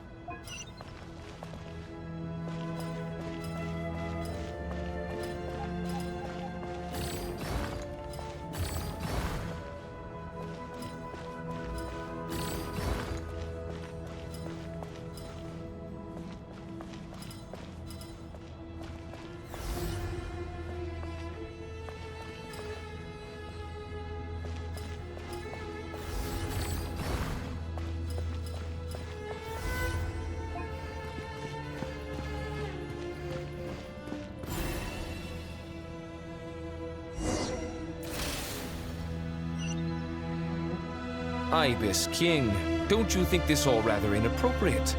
You may as well be handing them victory on a silver platter. Do not expect me to follow your lead. Ha! Suit yourself.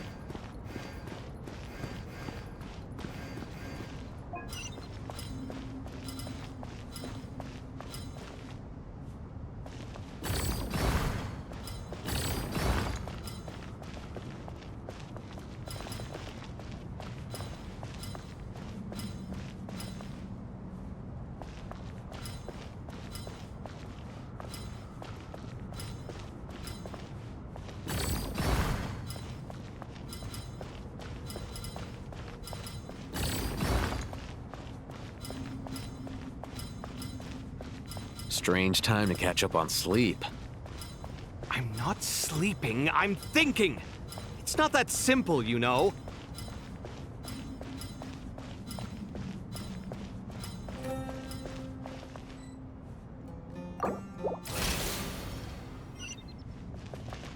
Ibis King, don't you think this all rather inappropriate? You may as well be handing them victory on a silver platter. Do not expect me to follow your lead.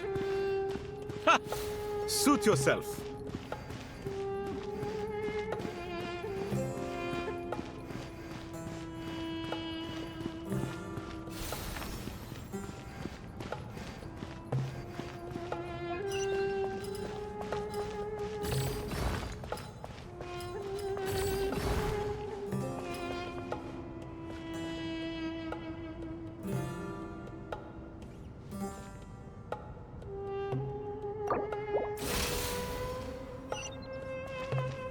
Ibis King, don't you think this all rather inappropriate? You may as well be handing them victory on a silver platter. Do not expect me to follow your lead. Ha! Suit yourself.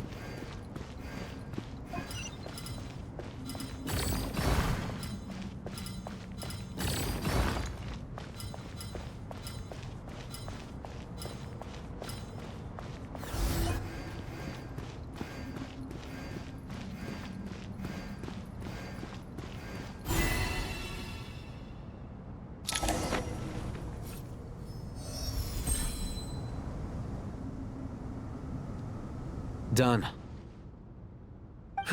Finally. It's over. But seriously, that was incredible! Standing on the chessboard felt completely different from standing on solid ground. And also... Oh, sorry. I'll save my thoughts for later. Thanks to the three of you for helping us out with this. Is it just me, or were you giving us quite a lot of guidance along the way? We made but a humble contribution. You lived up to our expectations. Bravo! Our aid was not given for naught. In addition to the existing functions, I'd like to ask you for another favor. Since Aru's interference shield can cover the entirety of the mausoleum, it should be possible to extend its range even further. Perhaps you can find a way. So, building upon the existing functions to... Ah! I'm with you! Imagine for a moment. What would the ideal outcome look like if this function were compatible with the devices? I agree. This is the best solution possible. Please, everyone, we beg you to help us. Me, oh my! Well, since you ask so very nicely, I suppose... Goti? Croco? What do you say? Naturally.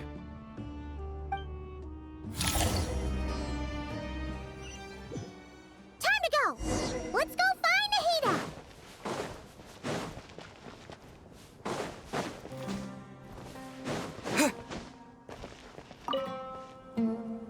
There you are. Miss Nicole truly is an angel.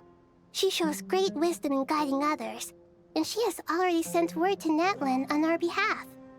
She said that while the other members of the Hexen Circle are busy with important work, she is quite free, and she's more than willing to accompany the people of Sumeru for the entire journey. Oh, that's Nicole, all right. Always super patient and loves to help everyone out. She's the best. She is. So kind and enthusiastic. Well, time for us to get going. Let's head out.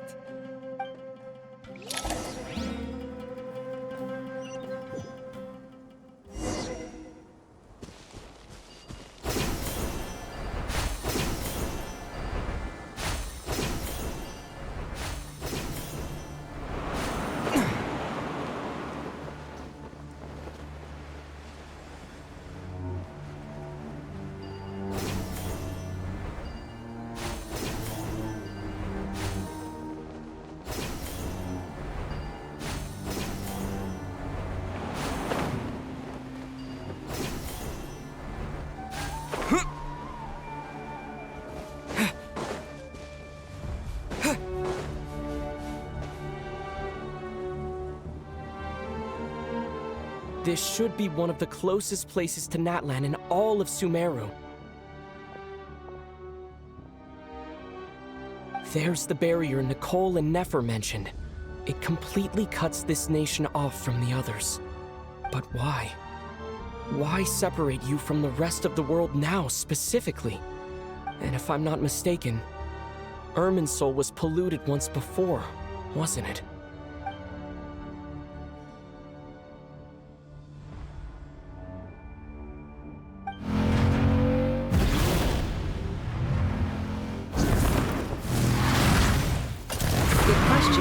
I'm wondering the same thing myself. That voice. Mawika! You got here pretty quickly. Hello, traveler. It's been a while. Hello there. Hello, Dendro Archon. Mawika, I apologize for asking you to meet at the border on such short notice. I also apologize for not being able to greet you in person. The form in which you see me now is one carried by the Traveler. The real me is inside the mausoleum of King Deshret, and I am reaching out to you with my mind from here. Irminsul has been infiltrated by the Doctor. We must be on our guard, as he can spy on information in the world from within the tree. Fortunately, there is no record of the Traveler in Irminsul, and you are still within Natlan's borders.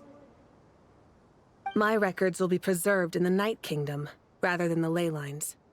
As long as the Night Kingdom remains disconnected from the ley line cycle, the Doctor has no way of knowing my movements. Exactly. So by meeting each other in this way, the meeting essentially never happened. No wonder Paimon didn't come. You were concerned that her activity would be recorded by Irminsul. The Natlanese have heard about the situation in Sumeru. With the borders sealed off, merchants have been forced to stop their shipments. It's pretty serious, and you're the ones bearing the brunt of it. I'd like to address the question you raised at the beginning. I can offer a brief explanation, although it will sound rather cruel. I don't reach this conclusion gladly, but Irminsul predates the Heavenly Principles. It existed long ago, when the dragons of Natlan were at the height of their power. So even when the people of Sumeru became ill because of pollution, it was not a critical issue from the perspective of Irminsul itself. As long as it continues to function normally, the barrier will not be activated. But this time, the Doctor's invasion has directly affected the tree. That is what caused the barrier to deploy. The Heavenly Principles established a rule that when Irminsul is plunged into grave danger, a portion of power will be reserved to isolate Sumeru. That way, even if Sumeru is destroyed, the outside world at least has some time to catch its breath. We'd certainly need it. The Heavenly Principles created almost everything that exists in Teyvat today. To them, preserving the existence of the world and its inhabitants takes priority over protecting Sumeru. Meaning, protecting Sumeru now falls to you. Yes. My own power may be limited, especially compared to yours. But that doesn't mean that we're just gonna sit around and wait for the end. If necessary, I will utilize any and every means at my disposal. Nicole of the Hexen Circle didn't say exactly what this meeting was about. But after hearing everything you've said so far, I think I can guess where this is going. That's right. Nahida and I discussed it at length. We both know how presumptuous this is, but... You need the pyronosis, don't you? Yes, you guessed correctly. Originally, I only intended to borrow it, but the situation is far graver than I foresaw. So instead, what I ask of you is to please give the pyronosis to Sumeru. Why do you sound so nervous? There's no need to be shy. Surely a gnosis is pretty important to a god. I guess, but it's not as if losing it would suddenly render us powerless. But I'm sure you don't need me to tell you that. With all the nations you've traveled to, and all the gods you've met, you must have realized that by now. As far as I'm concerned, a gnosis is basically an elemental energy enhancer. But I don't usually use it. You know me. I like to think I'm pretty strong without it. Yeah, not about to dispute that. So you see, you don't need to sweat it. Here, take the pyronosis. Huh? Just like that? Uh-huh, just like that. To tell the truth, I've always toyed with the idea of giving it to someone who needs it more than I do. I know you accompanied Nahida here to try and increase the chance of success. It's a good thing you did, because your involvement is one of the main reasons you've managed to persuade me. Are you sure about this? Handing over your gnosis just because of me? I won't try to quantify it, but trust me, handing over the gnosis to Tumaini is far from the craziest idea I could think of. Besides, even if you hadn't come here personally, I think I still would have agreed to Nahida's request. Irminsul doesn't just affect Sumeru. It impacts all of Teyvat. I know all too well how difficult it can be to protect the things you care about. So logically, morally, or however you want to cut it, helping you is the right thing to do. You don't need to tell me the specifics of your plan. Where the gnosis is involved, the tighter the secrecy, the higher your chances of success. Malika, my heartfelt thanks go to you and the people of Naplan. Don't mention it. But now for the hard part. How do I actually give it to you? The Irminsul barrier is right in the way. I have an idea.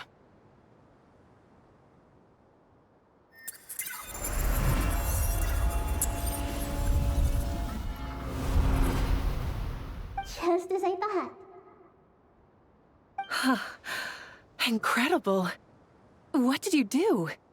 Just made a lucky guess. This seems to happen quite a lot. Things that apply to everyone else don't seem to apply to me.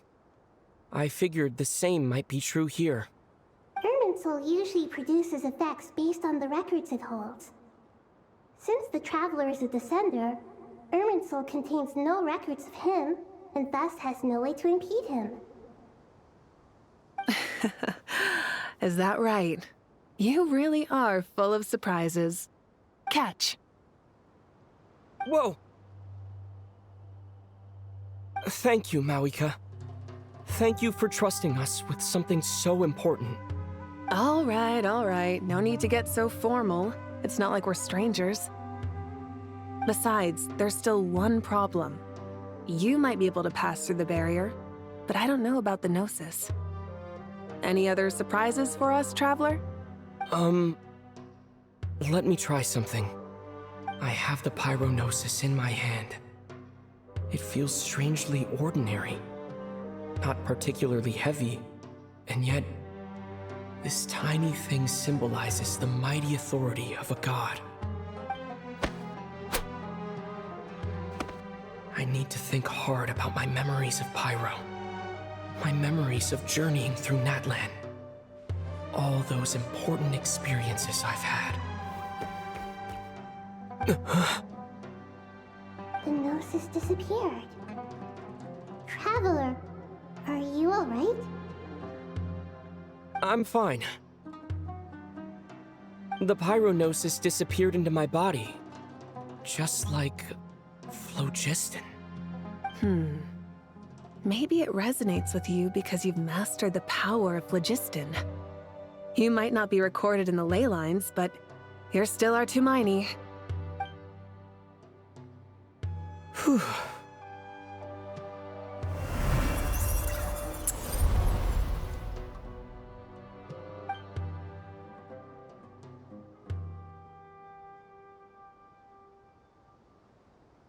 Please allow me to express my gratitude once again, Malika.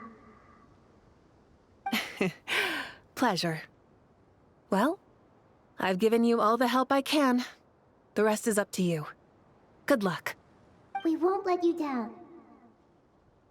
Yeah, we aren't about to lose.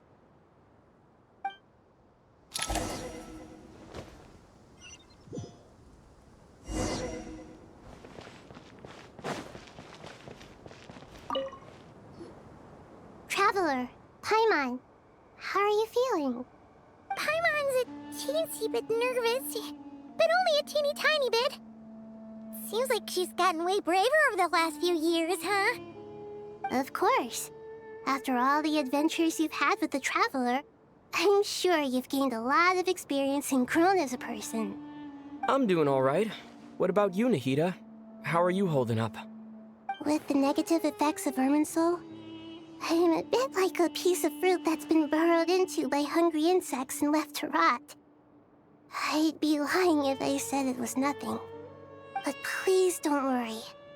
We all know what we're getting into, and we've prepared as well as we can. I believe in everyone. I believe in you. And I believe in myself. Stoking the fire inside oneself is certainly one way to live. But knowing when to rely on one's companions is also a form of great wisdom. I've been quietly learning little things from everyone, like plucking tufts of fur from a sumpter beast. Me too. With the constant traveling, I'm always learning and growing. That's the journey of life. I think there's someone else here who would share that sentiment. Don't worry about what I think. I was just passing by and happened to overhear your conversation. What are you talking about, Hat Guy? This is the top floor. No one passes by the top floor. Says who? You can fly just like I can. I would have thought it makes sense to you of all people. I don't know why, but I feel a little more relaxed now. It shows that you feel comfortable laying down your burdens in our presence. It means that Sumeru is a place you can trust, where you know we have your back. And we feel exactly the same way around you. That's what it means to be friends.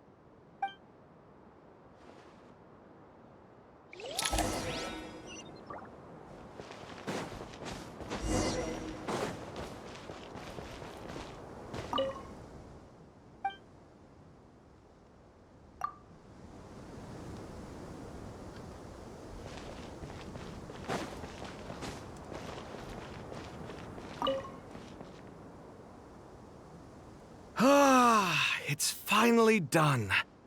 Ugh, but I have a nagging feeling that there's something I've forgotten. Oh, there you are. Everything wrapped up on your end?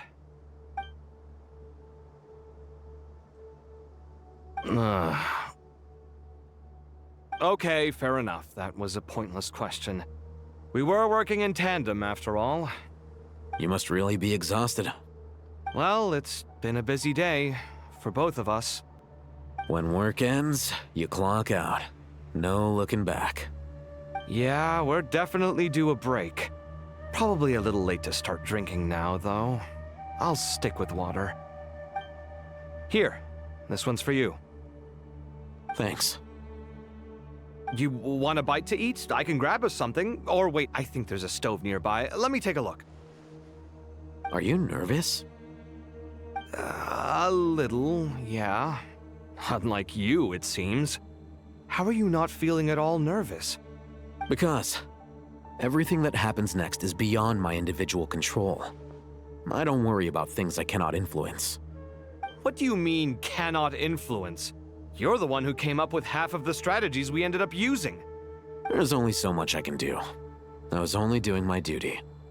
Was it like this last time, too? You mean with Azar and his accomplices? Yes and no. The situation back then was easier to control, but we weren't as prepared as we are this time. So the enemy is stronger, but so are we. I still vividly remember the way you interrogated me in the library after the fact. Where were you when Sumeru needed you most? If your memory is so vivid, you might also recall that it was you who came looking for an argument. You're often the one who initiates these things, you know. I came for a conversation. I didn't know it was gonna turn into an argument. Anyway, at least I showed up this time. So, what do you think? What do I think? I think we're certainly better off for it. It's good having me around to help out, huh? Absolutely. As a citizen of Sumeru, you displayed a remarkable sense of responsibility in the face of disaster. Certainly feels that way. I just shudder to think how the world would have ended up if we hadn't gotten control of the situation. So, do you think this is what impending disaster looks like? The sky is so clear, and there isn't a whiff of decay or destruction in the air. It's hard to imagine that the fall of humanity could happen on an ordinary day like this. Awful things happen all the time. Sometimes people can stop them, and sometimes they can't. What you and I have done is increase our chances of stopping this one. Lofty ideals may provide no defense at all against nihilism, but perhaps little decisions can. Oh, nothing. It's nothing. I hope everything works out tomorrow. It will. As long as we stick to the plan, our chances of success are good. It's really strange. You're my junior, yet you always seem to act more like an upperclassman than I do. I think it's mostly a matter of temperament. Ugh. Walked right into that one, didn't I?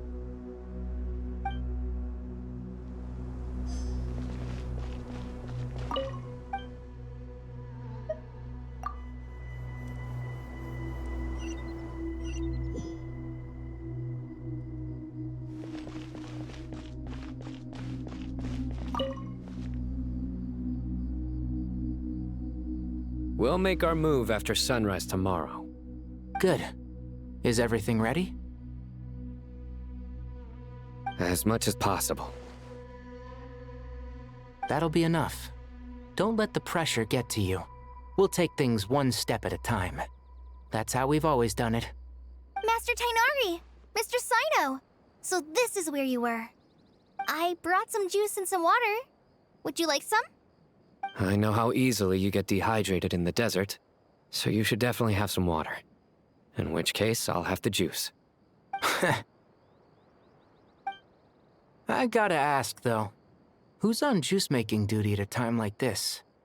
Madame Farazan said she was feeling a little nervous, so I told her about the automatic juicer my friend invented. She took it right off me and started making carton after carton of juice. A juicer? Did Sucrose send that to you? Yeah. I hadn't had the chance to try it out before this incident occurred, but I couldn't bear to leave it behind in Gandharvaville. The juice is very sweet. I think so too. Kale, how are you feeling? Physically, I'm okay, but it just still feels strange to me. Why would a great power like this come to someone like me? I know the feeling well. That same question ran through my mind every day as a kid. At least now, you have someone who can relate to you. All the more reason that you should apply for Spontamod. Tainari fiercely opposes the idea, though. Those two things are completely unrelated. What are we all chatting about, Would anyone like any juice? Oh, you have some already. I had some earlier, ma'am. Maybe give the extra to someone else? Very well, very well. I shall be off then. There's this enormous power, and then there's little old you. You feel like there's no connection between the two. And that sense of dissonance is difficult to get used to. Yeah. But after all this time, I can't believe this stuff still gets to me sometimes. Makes me feel a little childish. Kale, just because we normally keep the conversation light doesn't mean we can't discuss deeper issues. I don't think it's childish at all. You were the victim of a terrible crime. It's normal to struggle with the fallout from it. You have absolutely nothing to be ashamed of. My professor once told me that no incident can be considered truly resolved until the victim says it's over. Your rage and your pain are completely justified. Thanks. Miss Nicole said that the same god remains which were once used to inflict so much pain upon me have now become a weapon with which I can protect everyone. It's like my own personal kind of evolution. Every innocent person who's been hurt needs time to realize that it wasn't their fault. I was the same. But it's all about to be over. Tomorrow, it ends for good. I don't know if you've noticed, but you rarely stumble over your words anymore, and your outlook has become much more positive. It's a big change from how you used to be. And since this isn't over, you can settle the matter on your own terms. It's time you seized back control. I believe in you. Yeah. Sumeru is my home. And it's so important to me. I have to protect it. No. I will protect it. And once you're done, how about you come back and apply for Spantamod? Stop it with the sales pitch, would you? Hey, excuse me. There are still 3 unclaimed cups of juice here. Why don't you take one each? Ugh, my arms are getting sore from carrying them around everywhere. Madame Farazan, why are you... Here, let me take them off your hands. Thank you, Madame Farazan. Drink up and enjoy my handiwork. I think I'm going to make something else now instead. Please, try to relax, Madame Farazan. Your nerves are starting to get the better of you. I know, I know.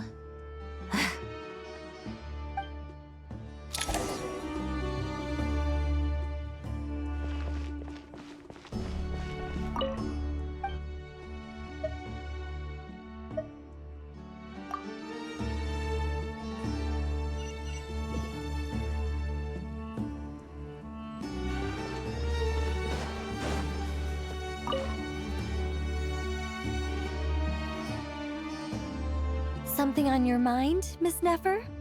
Nothing in particular. It's just... right now, the future feels strange and unfamiliar. But the future has not yet arrived. How can you say how it feels? Some people know that there's an impending disaster. Others remain blissfully unaware. Each group is imagining an entirely different future while walking towards the same one. But when they get there, they'll still find they feel differently about it. People are shaped by their circumstances. Different circumstances create people with different perspectives. I've always found the perspective of the Vahumana Darshan to be a particularly incisive one. Even at the height of the crisis in Nodcry, people held diverging opinions. But things are different this time. Indeed. Regardless of faith, gender, wealth, skin color, or eye color, everyone in Sumeru knows what will happen tomorrow. The world has never been an especially fair place. Yet now, against all odds, a moment of unprecedented unity and equality is about to take place. It's fascinating. If only my father could have lived to see this era. Era. To me, that term represents a much greater span of time. It can be an unsettling word. I would even say I'm afraid of it. Do angels even feel fear? Yes, At least, I do. I fear the gap that grows wider with each passing day, and the never-ending flow of time. Time renders all memories insignificant, and reduces all splendor to nothing. But those memories are the one thing I do not want to lose. You're very human in that regard. If angels draw too close to humanity, our wings burn away in the bright flame of awareness, and we fall to the earth. After spending so long among humans, I have lost much of my former glory. Maybe that's a good thing. You're more human than some humans are. I've been talking to Kale a lot in recent days. We seem to be in completely opposite situations. I suppose that makes us good case studies for comparison. Case studies for who? Myself, I suppose. After comparing the two of us, I suddenly discovered that I desired more than before. It was a gentle, pleasant sensation. Just as most people pursue glory and miracles, I too am pursuing miracles of my own. Guiding humans to make the miracles in their hearts a reality. That is my miracle. It doesn't sound so bad, does it?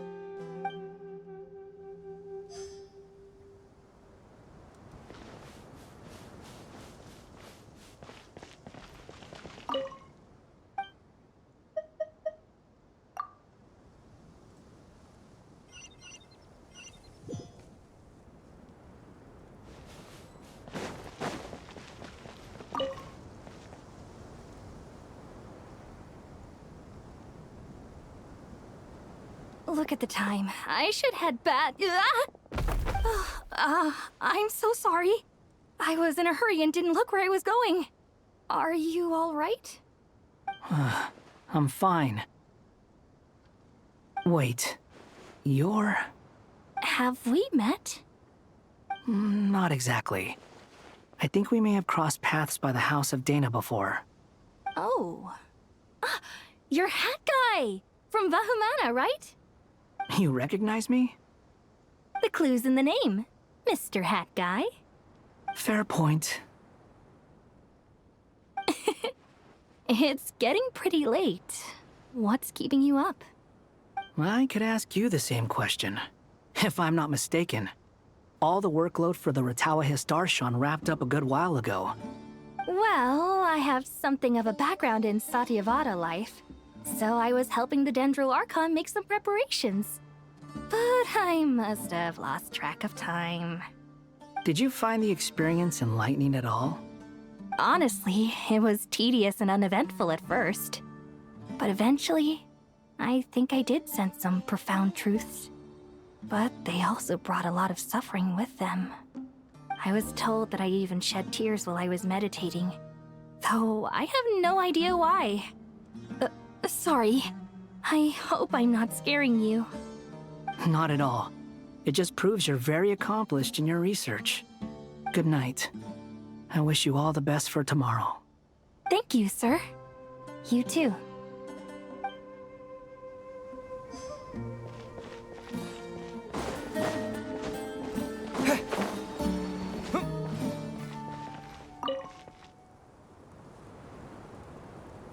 Too bad we've got a fight tomorrow. I could really do with a stiff drink. Let us pray instead. Prayer. How nostalgic. Lord Sangama Bay. Came to get some fresh air too, did ya? That's right. Actually, I was hoping I might run into you, Dia. I wanted to let you know that I've stocked up on that perfume you said you were so fond of. No, really? I'll take 2. Any chance of a friends and family discount? I knew you'd ask that. And I'm afraid to say that... Surprise! It's free of charge. That's very generous of you, Lord Sangama Bay. Does this mean you've made a fortune in Nodcry? Nope. Turns out, it's not that easy to turn a profit there. I even ran some assorted losses. But anyway, that has nothing to do with why I wanted to give you and Dia a small gift. Remember that merchant caravan you two rescued in the desert last month? That was transporting my goods! No way! I had no idea that was your shipment. Explains the, eclectic mix of goods, though. Lord Sangama Bay's investment in the desert and generous stockpiling of goods has helped many people over the years. The shelters you funded especially have made life a little easier for the children and the elderly. Wait, how did you know about that? Oh, I see. Nefer told you, didn't she? Ugh, that pesky lady. Aren't intel brokers at least supposed to charge for divulging people's secrets? She and Candace go way back. It's normal for close friends to share things you wouldn't tell to everyone else. Sure, but why did they have to be things about me? That's how Nefer shows that she cares. She wishes for all of us to know what a generous person you truly are. It must be hard trying to make a living far away from home. Just because we can tell what kind of person you are doesn't mean everyone else can.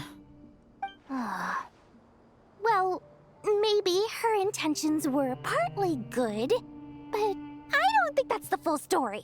I'm sure she enjoyed knowing how much it would annoy me. I'm telling you, Nefer's got a mean streak. Definitely with you on that. Does praying help you stay calm? Defending one's home is a just cause. My heart is filled with a mix of anger and hope. Anger. You know, being able to get angry is a good thing. It shows that you're in touch with the real world, and that you have the passion to pursue something you believe in. My lady? What are you doing out here? Just taking a walk to clear my head. And look where I ended up. Were you praying just now? Yes, Miss Dunyarzad. Would you like to join us? Come on, it's fine. She won't mind who you pray to. Oh, then sure. I remember you, Miss Dunyarzad. You visited my shop before. If I recall correctly, the god you worship is the Dendro Archon, correct? That's right. She is such a gentle and kind god. But to me, she is more than just a god I worship. I see her more as a friend. And so do many others. She's not some almighty god who reigns on high, but a genuine friend. Agreed. She's a wise teacher and a good friend. I spoke with several people during the evacuation. Everyone's aware that tomorrow's battle is one that ordinary people can join too. A battle to fight for our friends and our homeland. Oh, it makes me glad. I can finally do something for those who protected me. You've grown so much since we first met. Oh, a compliment? Ooh, more please. Thank you. My lady, you've always been a remarkably strong and ambitious person. It's indisputable. And that's not just a compliment. It's a statement of fact. What are you praying for? Our beliefs may not be entirely the same, but we both wish for the same thing. I pray that everyone will rise to the challenges ahead and return safe and sound. I pray for the safe return of all my companions.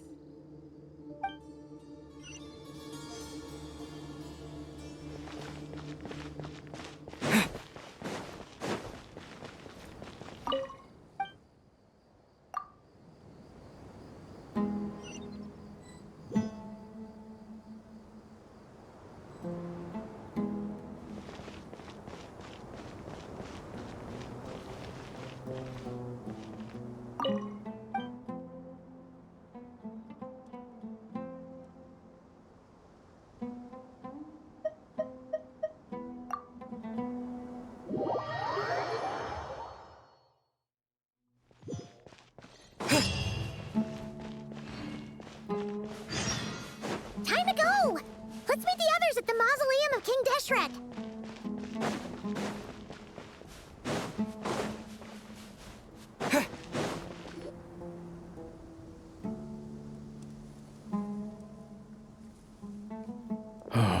have not felt this way in a long time.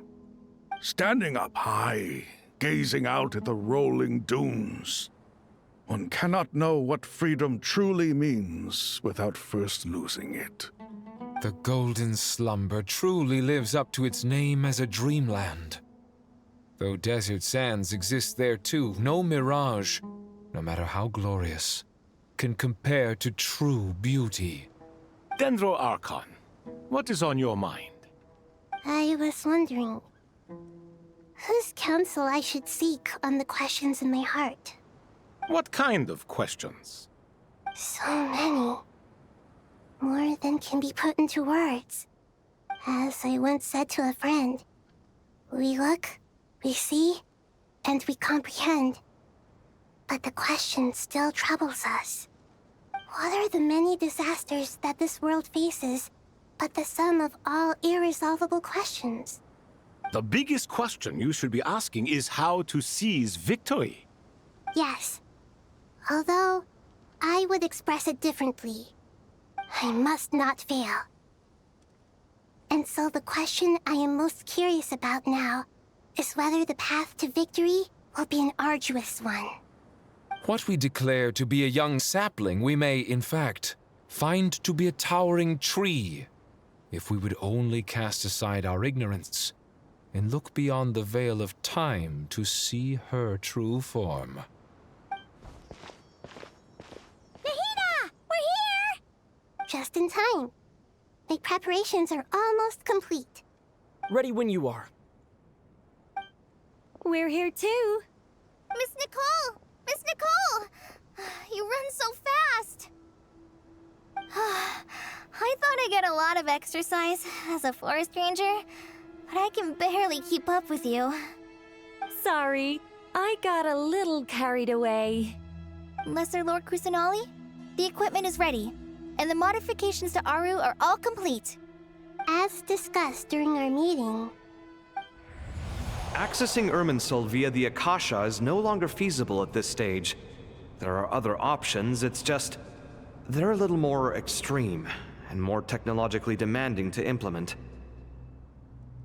Maybe you should take it from here. The architecture and functionality of the Akasha terminals overlap considerably with Aru. There is reasonable evidence to suggest that one was developed based on the other, or that they both utilize technology of the same origin. As long as the transplant and merge operation succeeds, Aru should theoretically work on a scale greater than the Akasha and approximately equal to Irminsul. It will become the largest active computing device in all of Teyvat. A system this powerful is capable of a lot of different things. In the past, the Akasha was primarily used for one-way information transmission, but I suspect it could also serve as a central bridging hub. In the pursuit of greater knowledge, some scholars have attempted to connect their consciousness to Irminsul through the use of terminals, incense, and meditation. Correct. In academic language, scholars who reach that stage are said to have entered Satyavada life. Hypatia has performed this practice many times in the past, and she was once under my care for a period of time. Right. And this at least proves that there is a zone within Irminsul that can be connected to. that's right. Providing wisdom to the people is one of the very reasons for Irminsul's existence. I think I understand where you're going. Please, continue. In that case, I'll skip to the conclusion then.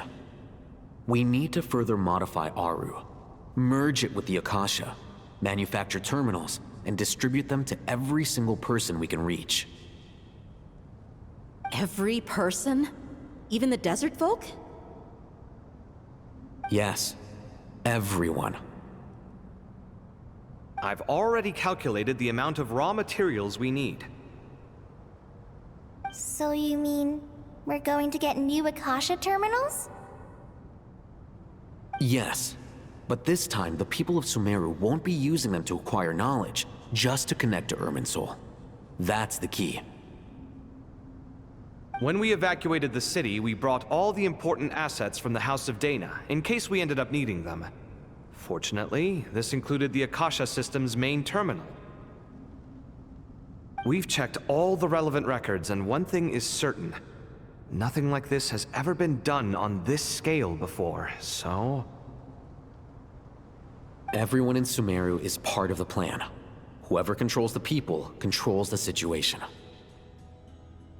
Since this function of Irminsul was introduced, it has only ever been made available to scholars, who don't constitute a particularly large group of people. But by expanding the scale to include all the people of Sumeru, all the individual connections will stack up to create a significant load on the system. Under normal circumstances, Irminsul would be able to cope with the additional load. But with it already being under strain from other activities, its remaining capacity is limited. Thus, it might be possible to shut it down completely by overloading it.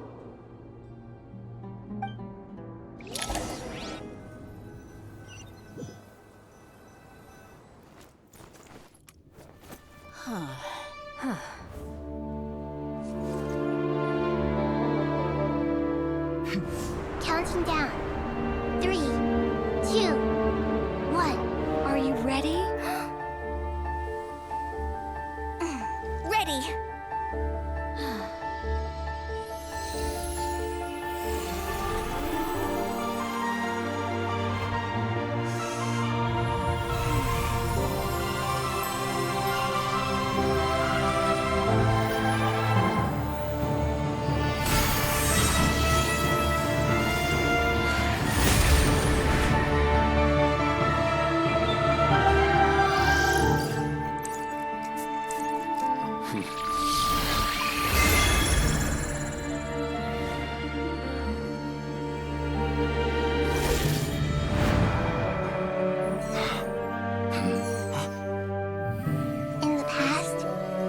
People sought knowledge, they turned to the Tree of Wisdom.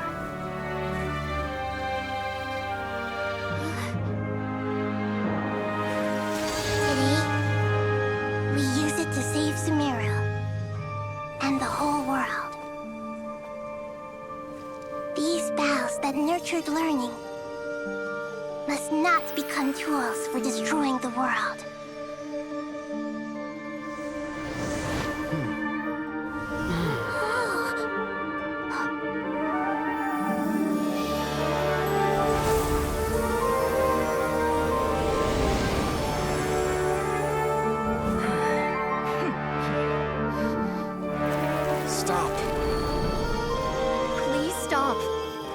Transformation.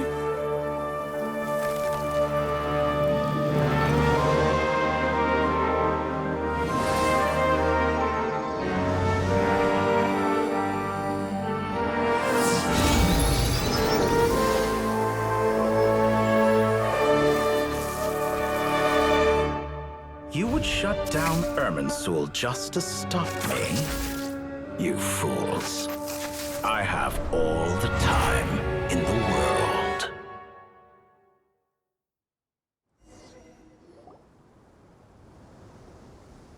Success! The evil Irminsul tree is stepped growing! Great!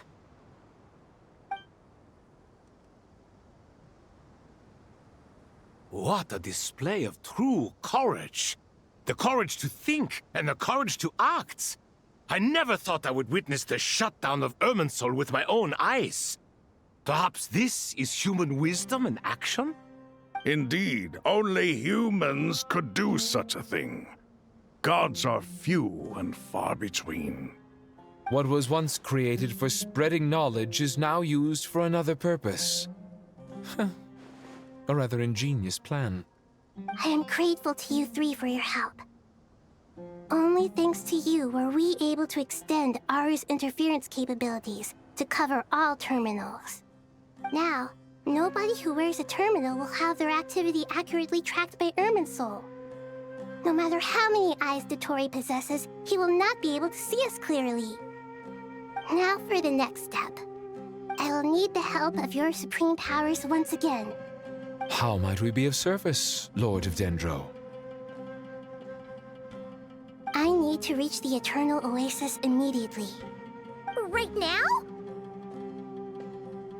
In that case, Ibis King, would you agree that this is a fine opportunity to dust off our old tricks? Never. I assume you have that chess set with you? You mean the one you gave to me as a gift? Asking for it back, are you? How could I? You misjudge me. I just wanted to show you another way you can use it. Connect to Safei Shatranj.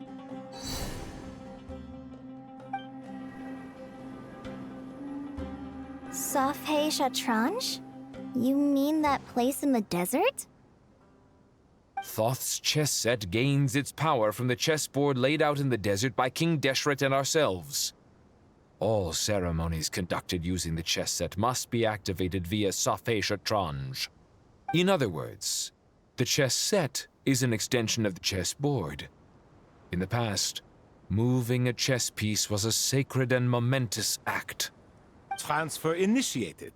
Entering live combat mode.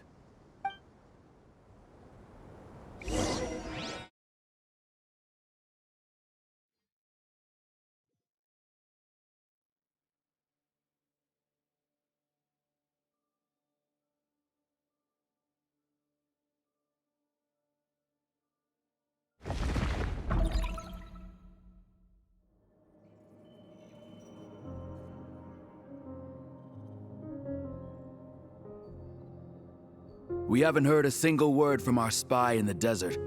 I'm afraid he might have been captured.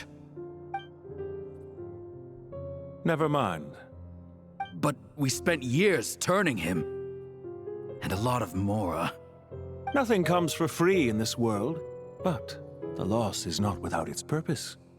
For a small price, we have wasted a precious amount of the limited time they have. Quite a bargain, if you ask me.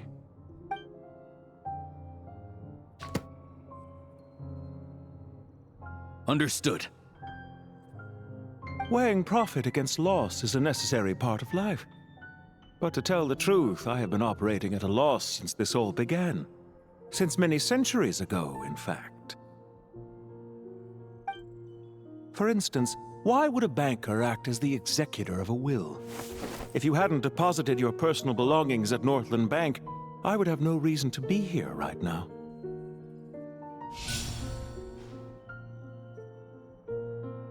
Dottore, I've placed your final data backup into the ley lines as per our contract.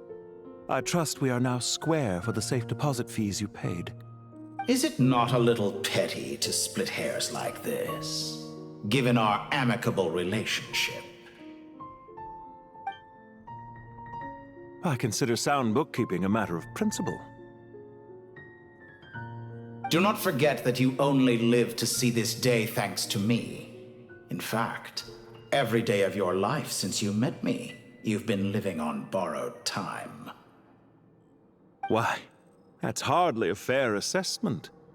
I will concede that my survival was perhaps at your whim, but I became a harbinger on my own merits. Managing money is not like other professions. Mine is not a role I could have acquired based on your recommendation alone, and certainly not one I could have lasted so long in without genuine ability. The information stored in the ley lines is quite comprehensive.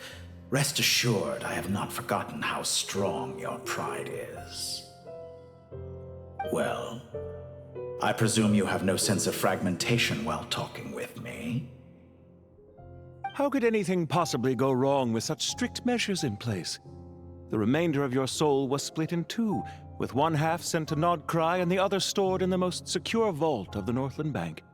Though I must say, your disdain for the other segments is quite amusing. Zandik is you, and you are Zandik. Zandik created the segments, yet you, a segment yourself, reject him. That is, Zandik, created segments of various ages in his later years. To achieve this, he had to freeze time and part with a portion of his soul. But as constructive as it sounds, it erases my uniqueness.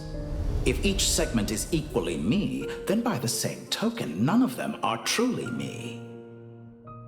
A soul living forever in the past inevitably holds different views than he did in his later years. The same thing that completes me also restricts me. You too might ask yourself which stage of your life you want to be preserved at. The day your business failed? Or the day you were framed by a gang and sold off to a medical lab as a test subject? We needn't dredge up the past. This undesirable plan was eventually scrapped. Lesser Lord Kusanali was quite right. I needed an opportunity to eliminate myself. And after that, I concluded that there was no more effective plan than directly splitting the soul. Once the soul is transferred out, you will find that creating a physical body is far simpler than creating a puppet. The other half of your soul suffered a crushing defeat in Nodcry, you know. And yet in the process, I obtained the information I always wanted, did I not? Because now we finally know where the best testing ground truly lies. I once thought your ultimate goal was to ascend to godhood. But as it turns out, that was merely one of your experiments. Experiments take many forms. Most people are too eager for success, too fixated on the end goal. They forget that the experimental process itself is just as important. A suspiciously vacant seat, a new face. I trust you can put two and two together. The reason it doesn't exist is because someone tampered with the record. What can I say? After all your efforts, you really did uncover the world's secrets. So, is the new world you promised a lie? No, it never was. I am glad to be able to control Irmin's soul from within. Now I shall attempt to create a new world inside the existing one. Almost everyone faces the prospect of death. But not a single person has ever been able to experiment unrestrained in the afterlife through sheer force of will. I am the only one to have overcome this enormous challenge. Would I not be letting the world down if I didn't make the most of the opportunity to experiment? Clearly, the dividing of your soul did not affect the magnitude of your ego. Out of all the versions of you that have ever existed, this you is the most insane and the most radical. Is that why you chose to work with me? Which was it then? My insanity? Or my radicalism? Could I call myself a venture capitalist without a suitably ambitious plan to invest in? Yours happened to fit the bill quite perfectly. Well then, I must say, while I am surprised enough that you showed up at all, what surprises me more is that you chose to present yourself as my former subordinate, and not as the banker Pantalone. Why make things harder than they need to be? Exposing my true identity in a situation like this would only serve to destroy diplomatic relations between Snezhnaya and Sumeru. I daren't imagine the consequences. Showing up in the name of the original antagonist gives you the recognition you rightly deserve, while also being sensitive to Snezhnaya's predicament. It was an easy win. As for why I'm here, if you're suggesting that your credit is in the negative, I won't argue with that. Many people say that about you. I'd argue that a significant factor in your willingness to cooperate is the fact that you have but a few years of life left after my death. Living and dying together has a way of binding two parties together rather closely. Is it not true that a relationship should be judged by both the positive and negative returns it yields? So some of what I said actually made it into your head after all. It's true that I hope you don't die too soon, but don't you find that a strange thing for me to say? After all, you've already had quite a long life, especially for a human being. Let's not pretend that you're any more innocent than I am. Are we not the same in this regard? We both despise the existing laws of this world, and neither of us enjoy being under anyone else's control. Is it really so greedy to want the world to operate by a new set of rules? Of course not, my dear friend. And as I've said before, mutual interest is the foundation for the most reliable of relationships. You can attest to that. I just hope there never comes a day when I have to work too hard to prove that. Regrader, sir. People have been spotted approaching Sumeru City. How strange. Despite your access to Irminsol's data, it appears the soldiers noticed before you did. They must have found a workaround.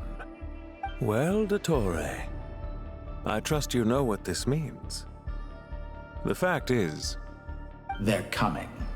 They'll breach the city gates any moment now. But even so, I would say Irminsol is a wonderfully convenient thing on the whole. If you do manage to create a new world, perhaps you could plant one outside my office, too. I'll consider it.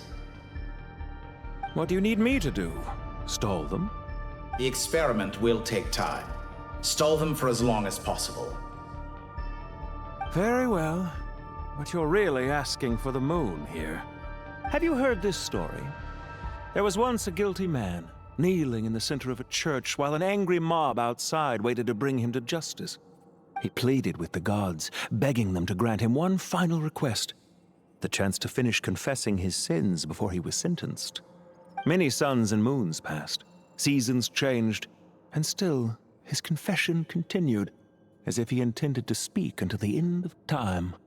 Are you suggesting I worship you as a god? Or were you hoping that I might confess my sins to you? Certainly not the latter.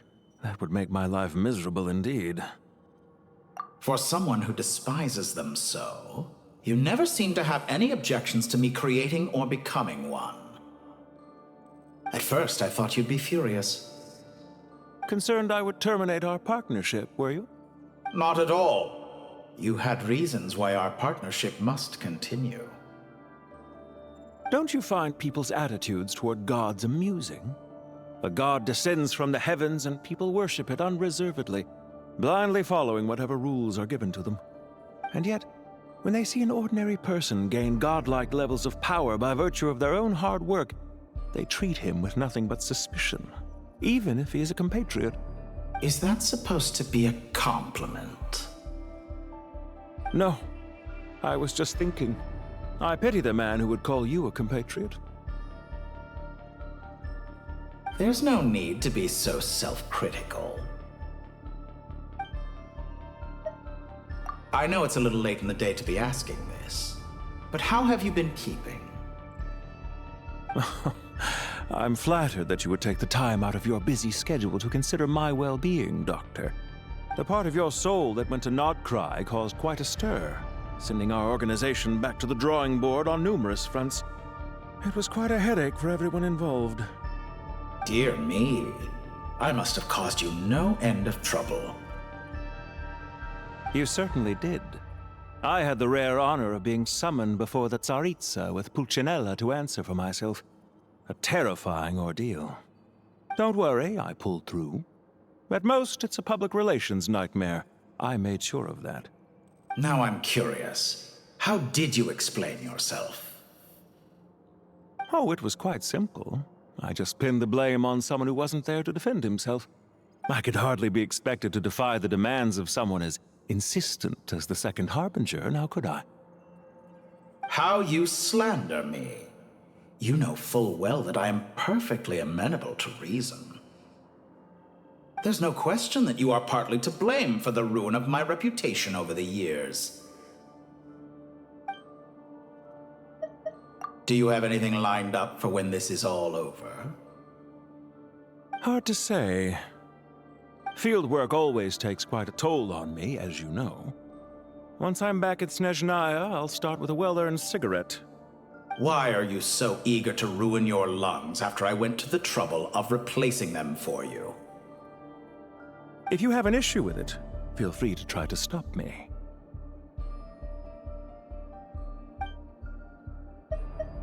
What's on your mind? The limits of humanity. It's a pity. Despite running countless calculations, I find there is simply no way to reduce any further the amount of one's soul required to sustain an individual. It's rare to hear you admit to being unable to achieve something. I beg to differ. For instance, as I've told you before, the original me was prone to motion sickness and couldn't make long train rides. Ah, yes, of course. One of the reasons you often sent yourself out on errands. What are you thinking about now? A new experiment. In the event that my soul was depleted, say we extracted my data from someone else's memories, yours for instance, and then combined it with your intact soul as the base material, what would we create? Such a scenario would be impossible. Oh? As long as your current soul survives, there will be no need to create a new individual. Don't forget, you were the one who approved of the present situation wherein only one Dottore remains. And if you ceased to exist, who would be capable of performing this experiment?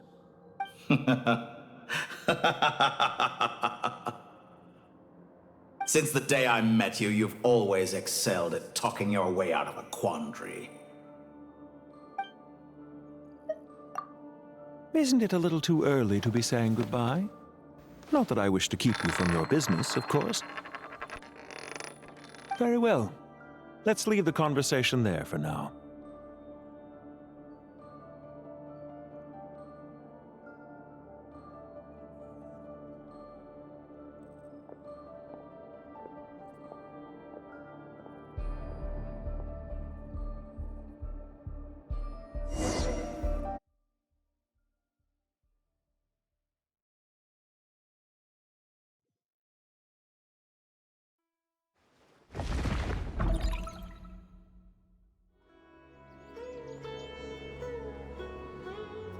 The power of King Deshret's 7 pillars is truly remarkable. With just a chessboard, you can move an entire unit across the material plane. Yeah, sets us up for a much easier fight. Really makes my day. The last time we stormed the city, it involved a lot more running around.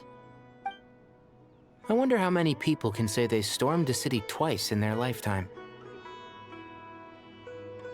I was just thinking that. I've definitely had more than my fair share of unusual experiences in my life. This is my first time here, actually. We never usually leave Gandharvaville. I hope this will be my last time. Does everyone have to chime in? Can't we just fight? What an amusing comment, my dear lady. Yet humans often alleviate tension via small talk, do they not? Whoa! Why is Candace's shield talking? Because the image on her shield is one of me. And I, of course, can appear wherever I wish to. Huh. Well, la-dee-da. Isn't that fancy? Could I get in on this? You wish for your gauntlet to speak? Why, certainly. Ahem. I think you'll find that it is I whose image is carved hereupon. Thanks. Definitely feel stronger now. You're welcome, my lady. I am glad to lend you my power.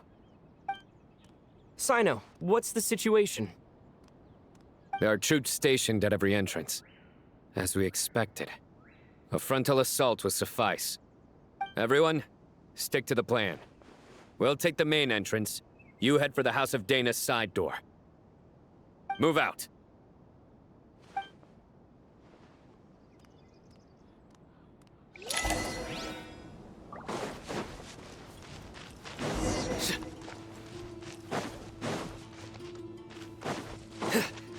Out of my way!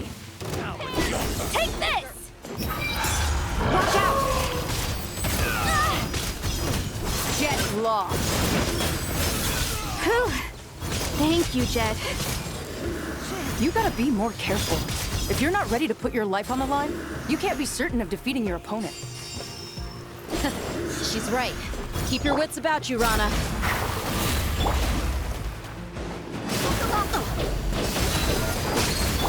Surrender!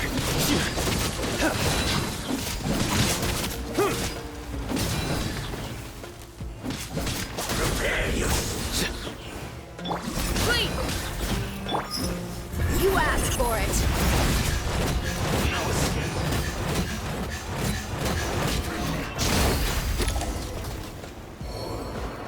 Take them out and secure the harbor. Reinforcements will arrive by water. Let's move. Consider it done. Show no mercy.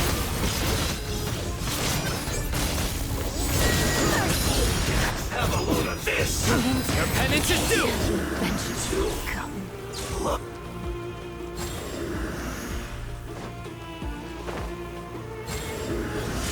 Looks like we're in for a tough fight. Yield! Hear my prayer! Look alive! You're dead meat!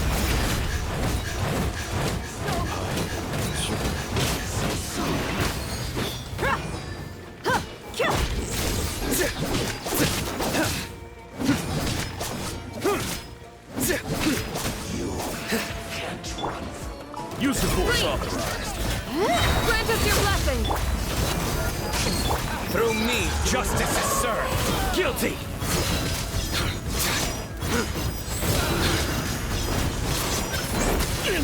Their penance is due!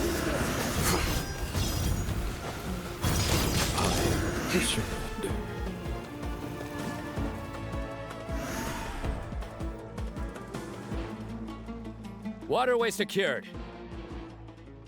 Brothers! Sisters! Perfect. Just in time.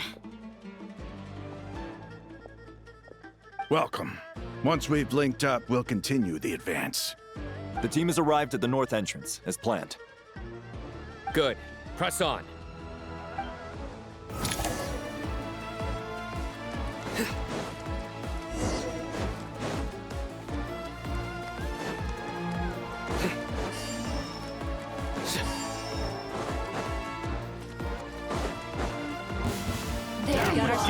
Do your work!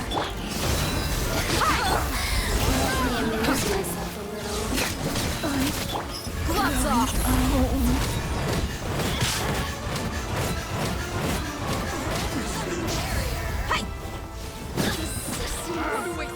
Your skull! Please! We shall Judgment is upon you. You stay condemned. Guilty.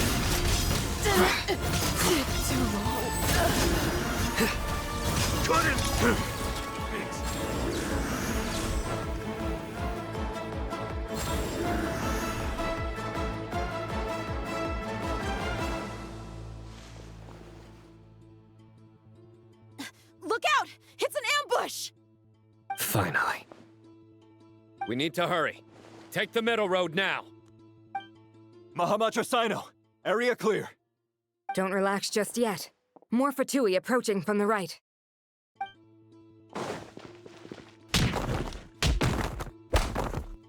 Irminsul cannot track our movements. If necessary, we could split up. Don't worry. We'll wipe them all out. As you can see, our people came raring to go. Good, good. How are things with the Traveler? Can Tainari keep him safe? Don't underestimate Tainari just because he's a forest watcher. He can handle it. All right. You know that's not what I meant.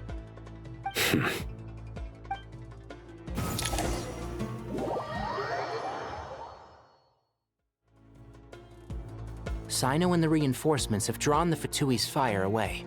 It's our turn. By using a cluster leaf of cultivation, we can pass through certain terrain silently. Good luck with that. We'll just fly up there. Huh? Oh, yeah. Paimon forgot she could fly. Ready? Ready.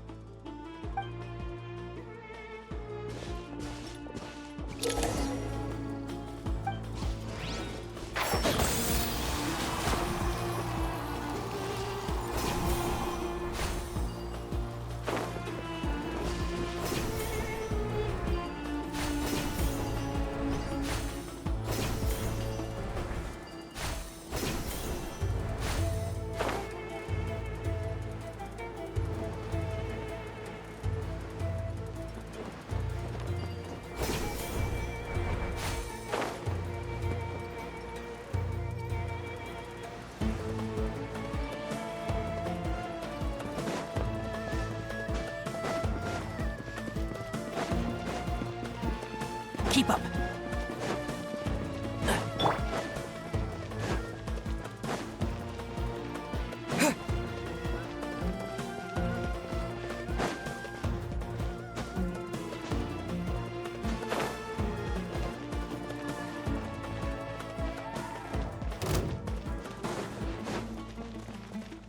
A new dawn rises! And Shroud! Let's nip that in the bud. Time to big one! Couldn't!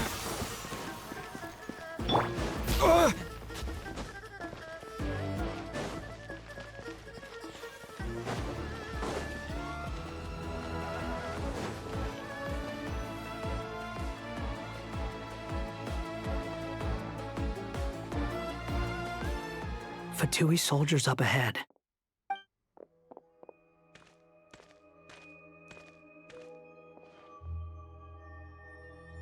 Careful. Prepare for battle. Hey! There's people over there. You have some nerve showing your faces here in the center of Sumeru City.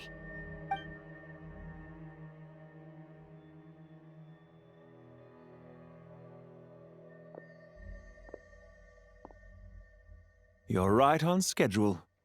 Well, this guy sure as heck isn't your average Fatui sergeant. They've stationed quite a few people nearby. It definitely looks like they were waiting for us. But something feels off. Everything about this guy feels too deliberate.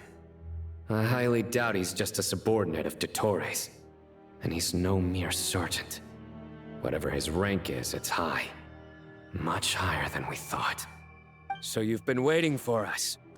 But it looks like you're geared up for a conversation, rather than a battle. Very clever, General Mahamatra Sino. I know you're the one in charge of this siege, and I look forward to making a deal with you. A siege? Sumeru City belongs to us! Historically, yes. But things can always change. We have quite a sizable force with us, you know. For instance... There's a Fatui ambush at the north gate.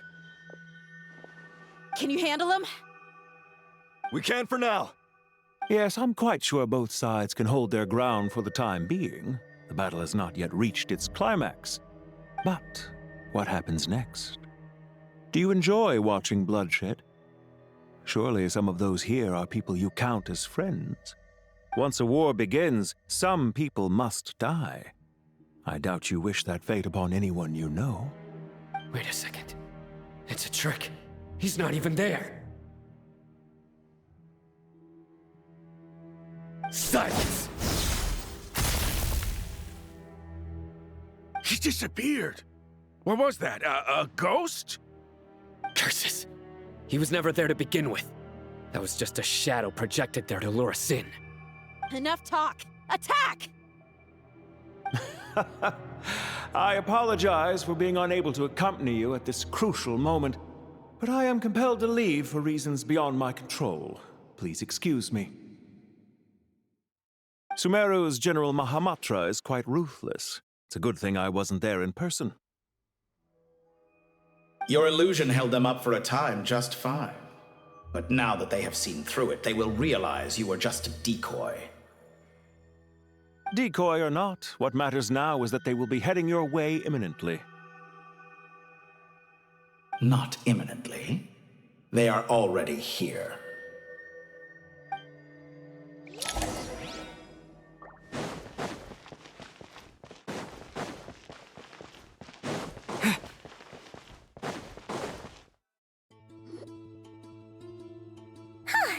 We made it!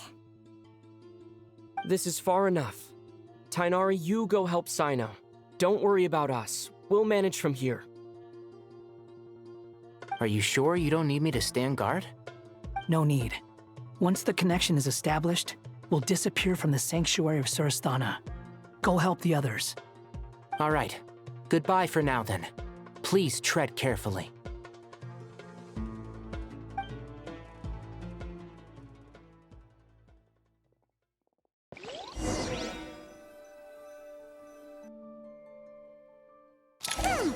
Now where's the interface Nahida mentioned? Come on, where's it hiding? Found it. It's over here. We can connect to the inside of Irminsul through the Sanctuary of Surasthana's built-in security system. You should be pretty familiar with the process. Is it the same route as last time? For the most part. We don't need to adjust any of the parameters. Then I should be fine. And Paimon? Once you're both ready, we'll set off. Wait! The stakes are way higher this time, right? Maybe Paimon should stay outside and help the others. Then, you can focus on the fight without having to worry about Paimon. Huh? Why are you staring at me like that? It's nothing. I just suddenly realized how much you've grown. Hey, you've grown quite a lot yourself. Don't you two start getting into it again. Well, anyway, Paimon thinks she's pretty knowledgeable. Who's the best guide in Tavatigan? And don't forget, Paimon's a college student now. If we say Alhatham's not a weirdo, it's hard to explain how he came up with the idea of you applying to the academia. But for all that he counts, you're doing surprisingly well in your studies. Just goes to show how important it is to have someone supporting you. And Paimon's not the only one. Let's not forget that you only became a student because of Nahida's personal recommendation. That's fair. I have learned a lot in Sumeru. Oh yeah. Did you ever come up with that ugly nickname you promised me? What? No way! We're friends now! Paimon gave up on giving you one ages ago. Anyway, isn't Hat Guy enough of a nickname for you? Fine. Suit yourself. We need to go. Paimon, if you're staying, look after yourself. Will do. Paimon's gonna link up with Tainari and Sino. You guys are the ones who need to be careful. We will be. Bye for now.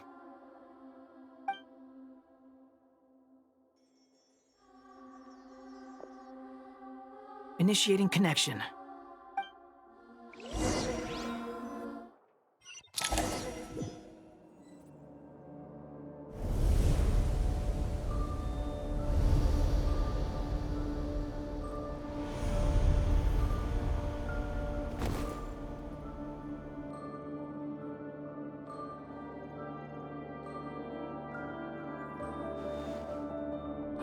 Well, here we are again. Come to think of it, I still don't even know where we're going. Thanks to our terminals, it should be impossible for Irminsul to read. I can... Don't tell me. Only you need to know. That way, whatever happens to me next, it won't affect your progress. Listen to me. Your safety is just as important as mine. Don't even think about sacrificing yourself for the greater good.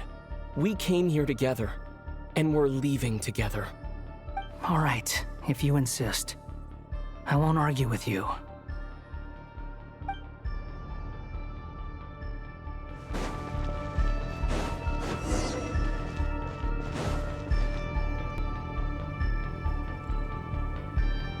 This place looks so different from how I remember. It's unrecognizable. It's a complete mess. Like someone's turned the place upside down. Must be Dottoro's doing. Either he's searching for some information he needs, or... It's still changing. He has to know we've entered Irminsul. But luckily for us, he can't pinpoint our location. Be on your guard. Don't let him find us. The red parts have probably been corrupted by Dottoro's power. Don't touch them, or you might alert him.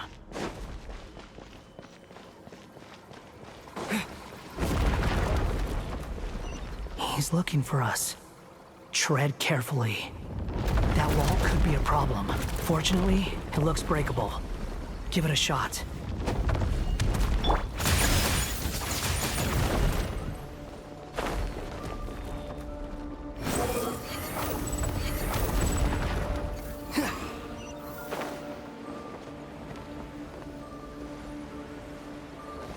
Quit following me. fury.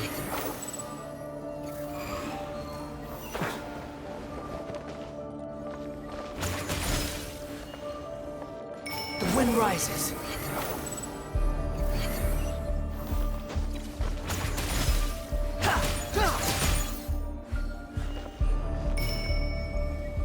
Behold!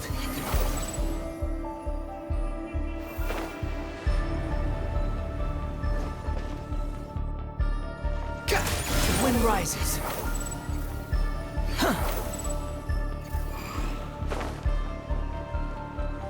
The same old trick again? Are you kidding me? Let's handle it just like we did before. This cheap trick isn't gonna stop us.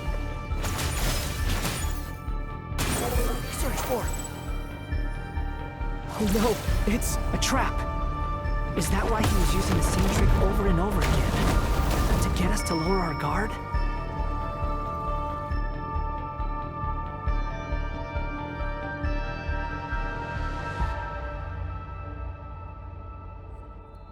I'm trapped!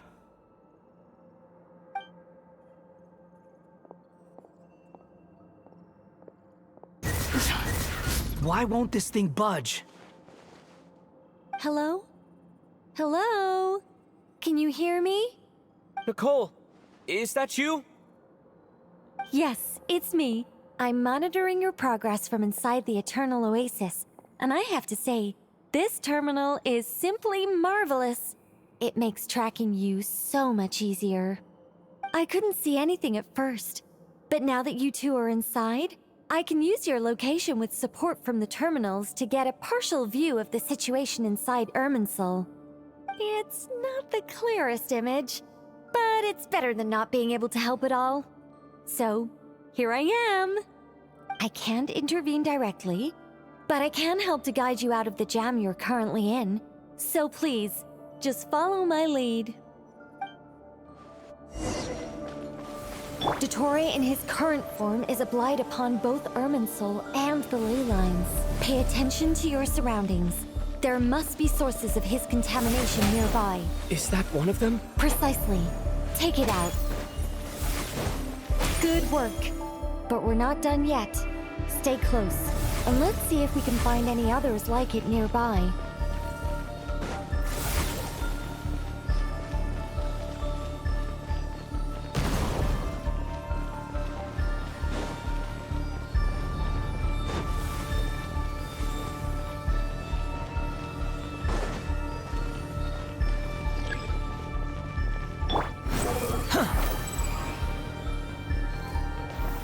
This must be another one. Agreed. Now... Oh, wait! Watch out! It's Dottore. I think he's found us. The seal is broken. Quick! Get out of there!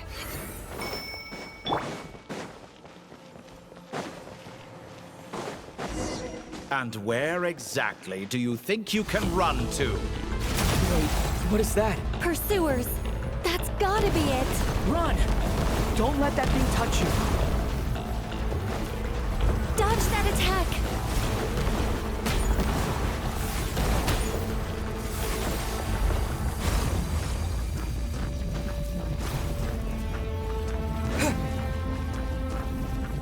There's more than one path.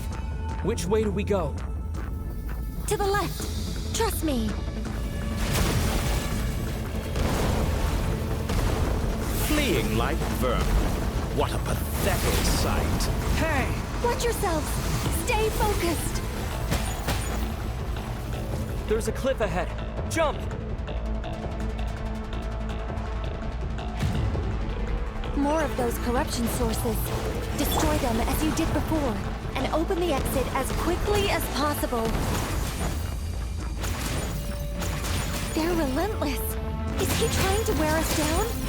You'll just have to destroy these two.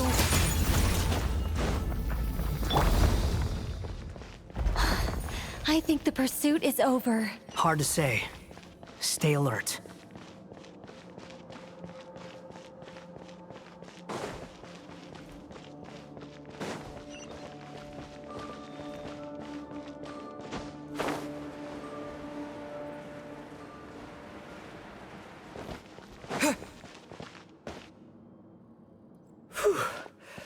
I think we've made it to relative safety.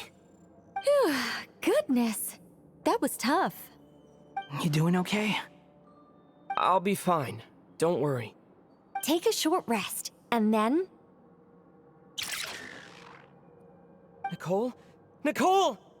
The connection's been cut. But that means... Look at you supporting one another. How very touching.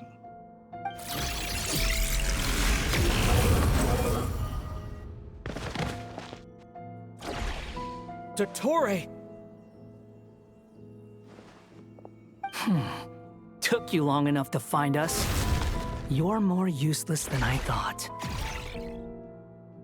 Oh, really? I think I deserve a little more credit for my methods than that.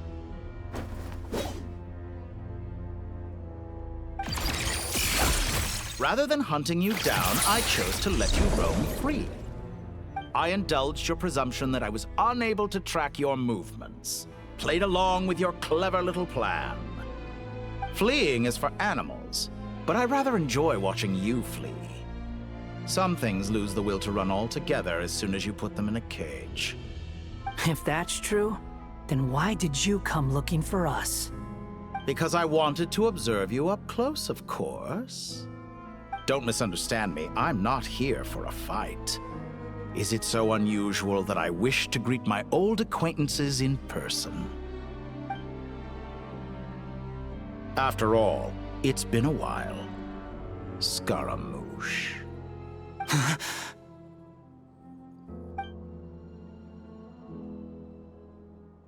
Why are you so afraid? I have done nothing unprecedented in discovering the truth. Nor did I go to any great lengths to uncover your story. You made a bold series of moves in deciding to erase yourself. And with the power of this great chronicling device called Irmin's Soul, you were able to achieve something quite remarkable.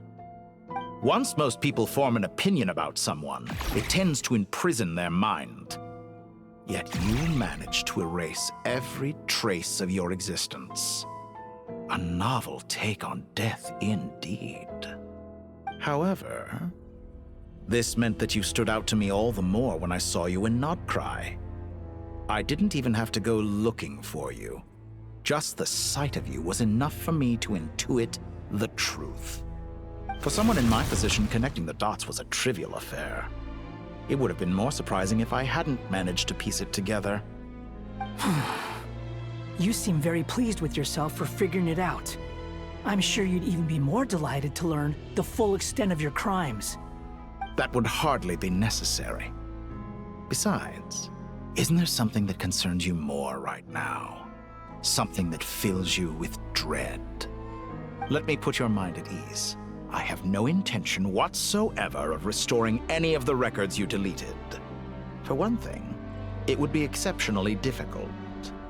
But more to the point, I doubt that the prospect of losing your current life is all that frightening to you. Because in your case... the cruelest twist of fate is that you'll never again have the chance to make up for any of your mistakes. Isn't it? Dottore?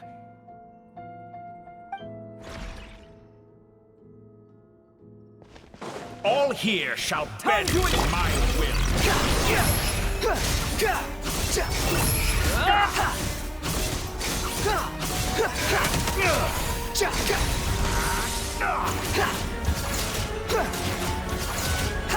I'm afraid you'll need to do better than that to take me down. I expected you to have grown stronger. Ah, how foolish of me. I forgot that you lack any means to increase your power. You will pay for everything you've done! Oh, will I now?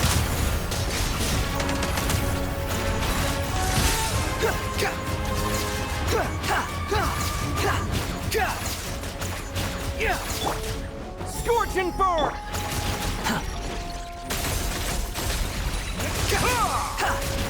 Squall and Fury!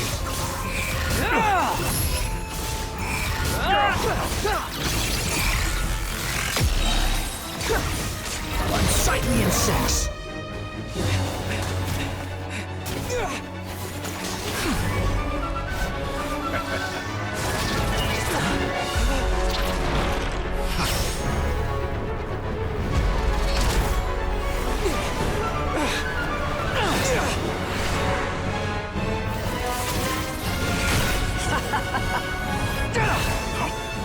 Does the prospect of death amuse you? I could ask you the same question! I'll distract Ettore. You focus on the mission. Got it!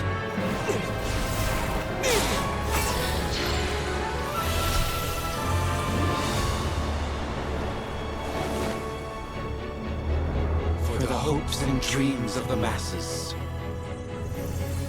Open the secret door on this enchanting night. May wisdom's light eradicate ignorance and darkness, and hereby fulfill our ancient vow. Commence data extraction.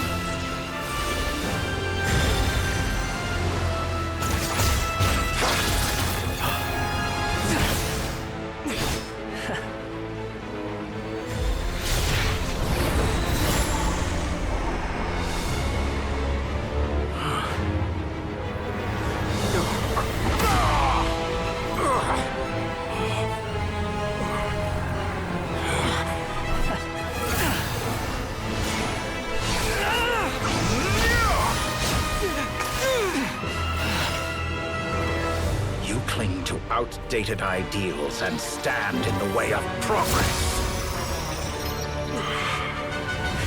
You will pay for interfering with the grandest experiment of all time.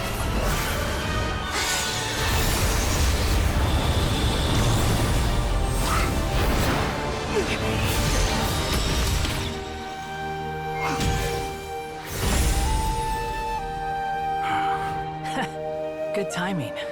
Ettore, as clever as you are, you fail to understand wisdom. Wisdom takes many forms, but the path you have chosen eschews them all. Huh.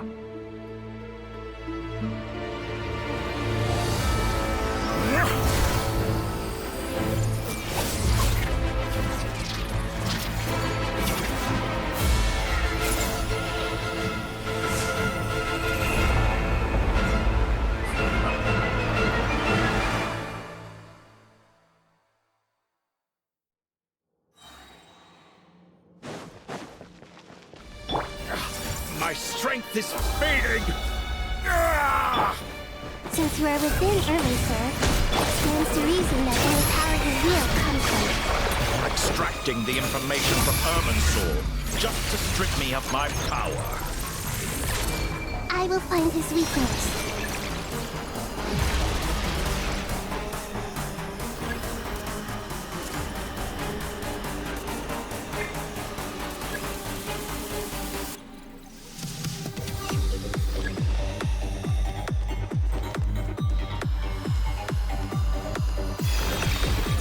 Everyone hold hands!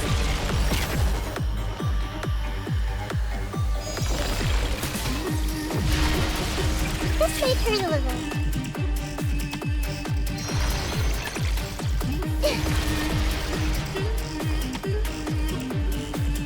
I see everything!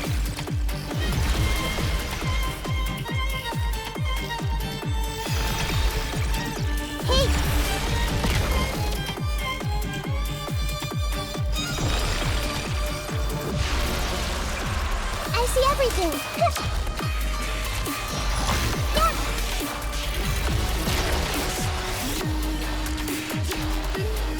Everyone hold hands!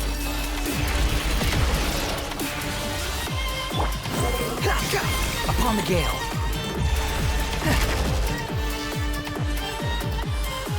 Now! Fire threat. Produce a new barrier. But it's nowhere near enough!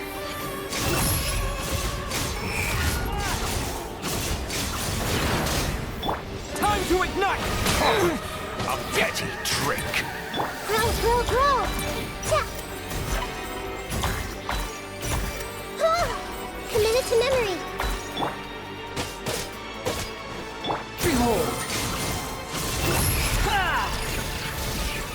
Upon the gale.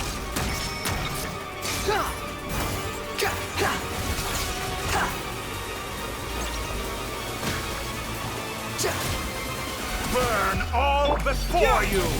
The wind rises. Primal flame!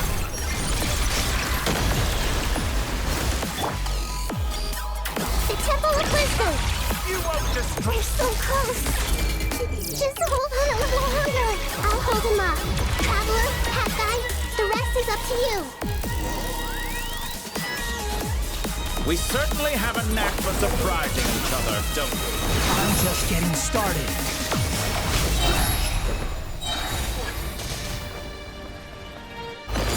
It's time. Say your prayers. Stay on the offensive, but watch your back.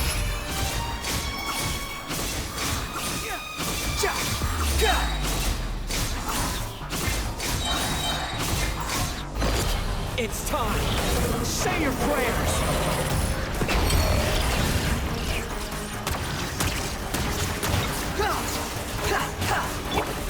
Let's try this.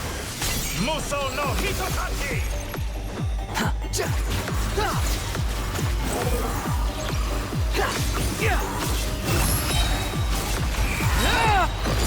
It's time. Say your prayers. All before you!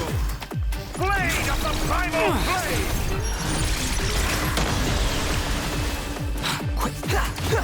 Squall Fury. Upon the gale. It's time. Say your prayers. Scorching burn. Let's try this. Muso no Hitotachi!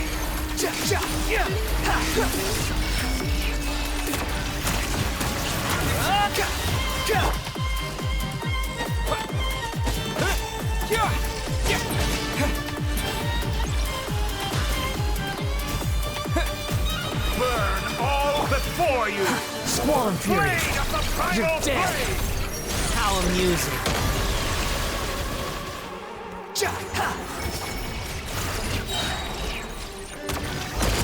It's time. Say your prayers. Finally. Time for you to die. Excited? Time for me to die? How could I approach this place if death were something I feared? The last gasp struggle of a dying man is a pretty pathetic sight. And I know it when I see it. It's time. Say your prayers.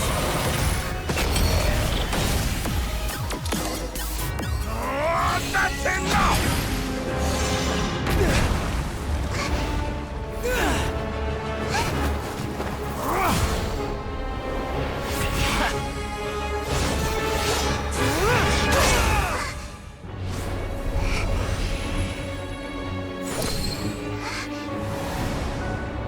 It's all yours. Do with it as you see fit.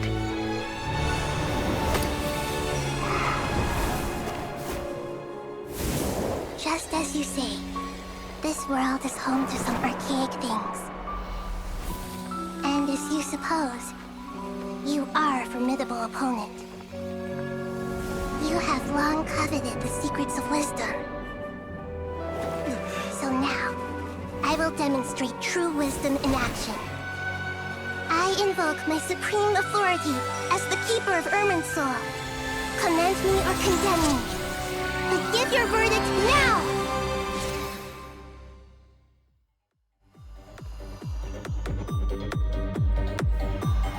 Blessed One of Wisdom, Mahakusaladhama, are you certain that you wish to exercise your authority to destroy Irminsul?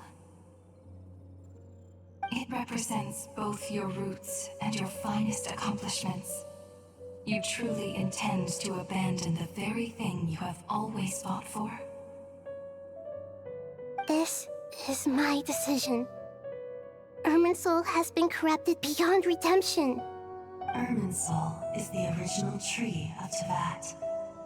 It is the means by which the heavenly principles maintains fate itself. The 7 Archons should honor and revere it, for their authority was bestowed upon them by the heavenly principles. It is precisely because I honor and revere it that I fight for the humanity it exists to protect. Wisdom is knowing how to weigh the options, and make the right decision. If you truly care about the fortunes of this world, then it is me you should seek to preserve. Planting a seed begins the chain of cause and effect. Since you have become a great tree yourself, why should the loss of another tree be anything to fear? Till we meet again, Lord of Dendro.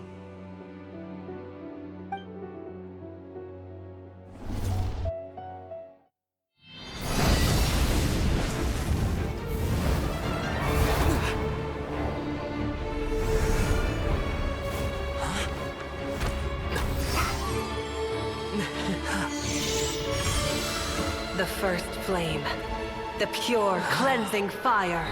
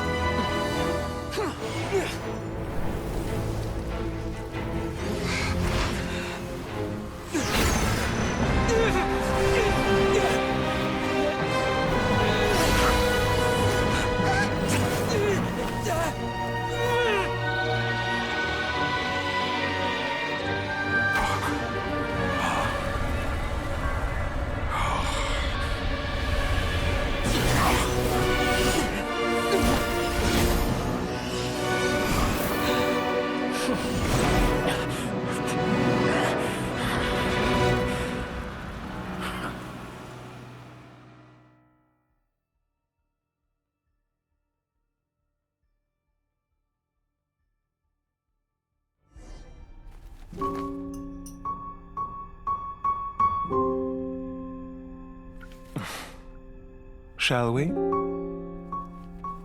Where were we? I was suggesting that you needn't perform when signing a contract. You're only sitting here because your bank demanded an evaluation of the trustee. So you told a story about a young scholar from a merchant family in Sumeru? I told a compelling tale, didn't I? The post-expulsion story is far more captivating. The human experiments or the elixir of immortality? The part where you die. Ah, yes. My favorite part.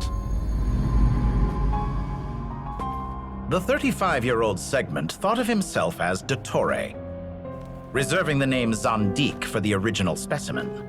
Of all the Segments, he was the most selfish. After his expulsion, Dottore searched for a new direction. He joined the Fatui, studied Elazar in great depth, secured resources. He was rather fortunate in his career. Zandik turned to Conrian technology and successfully created his segments. But this was not immortality. Even with backup segments, his body would still age. Still, thanks to Snezhnaya, Zandik found the ideal base for his experiments. Then a perfect partnership materialized at a crucial moment. The year that both parties realized they needed more time. Fortunately, Zandik succeeded. In a miraculous turn of events, he gained the extra time he needed. I seem to recall it differently. All right, it's true. No matter how much elixir he took, Zandik remained human and continued to age. Then, on the morning he turned 85... Help me up! Call for help! Surely he would be rescued, Zandik thought. But to his surprise, no one helped him. Zandik was too selfish for that. Don't forget, you're one of us. Yes, and we're all waiting. Waiting for me to die. Pantalone arrived for a meeting and happened to witness what followed. He found it unsettling. I never said that. But the Zandiks were unfazed.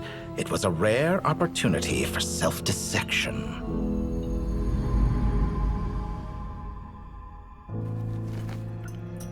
What does all that have to do with you depositing your data at Northland Bank? It has made me cherish my time in this world all the more. Fair enough. So you do have a sense of self-preservation.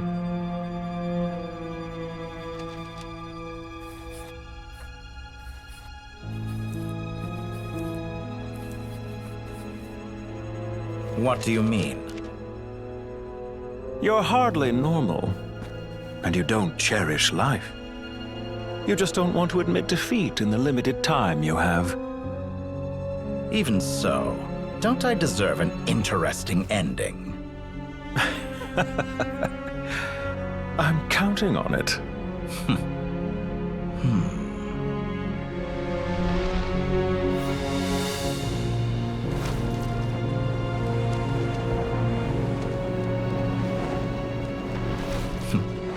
If nothing else, I expect my funeral will be a grand affair indeed.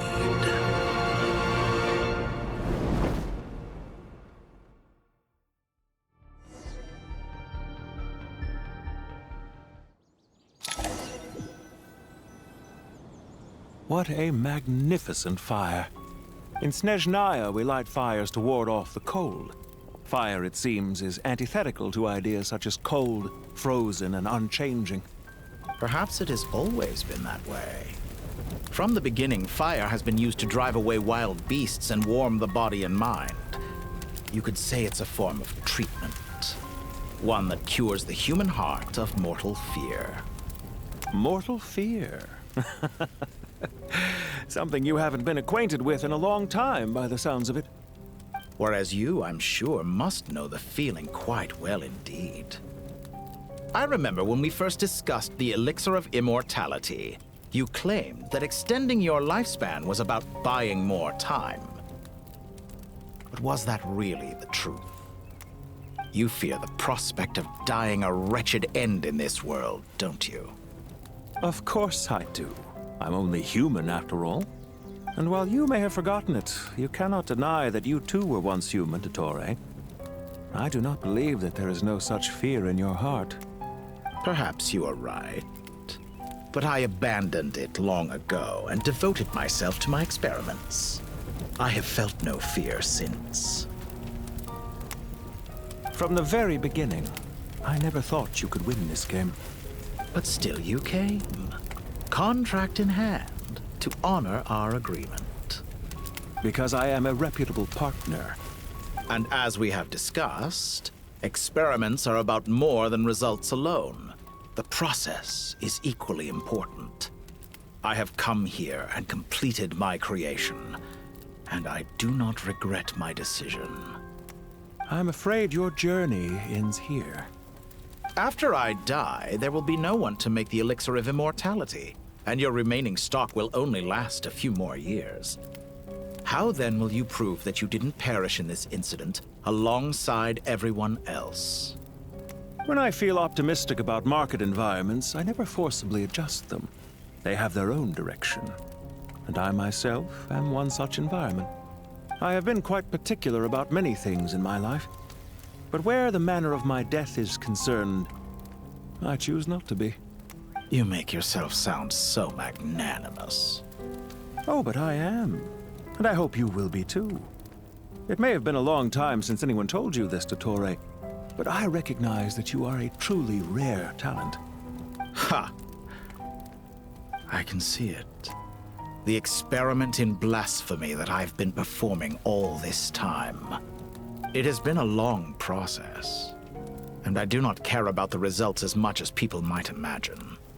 If the very goal of your experiment was to explore infinite possibilities, then there was never any reason for it to end. Indeed. Yet now, the experiment has officially drawn to a close. What should I call you? Zandik? Or do you prefer Dottore? Suit yourself. Goodbye, Feofan. This time, that's what it truly is. And don't I know it? Goodbye, Zandik.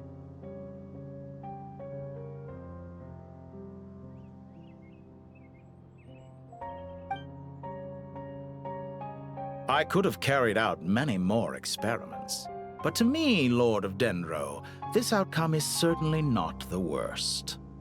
I believe you. But unfortunately, this is where it all ends for you. This experiment does not belong to you, nor do any of the results. Experiment? It sounds like you're trying to outdo me in my own field. Wisdom is conveying information in terms that people can clearly understand. You know exactly what I mean. Indeed. I can see no further outcomes. Ha. You have a formidable mind, and you are braver than I thought. Setting fire to the very thing your survival depends on.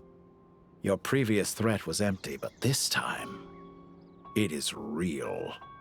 When necessary, wisdom can be as fierce as an inferno. Some of the flames that incinerate you come from within yourself. Perhaps you are right. You see what lies at the bottom of the human heart, and that is your wisdom. Here is where your journey comes to an end. All that is yet unknown belongs to those of us who will carry on living. It seems I have unwittingly been your arch-enemy all along. But now, it's all over. I do not deny your intelligence.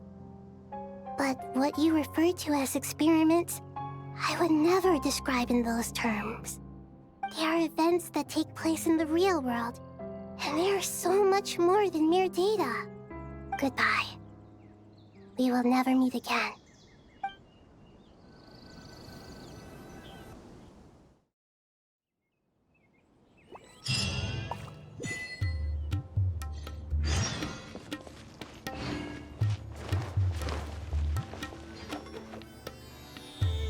Well, that's the last of them. Everyone on the list is already back where they should be. It was a long, hard road, but we finally finished escorting everyone back. I just pray that we'll never need to leave again. I hope we can stay here forever in this peaceful paradise of our own choosing. Paradise.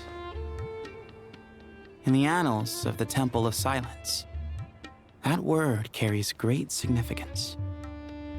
It represents the hopes and desires of the gods. Their longing for a place to rest. I wouldn't think gods need such a place. People always think they're the only ones who can lose their homes. They forget that gods too need a place to reside. As the Goat King once said, "A god without his people shall cease to exist." Gods need their believers every bit as much as their believers need them. Only we can truly understand how much the desert faith has faded over the centuries. But we still talk about the gods as though they're part of our lives. Given the myriad ways in which gods and humans interact, I'd say they really are. How else could Dunyarzad consider the Dendro Archon a friend? Well, that sounds about right to me. Describing them as friends sure makes us feel a whole lot closer. If you told me a few years back that I'd have this many friends, I'd have called you a liar. Belief is a choice, just like friendship. We've made our choices through battle. The right ones, wouldn't you say? I'll be heading back to the Temple of Silence. I heard the Goat King and the Ibis King decided to pay us a visit. How about you? It's back to Aru Village for us. Still plenty of supplies to distribute and people to help. Until next time, old friend. As long as you can find the time, you're always welcome to visit us in Aru Village. Right back at you. Make sure to drop by the Temple of Silence the next time you're free. Word is that 2 of the other 7 pillars, Chesapeake and Bennu, might also be dropping by. Since you're wearing the symbols of their power, it'd only be fitting if you came to see them for yourselves. Dropping by? That makes it sound like they're visiting a neighbor's home. Well, the temple was founded by Hermanubis, so I guess to them, that's exactly what it is. Guess that's true. All right. We'll make sure to find time to stop by. Stay safe on your journey home. I will.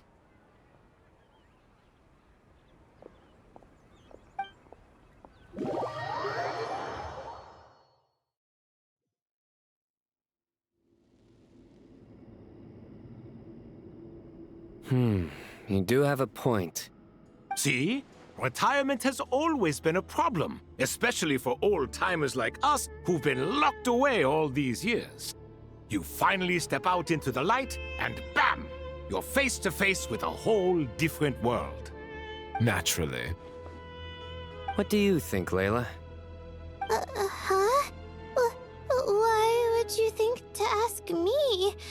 How could I possibly be qualified to decide where the servants of King Deshret should live? Sorry if my question was unclear. Do you think their statues will stand out too much if we place them here? Hey, I never agreed to this. How could we possibly allow our statues to be left in Hermanubis' home? That would be like breaking into someone's house, then pretending it belonged to you in the first place. Different beliefs can coexist. We still need to respect one another. By which you mean, you two plan to stay at the Temple of Silence, for a while at least. But you have no intention of relocating your statues here. So, you see this as sort of a family visit? Is that correct? Family. Huh. You could say that. In a sense, Hermanubis would view this as his home. Just look at this place. Magnificent, is it not? The sad truth is, in the past, all three of us invested so much into misguided ventures. We failed to build what we should have, and wasted so much time instead. And what do you mean by that? I mean that for the most part, time spent associating with the likes of Sobek, and, let's say, Thoth, might reasonably be considered wasted. Why does that not surprise me? Go on. Anyway, given how much time we'll all be spending together, I'd say that the bonds we built will end up proving to have been a sound investment. Once Sethos, the current leader of the Temple of Silence, returns, you can discuss the matter of staying here with him. But judging by the expressions of everyone here, I imagine you'll receive a very warm welcome. This sacred ground houses untold knowledge, after all. What better place for the servants of King Deshret to appear in the mortal world? How about we share a meal together first? I imagine it's been many years since you last tasted fresh food. Oh, that sounds wonderful! After so many hundreds of years, I can only surmise that desert cuisine has become a lot more varied. Are we having a get-together? If you'd like, I can help prepare some food. After all, Lord Thoth, you helped me so much in the desert, and I still haven't properly thanked you. Oh, my, that would be wonderful. I'm touched that you still remember. How the times have changed! To the people of today, it seems the Ibis King has become a kind and passionate god. And you, Mr. Herreshoff? What kind of god do you wish to be? To be honest, I haven't given it much thought. How about you, Dendro Archon? Do you have any hopes for your future? Me? I'm very happy with my current life. Forgive my bluntness, but you do not seem to derive your authority from majesty and might, like Lord Al-Ahmar. Clearly your approach has its advantages, but also its dangers, don't you think? I do, but projecting a majestic front doesn't really suit me. Besides, my relationship with others isn't simply one of a god and her people. Not putting on airs might earn you more adoration. Exactly. Besides, I really like parties where everyone brings their own food, and we all come together to share. You should join us. I'm sure you'll find it fun. Last time when we got together for a picnic near the Avidia Forest, it was quite the occasion. Seeing as you're already here, how about we hold the next one in the desert? Can we do that? Wouldn't Tainari have to transport a ton of drinking water? Don't worry, I can help out. Layla, would you like to join us next time? Me? Sure. The more the merrier. That way we... Don't take this the wrong way. I just think you should know. When it comes to passing the time, chess is more our thing. In that case, Dendro Archon, what do you say? If I were to compete against you, I can't say with certainty I'd win, but I certainly wouldn't mind giving it a shot. Where's Sobek? I'm sure he'd be good for a few rounds. Cards, cards, cards! I'll always prefer chess. I wonder what variant of chess we're talking here. Mr. Thoth, is there some sort of astrological significance to this game? Oh, I'm glad you brought that up. As long as the leader of the Temple of Silence agrees, we can search Hermanubis' place for books to teach you how to play.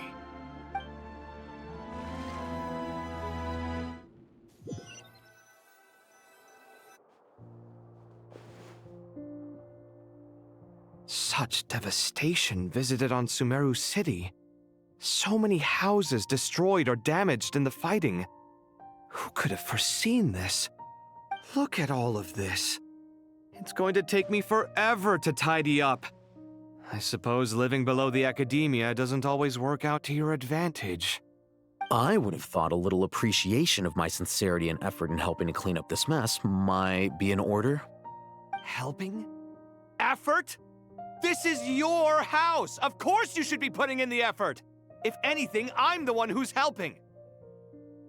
So you see yourself as just a helper in this situation. I must admit, I'm rather shocked. If you're trying to say that since I live here too, I have an obligation to tidy up, fine, I suppose I do. Wait a second, stop changing the subject! Nevertheless... In the wake of a great storm, a missing roof is a predictable inconvenience. Can you stop making it seem like I care more about this house than you do? Doesn't it upset you at all to see your home in this state?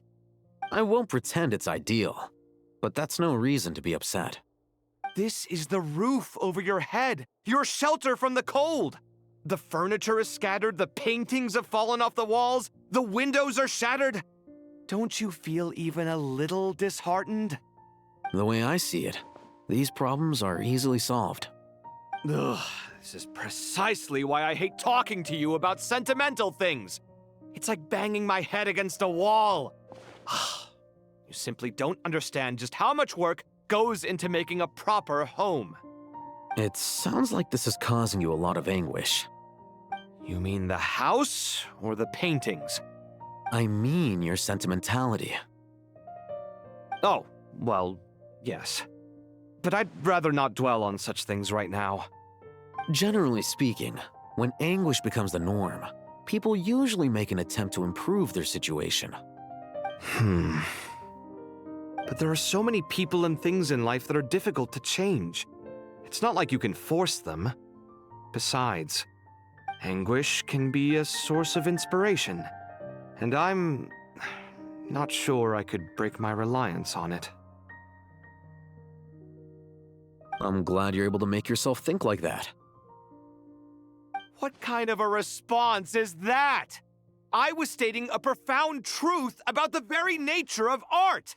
Suffering is the cradle of all creation. Even you can't deny that. And I wasn't trying to. I'm just happy for you. Pure and simple. Can't you tell?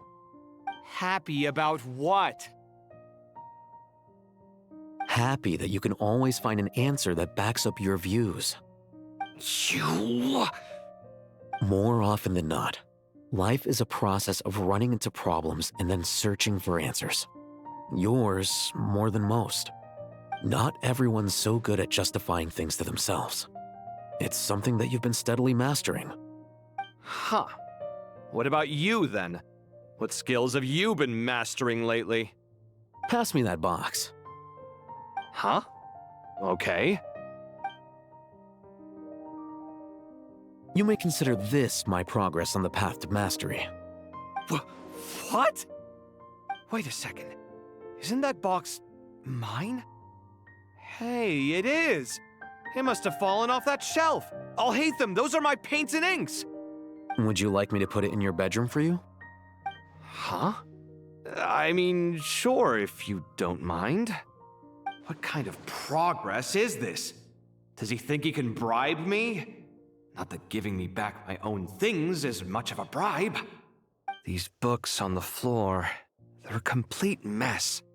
And this one, didn't he say it was an out-of-print collectible? It's completely covered in dust, and some of its pages have even fallen out. Ugh, guess I should help him repair it. This one too. And this one.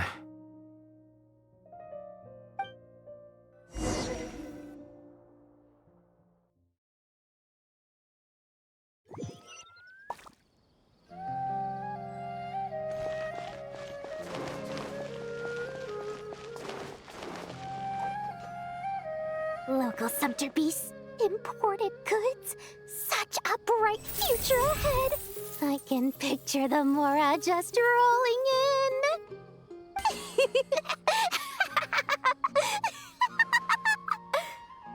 You do realize you sound like a choking cow?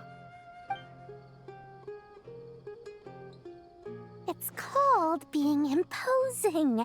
Can't you feel it? Are you not intimidated? Oh, I'm positively shaking in my sandals. What commands do you have for me, oh mighty Lord Sangama Bay? You've got a lot of nerve, Nefer. You went and told Candace and the others everything, didn't you?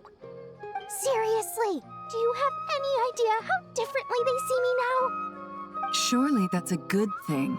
I presume they're more disposed to actually like you now, maybe even view you as a friend. You traded my secret for sympathy! Thanks to you, I've lost every last shred of my mercantile majesty. How am I supposed to make anyone think I'm a big, scary investor now? The dark days of Lord Sangama Bay are behind you.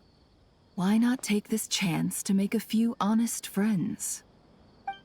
Speaking of friends, since when did the notorious Lady Nefer gain such an admiration for holier-than-thou types? A moonchanter here, an angel there? Who'd have thought it? A coming together of fates, nothing more. No need to throw around accusations of admiration. Forget it. You're right about one thing at least. Making friends is never a bad thing for a merchant.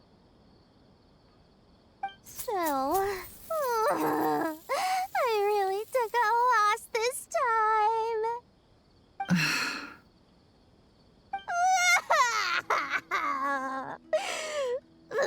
What are you looking at? I'm trying to see if you're really crying or if those are just crocodile tears. A little birdie told me that when Lord Sangama Bay makes money, the tears flow from the center of her eyes. But when she loses it, they flow from the corners. Which is it this time? Ugh, you are so annoying. I'm not talking to you anymore. Nefer, thank goodness you're here. I've been looking everywhere for you. Huh? Oh, well. If it isn't the House of Dana's very own librarian. What can I offer you today, Miss Katayun? Oh, no. I'm not here to buy. I'm here to bring Lady Nefer a book, and a fascinating one at that. We agreed to meet at the entrance to the mausoleum of King Deshret. One more thing. I bought this copy with my own money.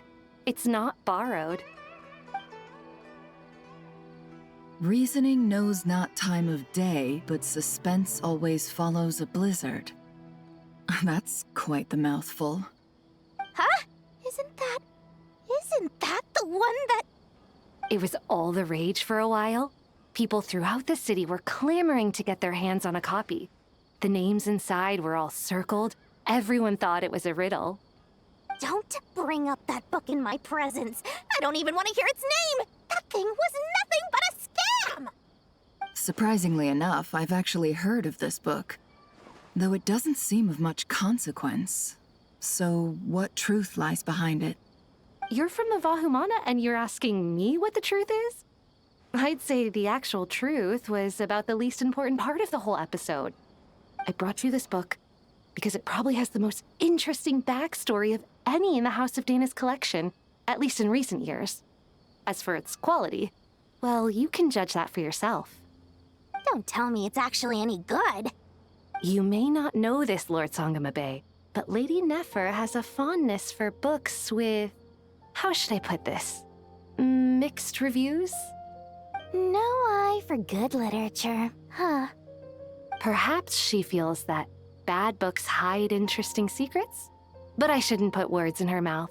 It's probably fair to say she prefers the conversations that books can spark over the substance of the books themselves. Suits my style as an intel broker, wouldn't you say? Very interesting, thank you. I'll return it to you once I'm done reading. And as it happens, I have something for you, too. Incense?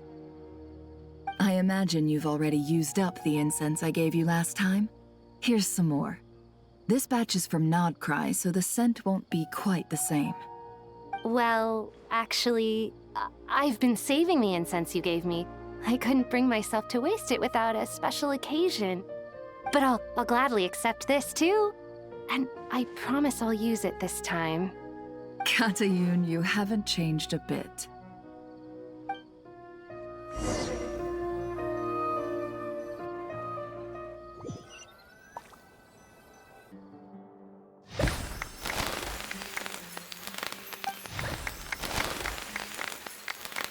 Congratulations, Kale. Well done, Kale. After studying for so long, you've finally become a full-fledged ranger. Sure hasn't been easy for you, huh? This really is fantastic news. All grown up. No longer a trainee, but an official forest ranger. Oh, the next step is to secure tenure in the academia. Thanks, everyone. It's true. I'm an official forest ranger now. Master Tainari, thank you for your guidance and support. I wish Mr. Sino were here so I could thank him too. Sino had a matter to attend to at the Temple of Silence. I don't imagine he'll be back for some time. But don't worry, we can celebrate together once he's finished. I'm afraid the party will have to wait. Kale still has some matters to attend to first. Kale? Is everything all right? No, it's not what you think. There's nothing wrong with my health.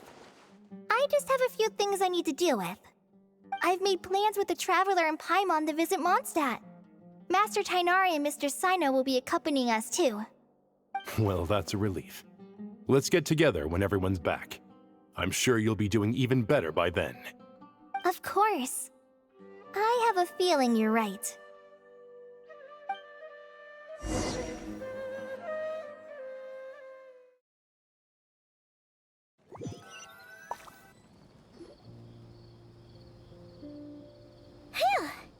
After all that catching up on sleep and food, Paimon's feeling full of vim and vigor again. For someone who spends so much time resting, your recovery routine is surprisingly simple.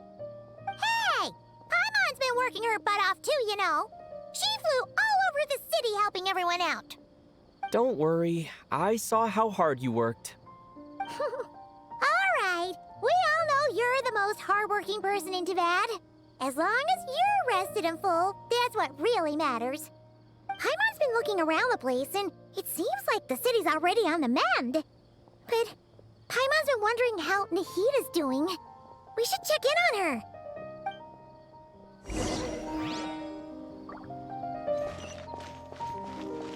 Woo! La la la.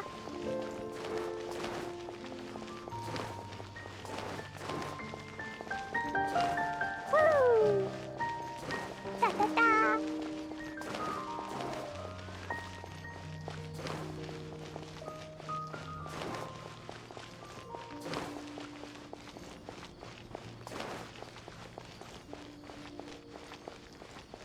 La la la.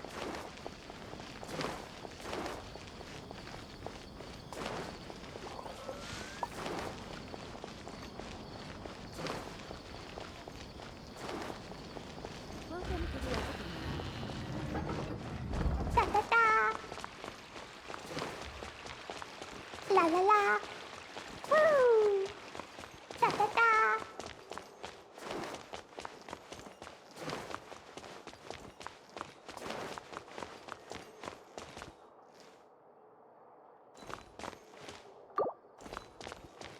La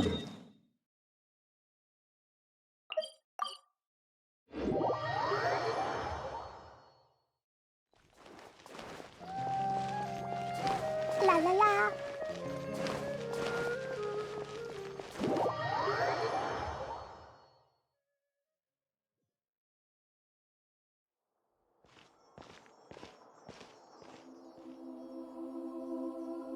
Hey, Nahida! And Hat Guy's here too! Traveler, Paimon. What's going on here? Nothing much. Nahida was just expressing concern for my physical and mental well-being. Oh, the Traveler told Paimon all about that. We've both been very worried about you. Are you feeling alright? You make it sound like I'm on the brink of some kind of breakdown. Truth is, I'm doing much better than you might imagine. If we can just get to the bottom of Dottoro's intentions, we can minimize his negative influence. That's the sort of thing I excel at. Just listen to that newfound optimism. It seems like having you enroll in the Vahumana was a truly inspired move. I can really see the positive influence. Observe, a classic Sumeru specialty. Chalking everything up to education and learning. To be honest, even I can sense the change in you. Everything Dottore said to you was a way to manipulate your mind. Fortunately, you're no longer under his sway. Can someone as old as me really continue to grow? If it helps, just think of yourself as a late bloomer. It's all a matter of phrasing, and it comes down to what standards you measure yourself by. For a puppet, developing at such an age is perfectly normal. But if you choose to call yourself a late bloomer, it sounds more like you consider yourself human. However you see yourself, well done. All right, I see what you mean. Anyway, what's your next step? What else can I do but complete my current courses? Everything else can wait. Anyway, that's enough chit-chat. There are still things in the city I need to help out with. I'll be heading there now.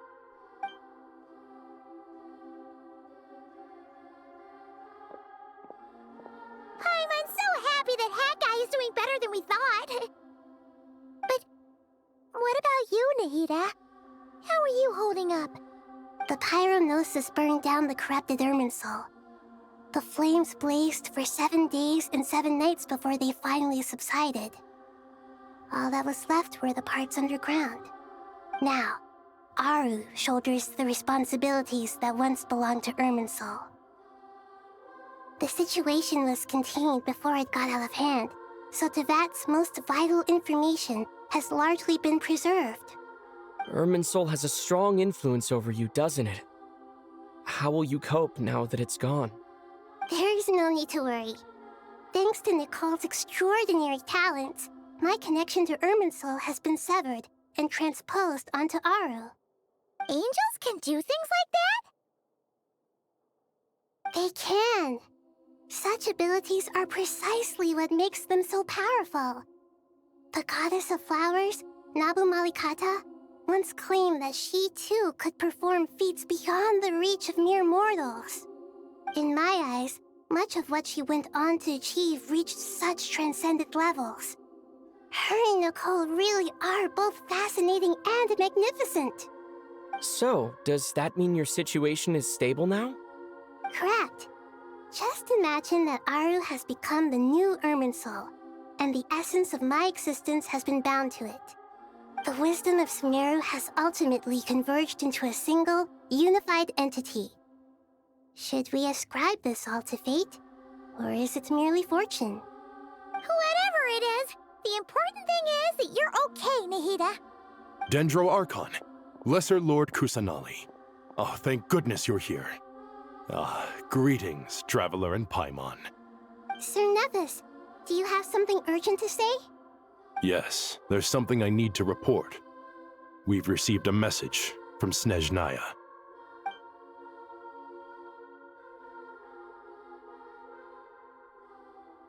The Fatui Harbinger, the Rooster, sends us his sympathies, along with all the usual pleasantries.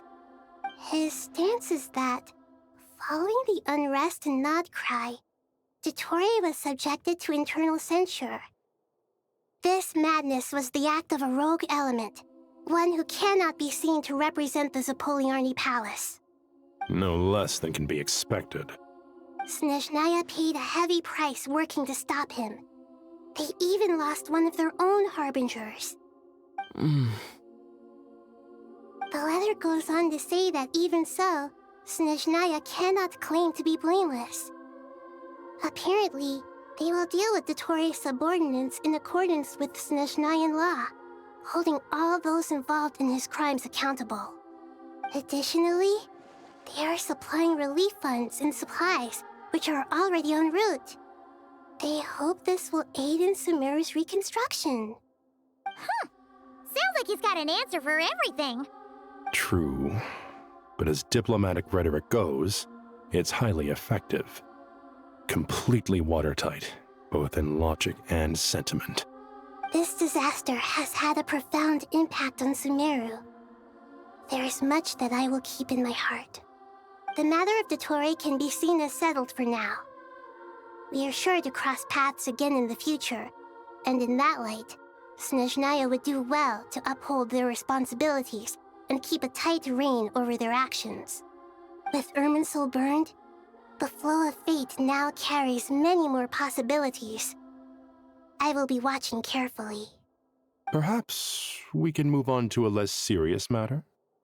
Dendro Archon, will you eat with us once this matter is dealt with? Everyone wishes to celebrate together. Your presence would be most welcome. Of course! Junior Zod, Sino, and Hypatia all told me the same thing. If there isn't enough room for everyone, we can arrange back-to-back feasts. What a wonderful idea. That just leaves the question of what we should eat.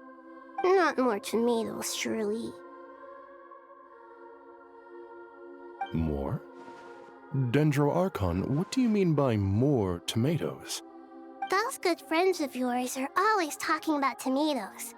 Sometimes when I'm walking through the city, I can even hear them arguing in the fields. Since you see them so often, you must hear about tomatoes even more than I do. Tomatoes. Tomatoes. The word has a certain magic to it. Like the autumn fur of a sumpter beast swirling in the wind, sometimes flying up my nose. Tomatoes. What can we make with tomatoes? Wait, why tomatoes? Take your time, there's no need to rush. The Traveler, Paimon, and I still have somewhere we need to visit. You'll have plenty of time to think it over before I return. Does this mean you're going to Natlan? Meeting them there in person. It will require a long journey. I know. But this is necessary. I must go myself. Traveler, Paimon, we'll set off as soon as you're ready. Is that all right? Sure. We'll be ready whenever you are. You'll hear no objections from Paimon. We should grab some snacks along the way, though. It'll be just like going on a long holiday. Wonderful. I'm looking forward to this so much.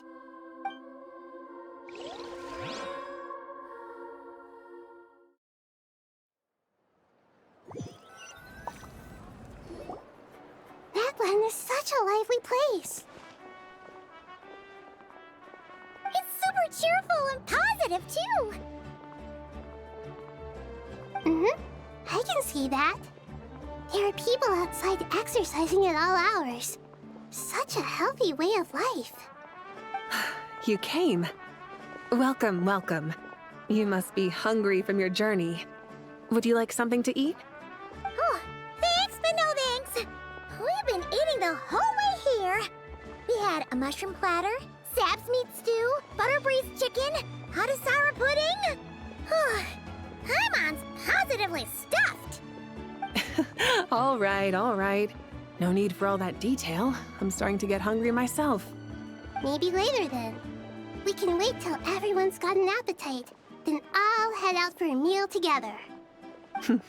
Sounds like a plan. Let's find somewhere to sit down.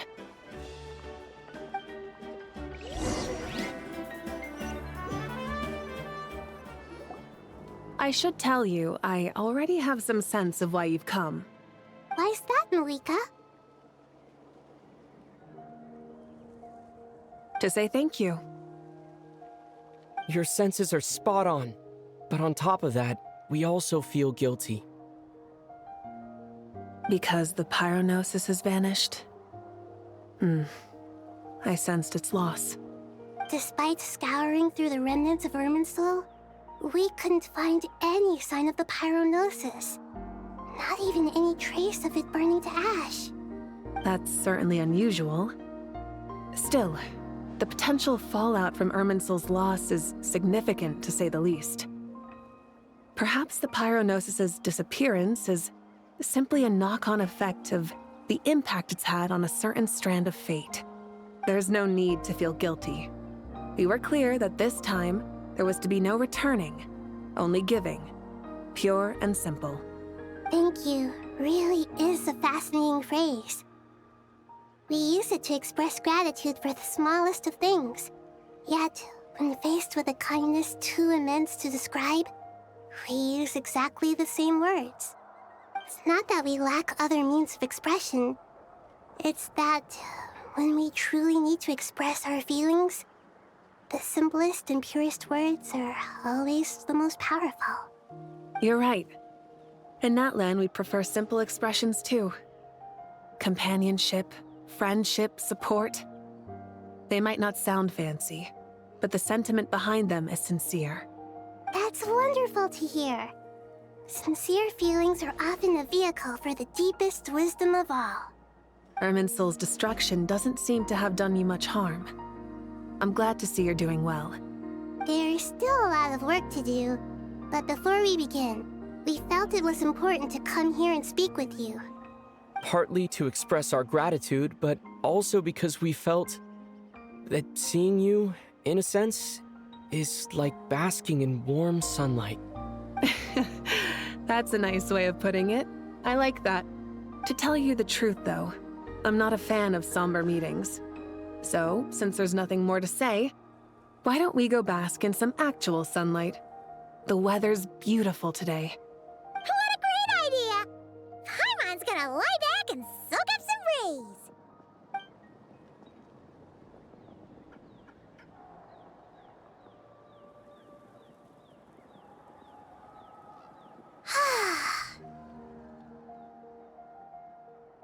In that case, I think I'll lie down for a bit too before we head to our next stop. And where might that be? Mondstadt. Paimon and I are gonna head back there with Kale and the gang. Long ago, I sensed that the god remains inside Kale had come from the goddess of flowers, but I kept it a secret. Those remains weren't hurting Kale, not as she is now. They simply exist. Besides, I could sense a deep yearning within her. A yearning for an ordinary life. A yearning to hold on to the hard-won happiness she now enjoys. With someone like her, I have a responsibility to keep her secret. She should be ready to face the truth by now. Whenever people meet, there is always the potential to create warmth and kindness. Every child grows up. But even as adults, they are still children in the eyes of certain people. Oh, just like how Paimon sometimes sees Nahida as a little kid. Is that so? Well, anyone who's friends with a kid is probably a kid themselves. Of course! And there's nothing wrong with that. When we get back, we'll actually be hanging out with another of our friends who happens to be a kid. Or more like looking after, in her case. Anyway, we'll always be there to watch out for our friends. Dear Sucrose, when you receive this letter, I'll probably be as busy as always. But busy with wonderful things. That's because I'm no longer a trainee. I'm now an official forest ranger. Impressive, right? Sino said them official rangers sound much tougher than trainees. Though he did say it was already pretty tough to start out with. You probably heard that something big happened in Sumeru recently. Don't worry, it's all been taken care of. We're heading to Mondstadt soon, so if you're free, maybe we could meet up? Plus, it's not just me. A few of us are going. Hey, do you still remember that time we all got together? You know, when we all went to the Windbloom Festival? It'll be just like that.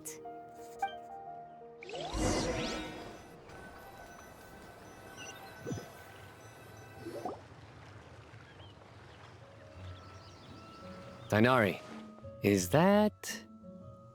Don't you say it! Is that the great Vayuvyastra? Behold, the great Vayuvyastra, General Mahamatra. How times have changed. I wasn't expecting you to beat me to the punchline. You've changed.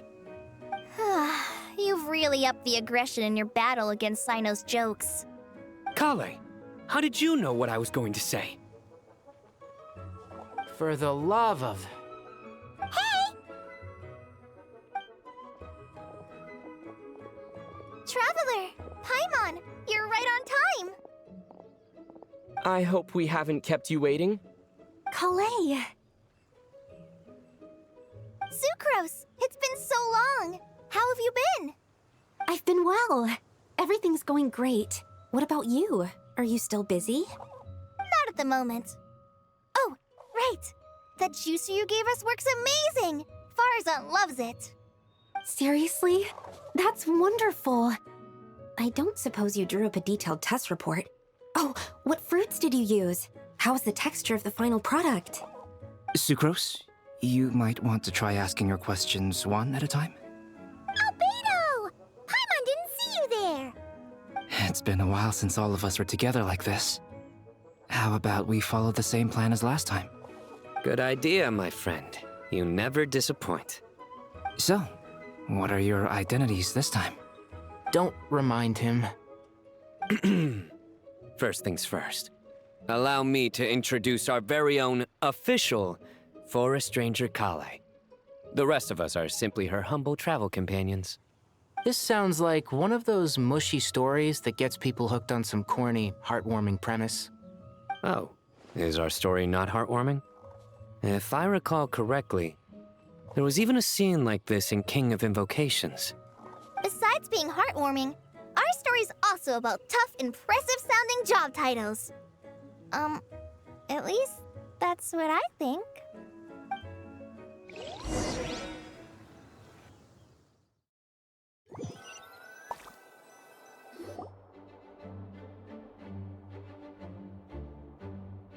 Oh, you're here already? I'm still giving Dodeko a little trim. I won't be a moment. A trim? Does Dodoko need haircuts too? Of course. It's important to know how to take loving care of the apples of your eye. All of these trivial matters get left to me. It's because I'm an angel, and angels are, in a way, the guardians of all Teyvat. Oh, right! Well, that's definitely an impressive-sounding job title. What are you writing?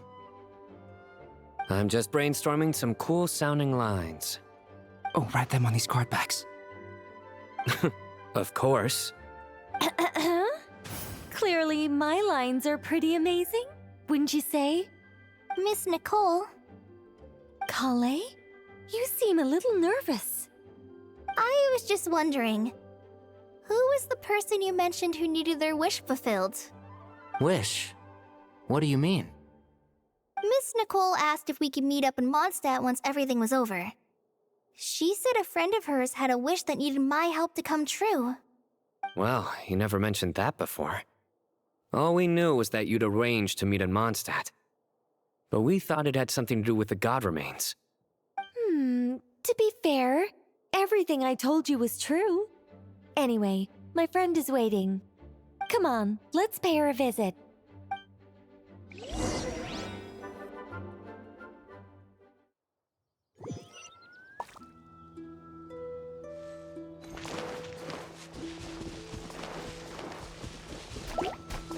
Da-da-da. La-la-la. Huh? You're... Surprised? I bet you weren't expecting to meet a woman like me beneath this beautiful tree in a faraway land. An oasis will spring from the place where a djinn resides. That saying falls somewhat flat here in Mondstadt, given that everywhere is already so lush and green. Lilupar, what are you doing here? I made friends with Miss Nicole. I asked her to bring me here and then invite Kale to come. The prologue to this story is that I have a wish. It has stirred within my heart for centuries, millennia even. Originally, it was merely Al-Akhmar's lie, but now it has become reality. Could this be... Related to the goddess of flowers? My dear young lady, my mistress left her final trace in this world upon you. I can't tell you how glad I am to see you here. And now I have seen you, and peered into your heart. You have experienced hardships and suffered setbacks. The torment an ordinary person might expect to face has befallen you threefold. This is the source of your resilience. But, beneath all this, I've witnessed the seeds of desire. You yearn to return to the simple life you once knew, do you not? I do. I want to throw away everything that isn't mine. But how do you decide what is yours? The scars that others carve into your flesh? The kindness and love they inscribe? Are these things not yours as well? They are. This is something I've talked about with Miss Nicole. Miss Nicole said I should learn how to adjust my standards. I just want to live as an ordinary human. Anything beyond that isn't mine. Don't you want anything from the remains of the goddess of flowers? She gave me a revelation once. I think that's already more than enough. In the past, you would not have possessed such a rich heart.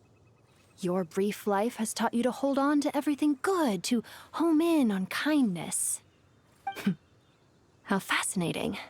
You're nothing like Nabu Malikata, and you're certainly not her. Of course not. I'm not some great and powerful being, Miss Lilupar. Yet I am a Djinn. We exist because of the Lord of Flowers. We revere and love her. My wish is to see her one last time, to give everything for her. Kale, can you do this for me? But her remains won't be easy to remove. Are you sure this is what you want? That's beside the point. First, I need to know. Are you willing to do something for the soul of this lonely, wandering woman? I'm willing. But look, you know nothing about me. Even if you have heard the stories about me, all you would know is that I was rightly punished for the many evil deeds I committed. Ah, so you do know. Your lips are quivering, your eyes trembling, and still you're willing to do something for me. Life has been cruel to you, and yet you've learned to be kind. My dear young lady, to repay your kindness, I too must play my part. Are you sure about this, Lilupar? I yearn to see my mistress. For this moment, the world can burn to ashes, the universe be engulfed in flame. I care about nothing else.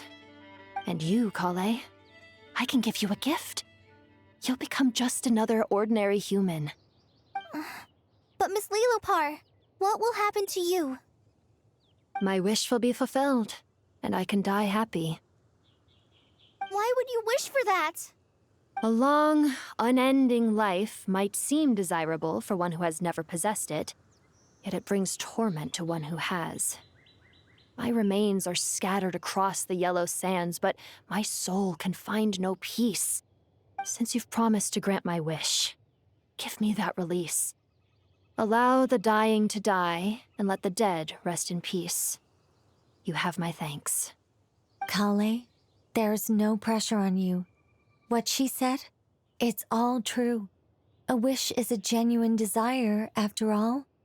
It's as if you want to use the last of your life to give me a better future.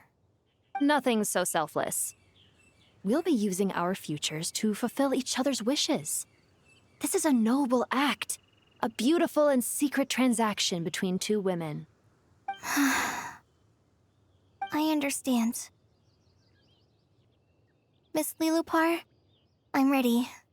Close your eyes, Kale. Then open your soul. From there, I will embrace my mistress. The downpour of flowers is your touch.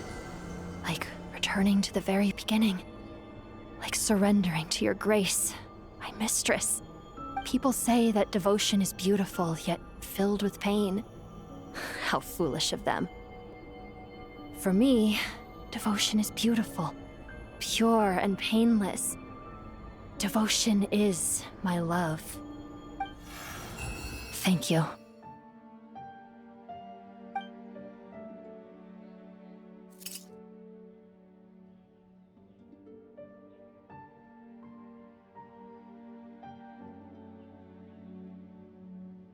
Lillipore!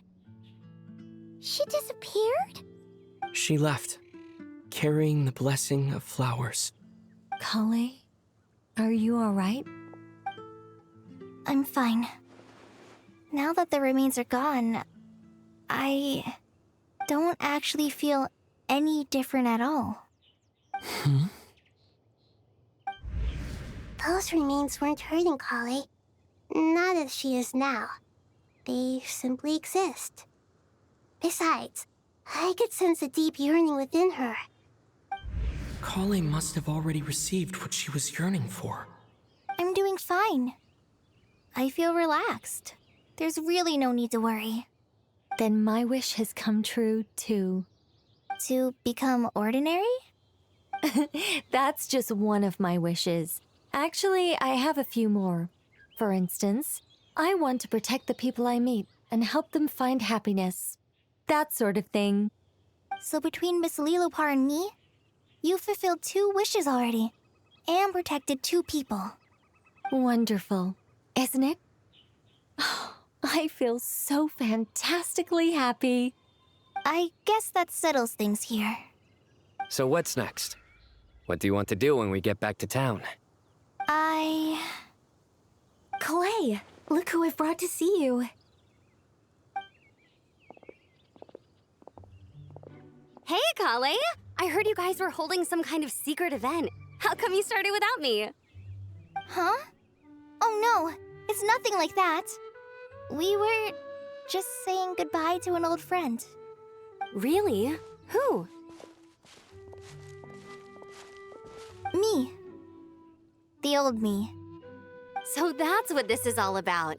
Did you come all the way to Mondstadt for that? Because we knew the old you so we could witness the change? Exactly. The old me is gone. I puffed her into the air, and she became a fluffy pink cloud, floating into the sky, before disappearing forever. Do you think, maybe up in the sky, she has friends waiting for her with test tubes, flasks, and bows?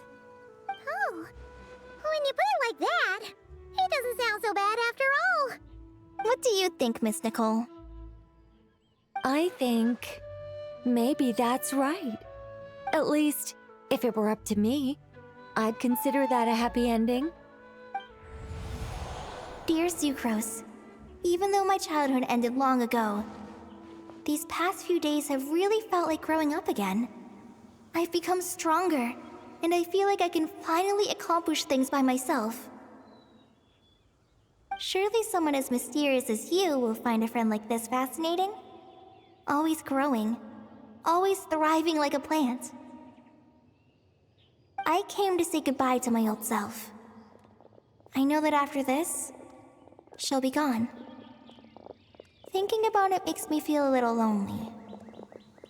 I know the weakness that kept me company will one day leave me too. But somewhere in my heart, I feel a great sense of joy. It feels like I've always wanted to take this step, to walk towards the new me.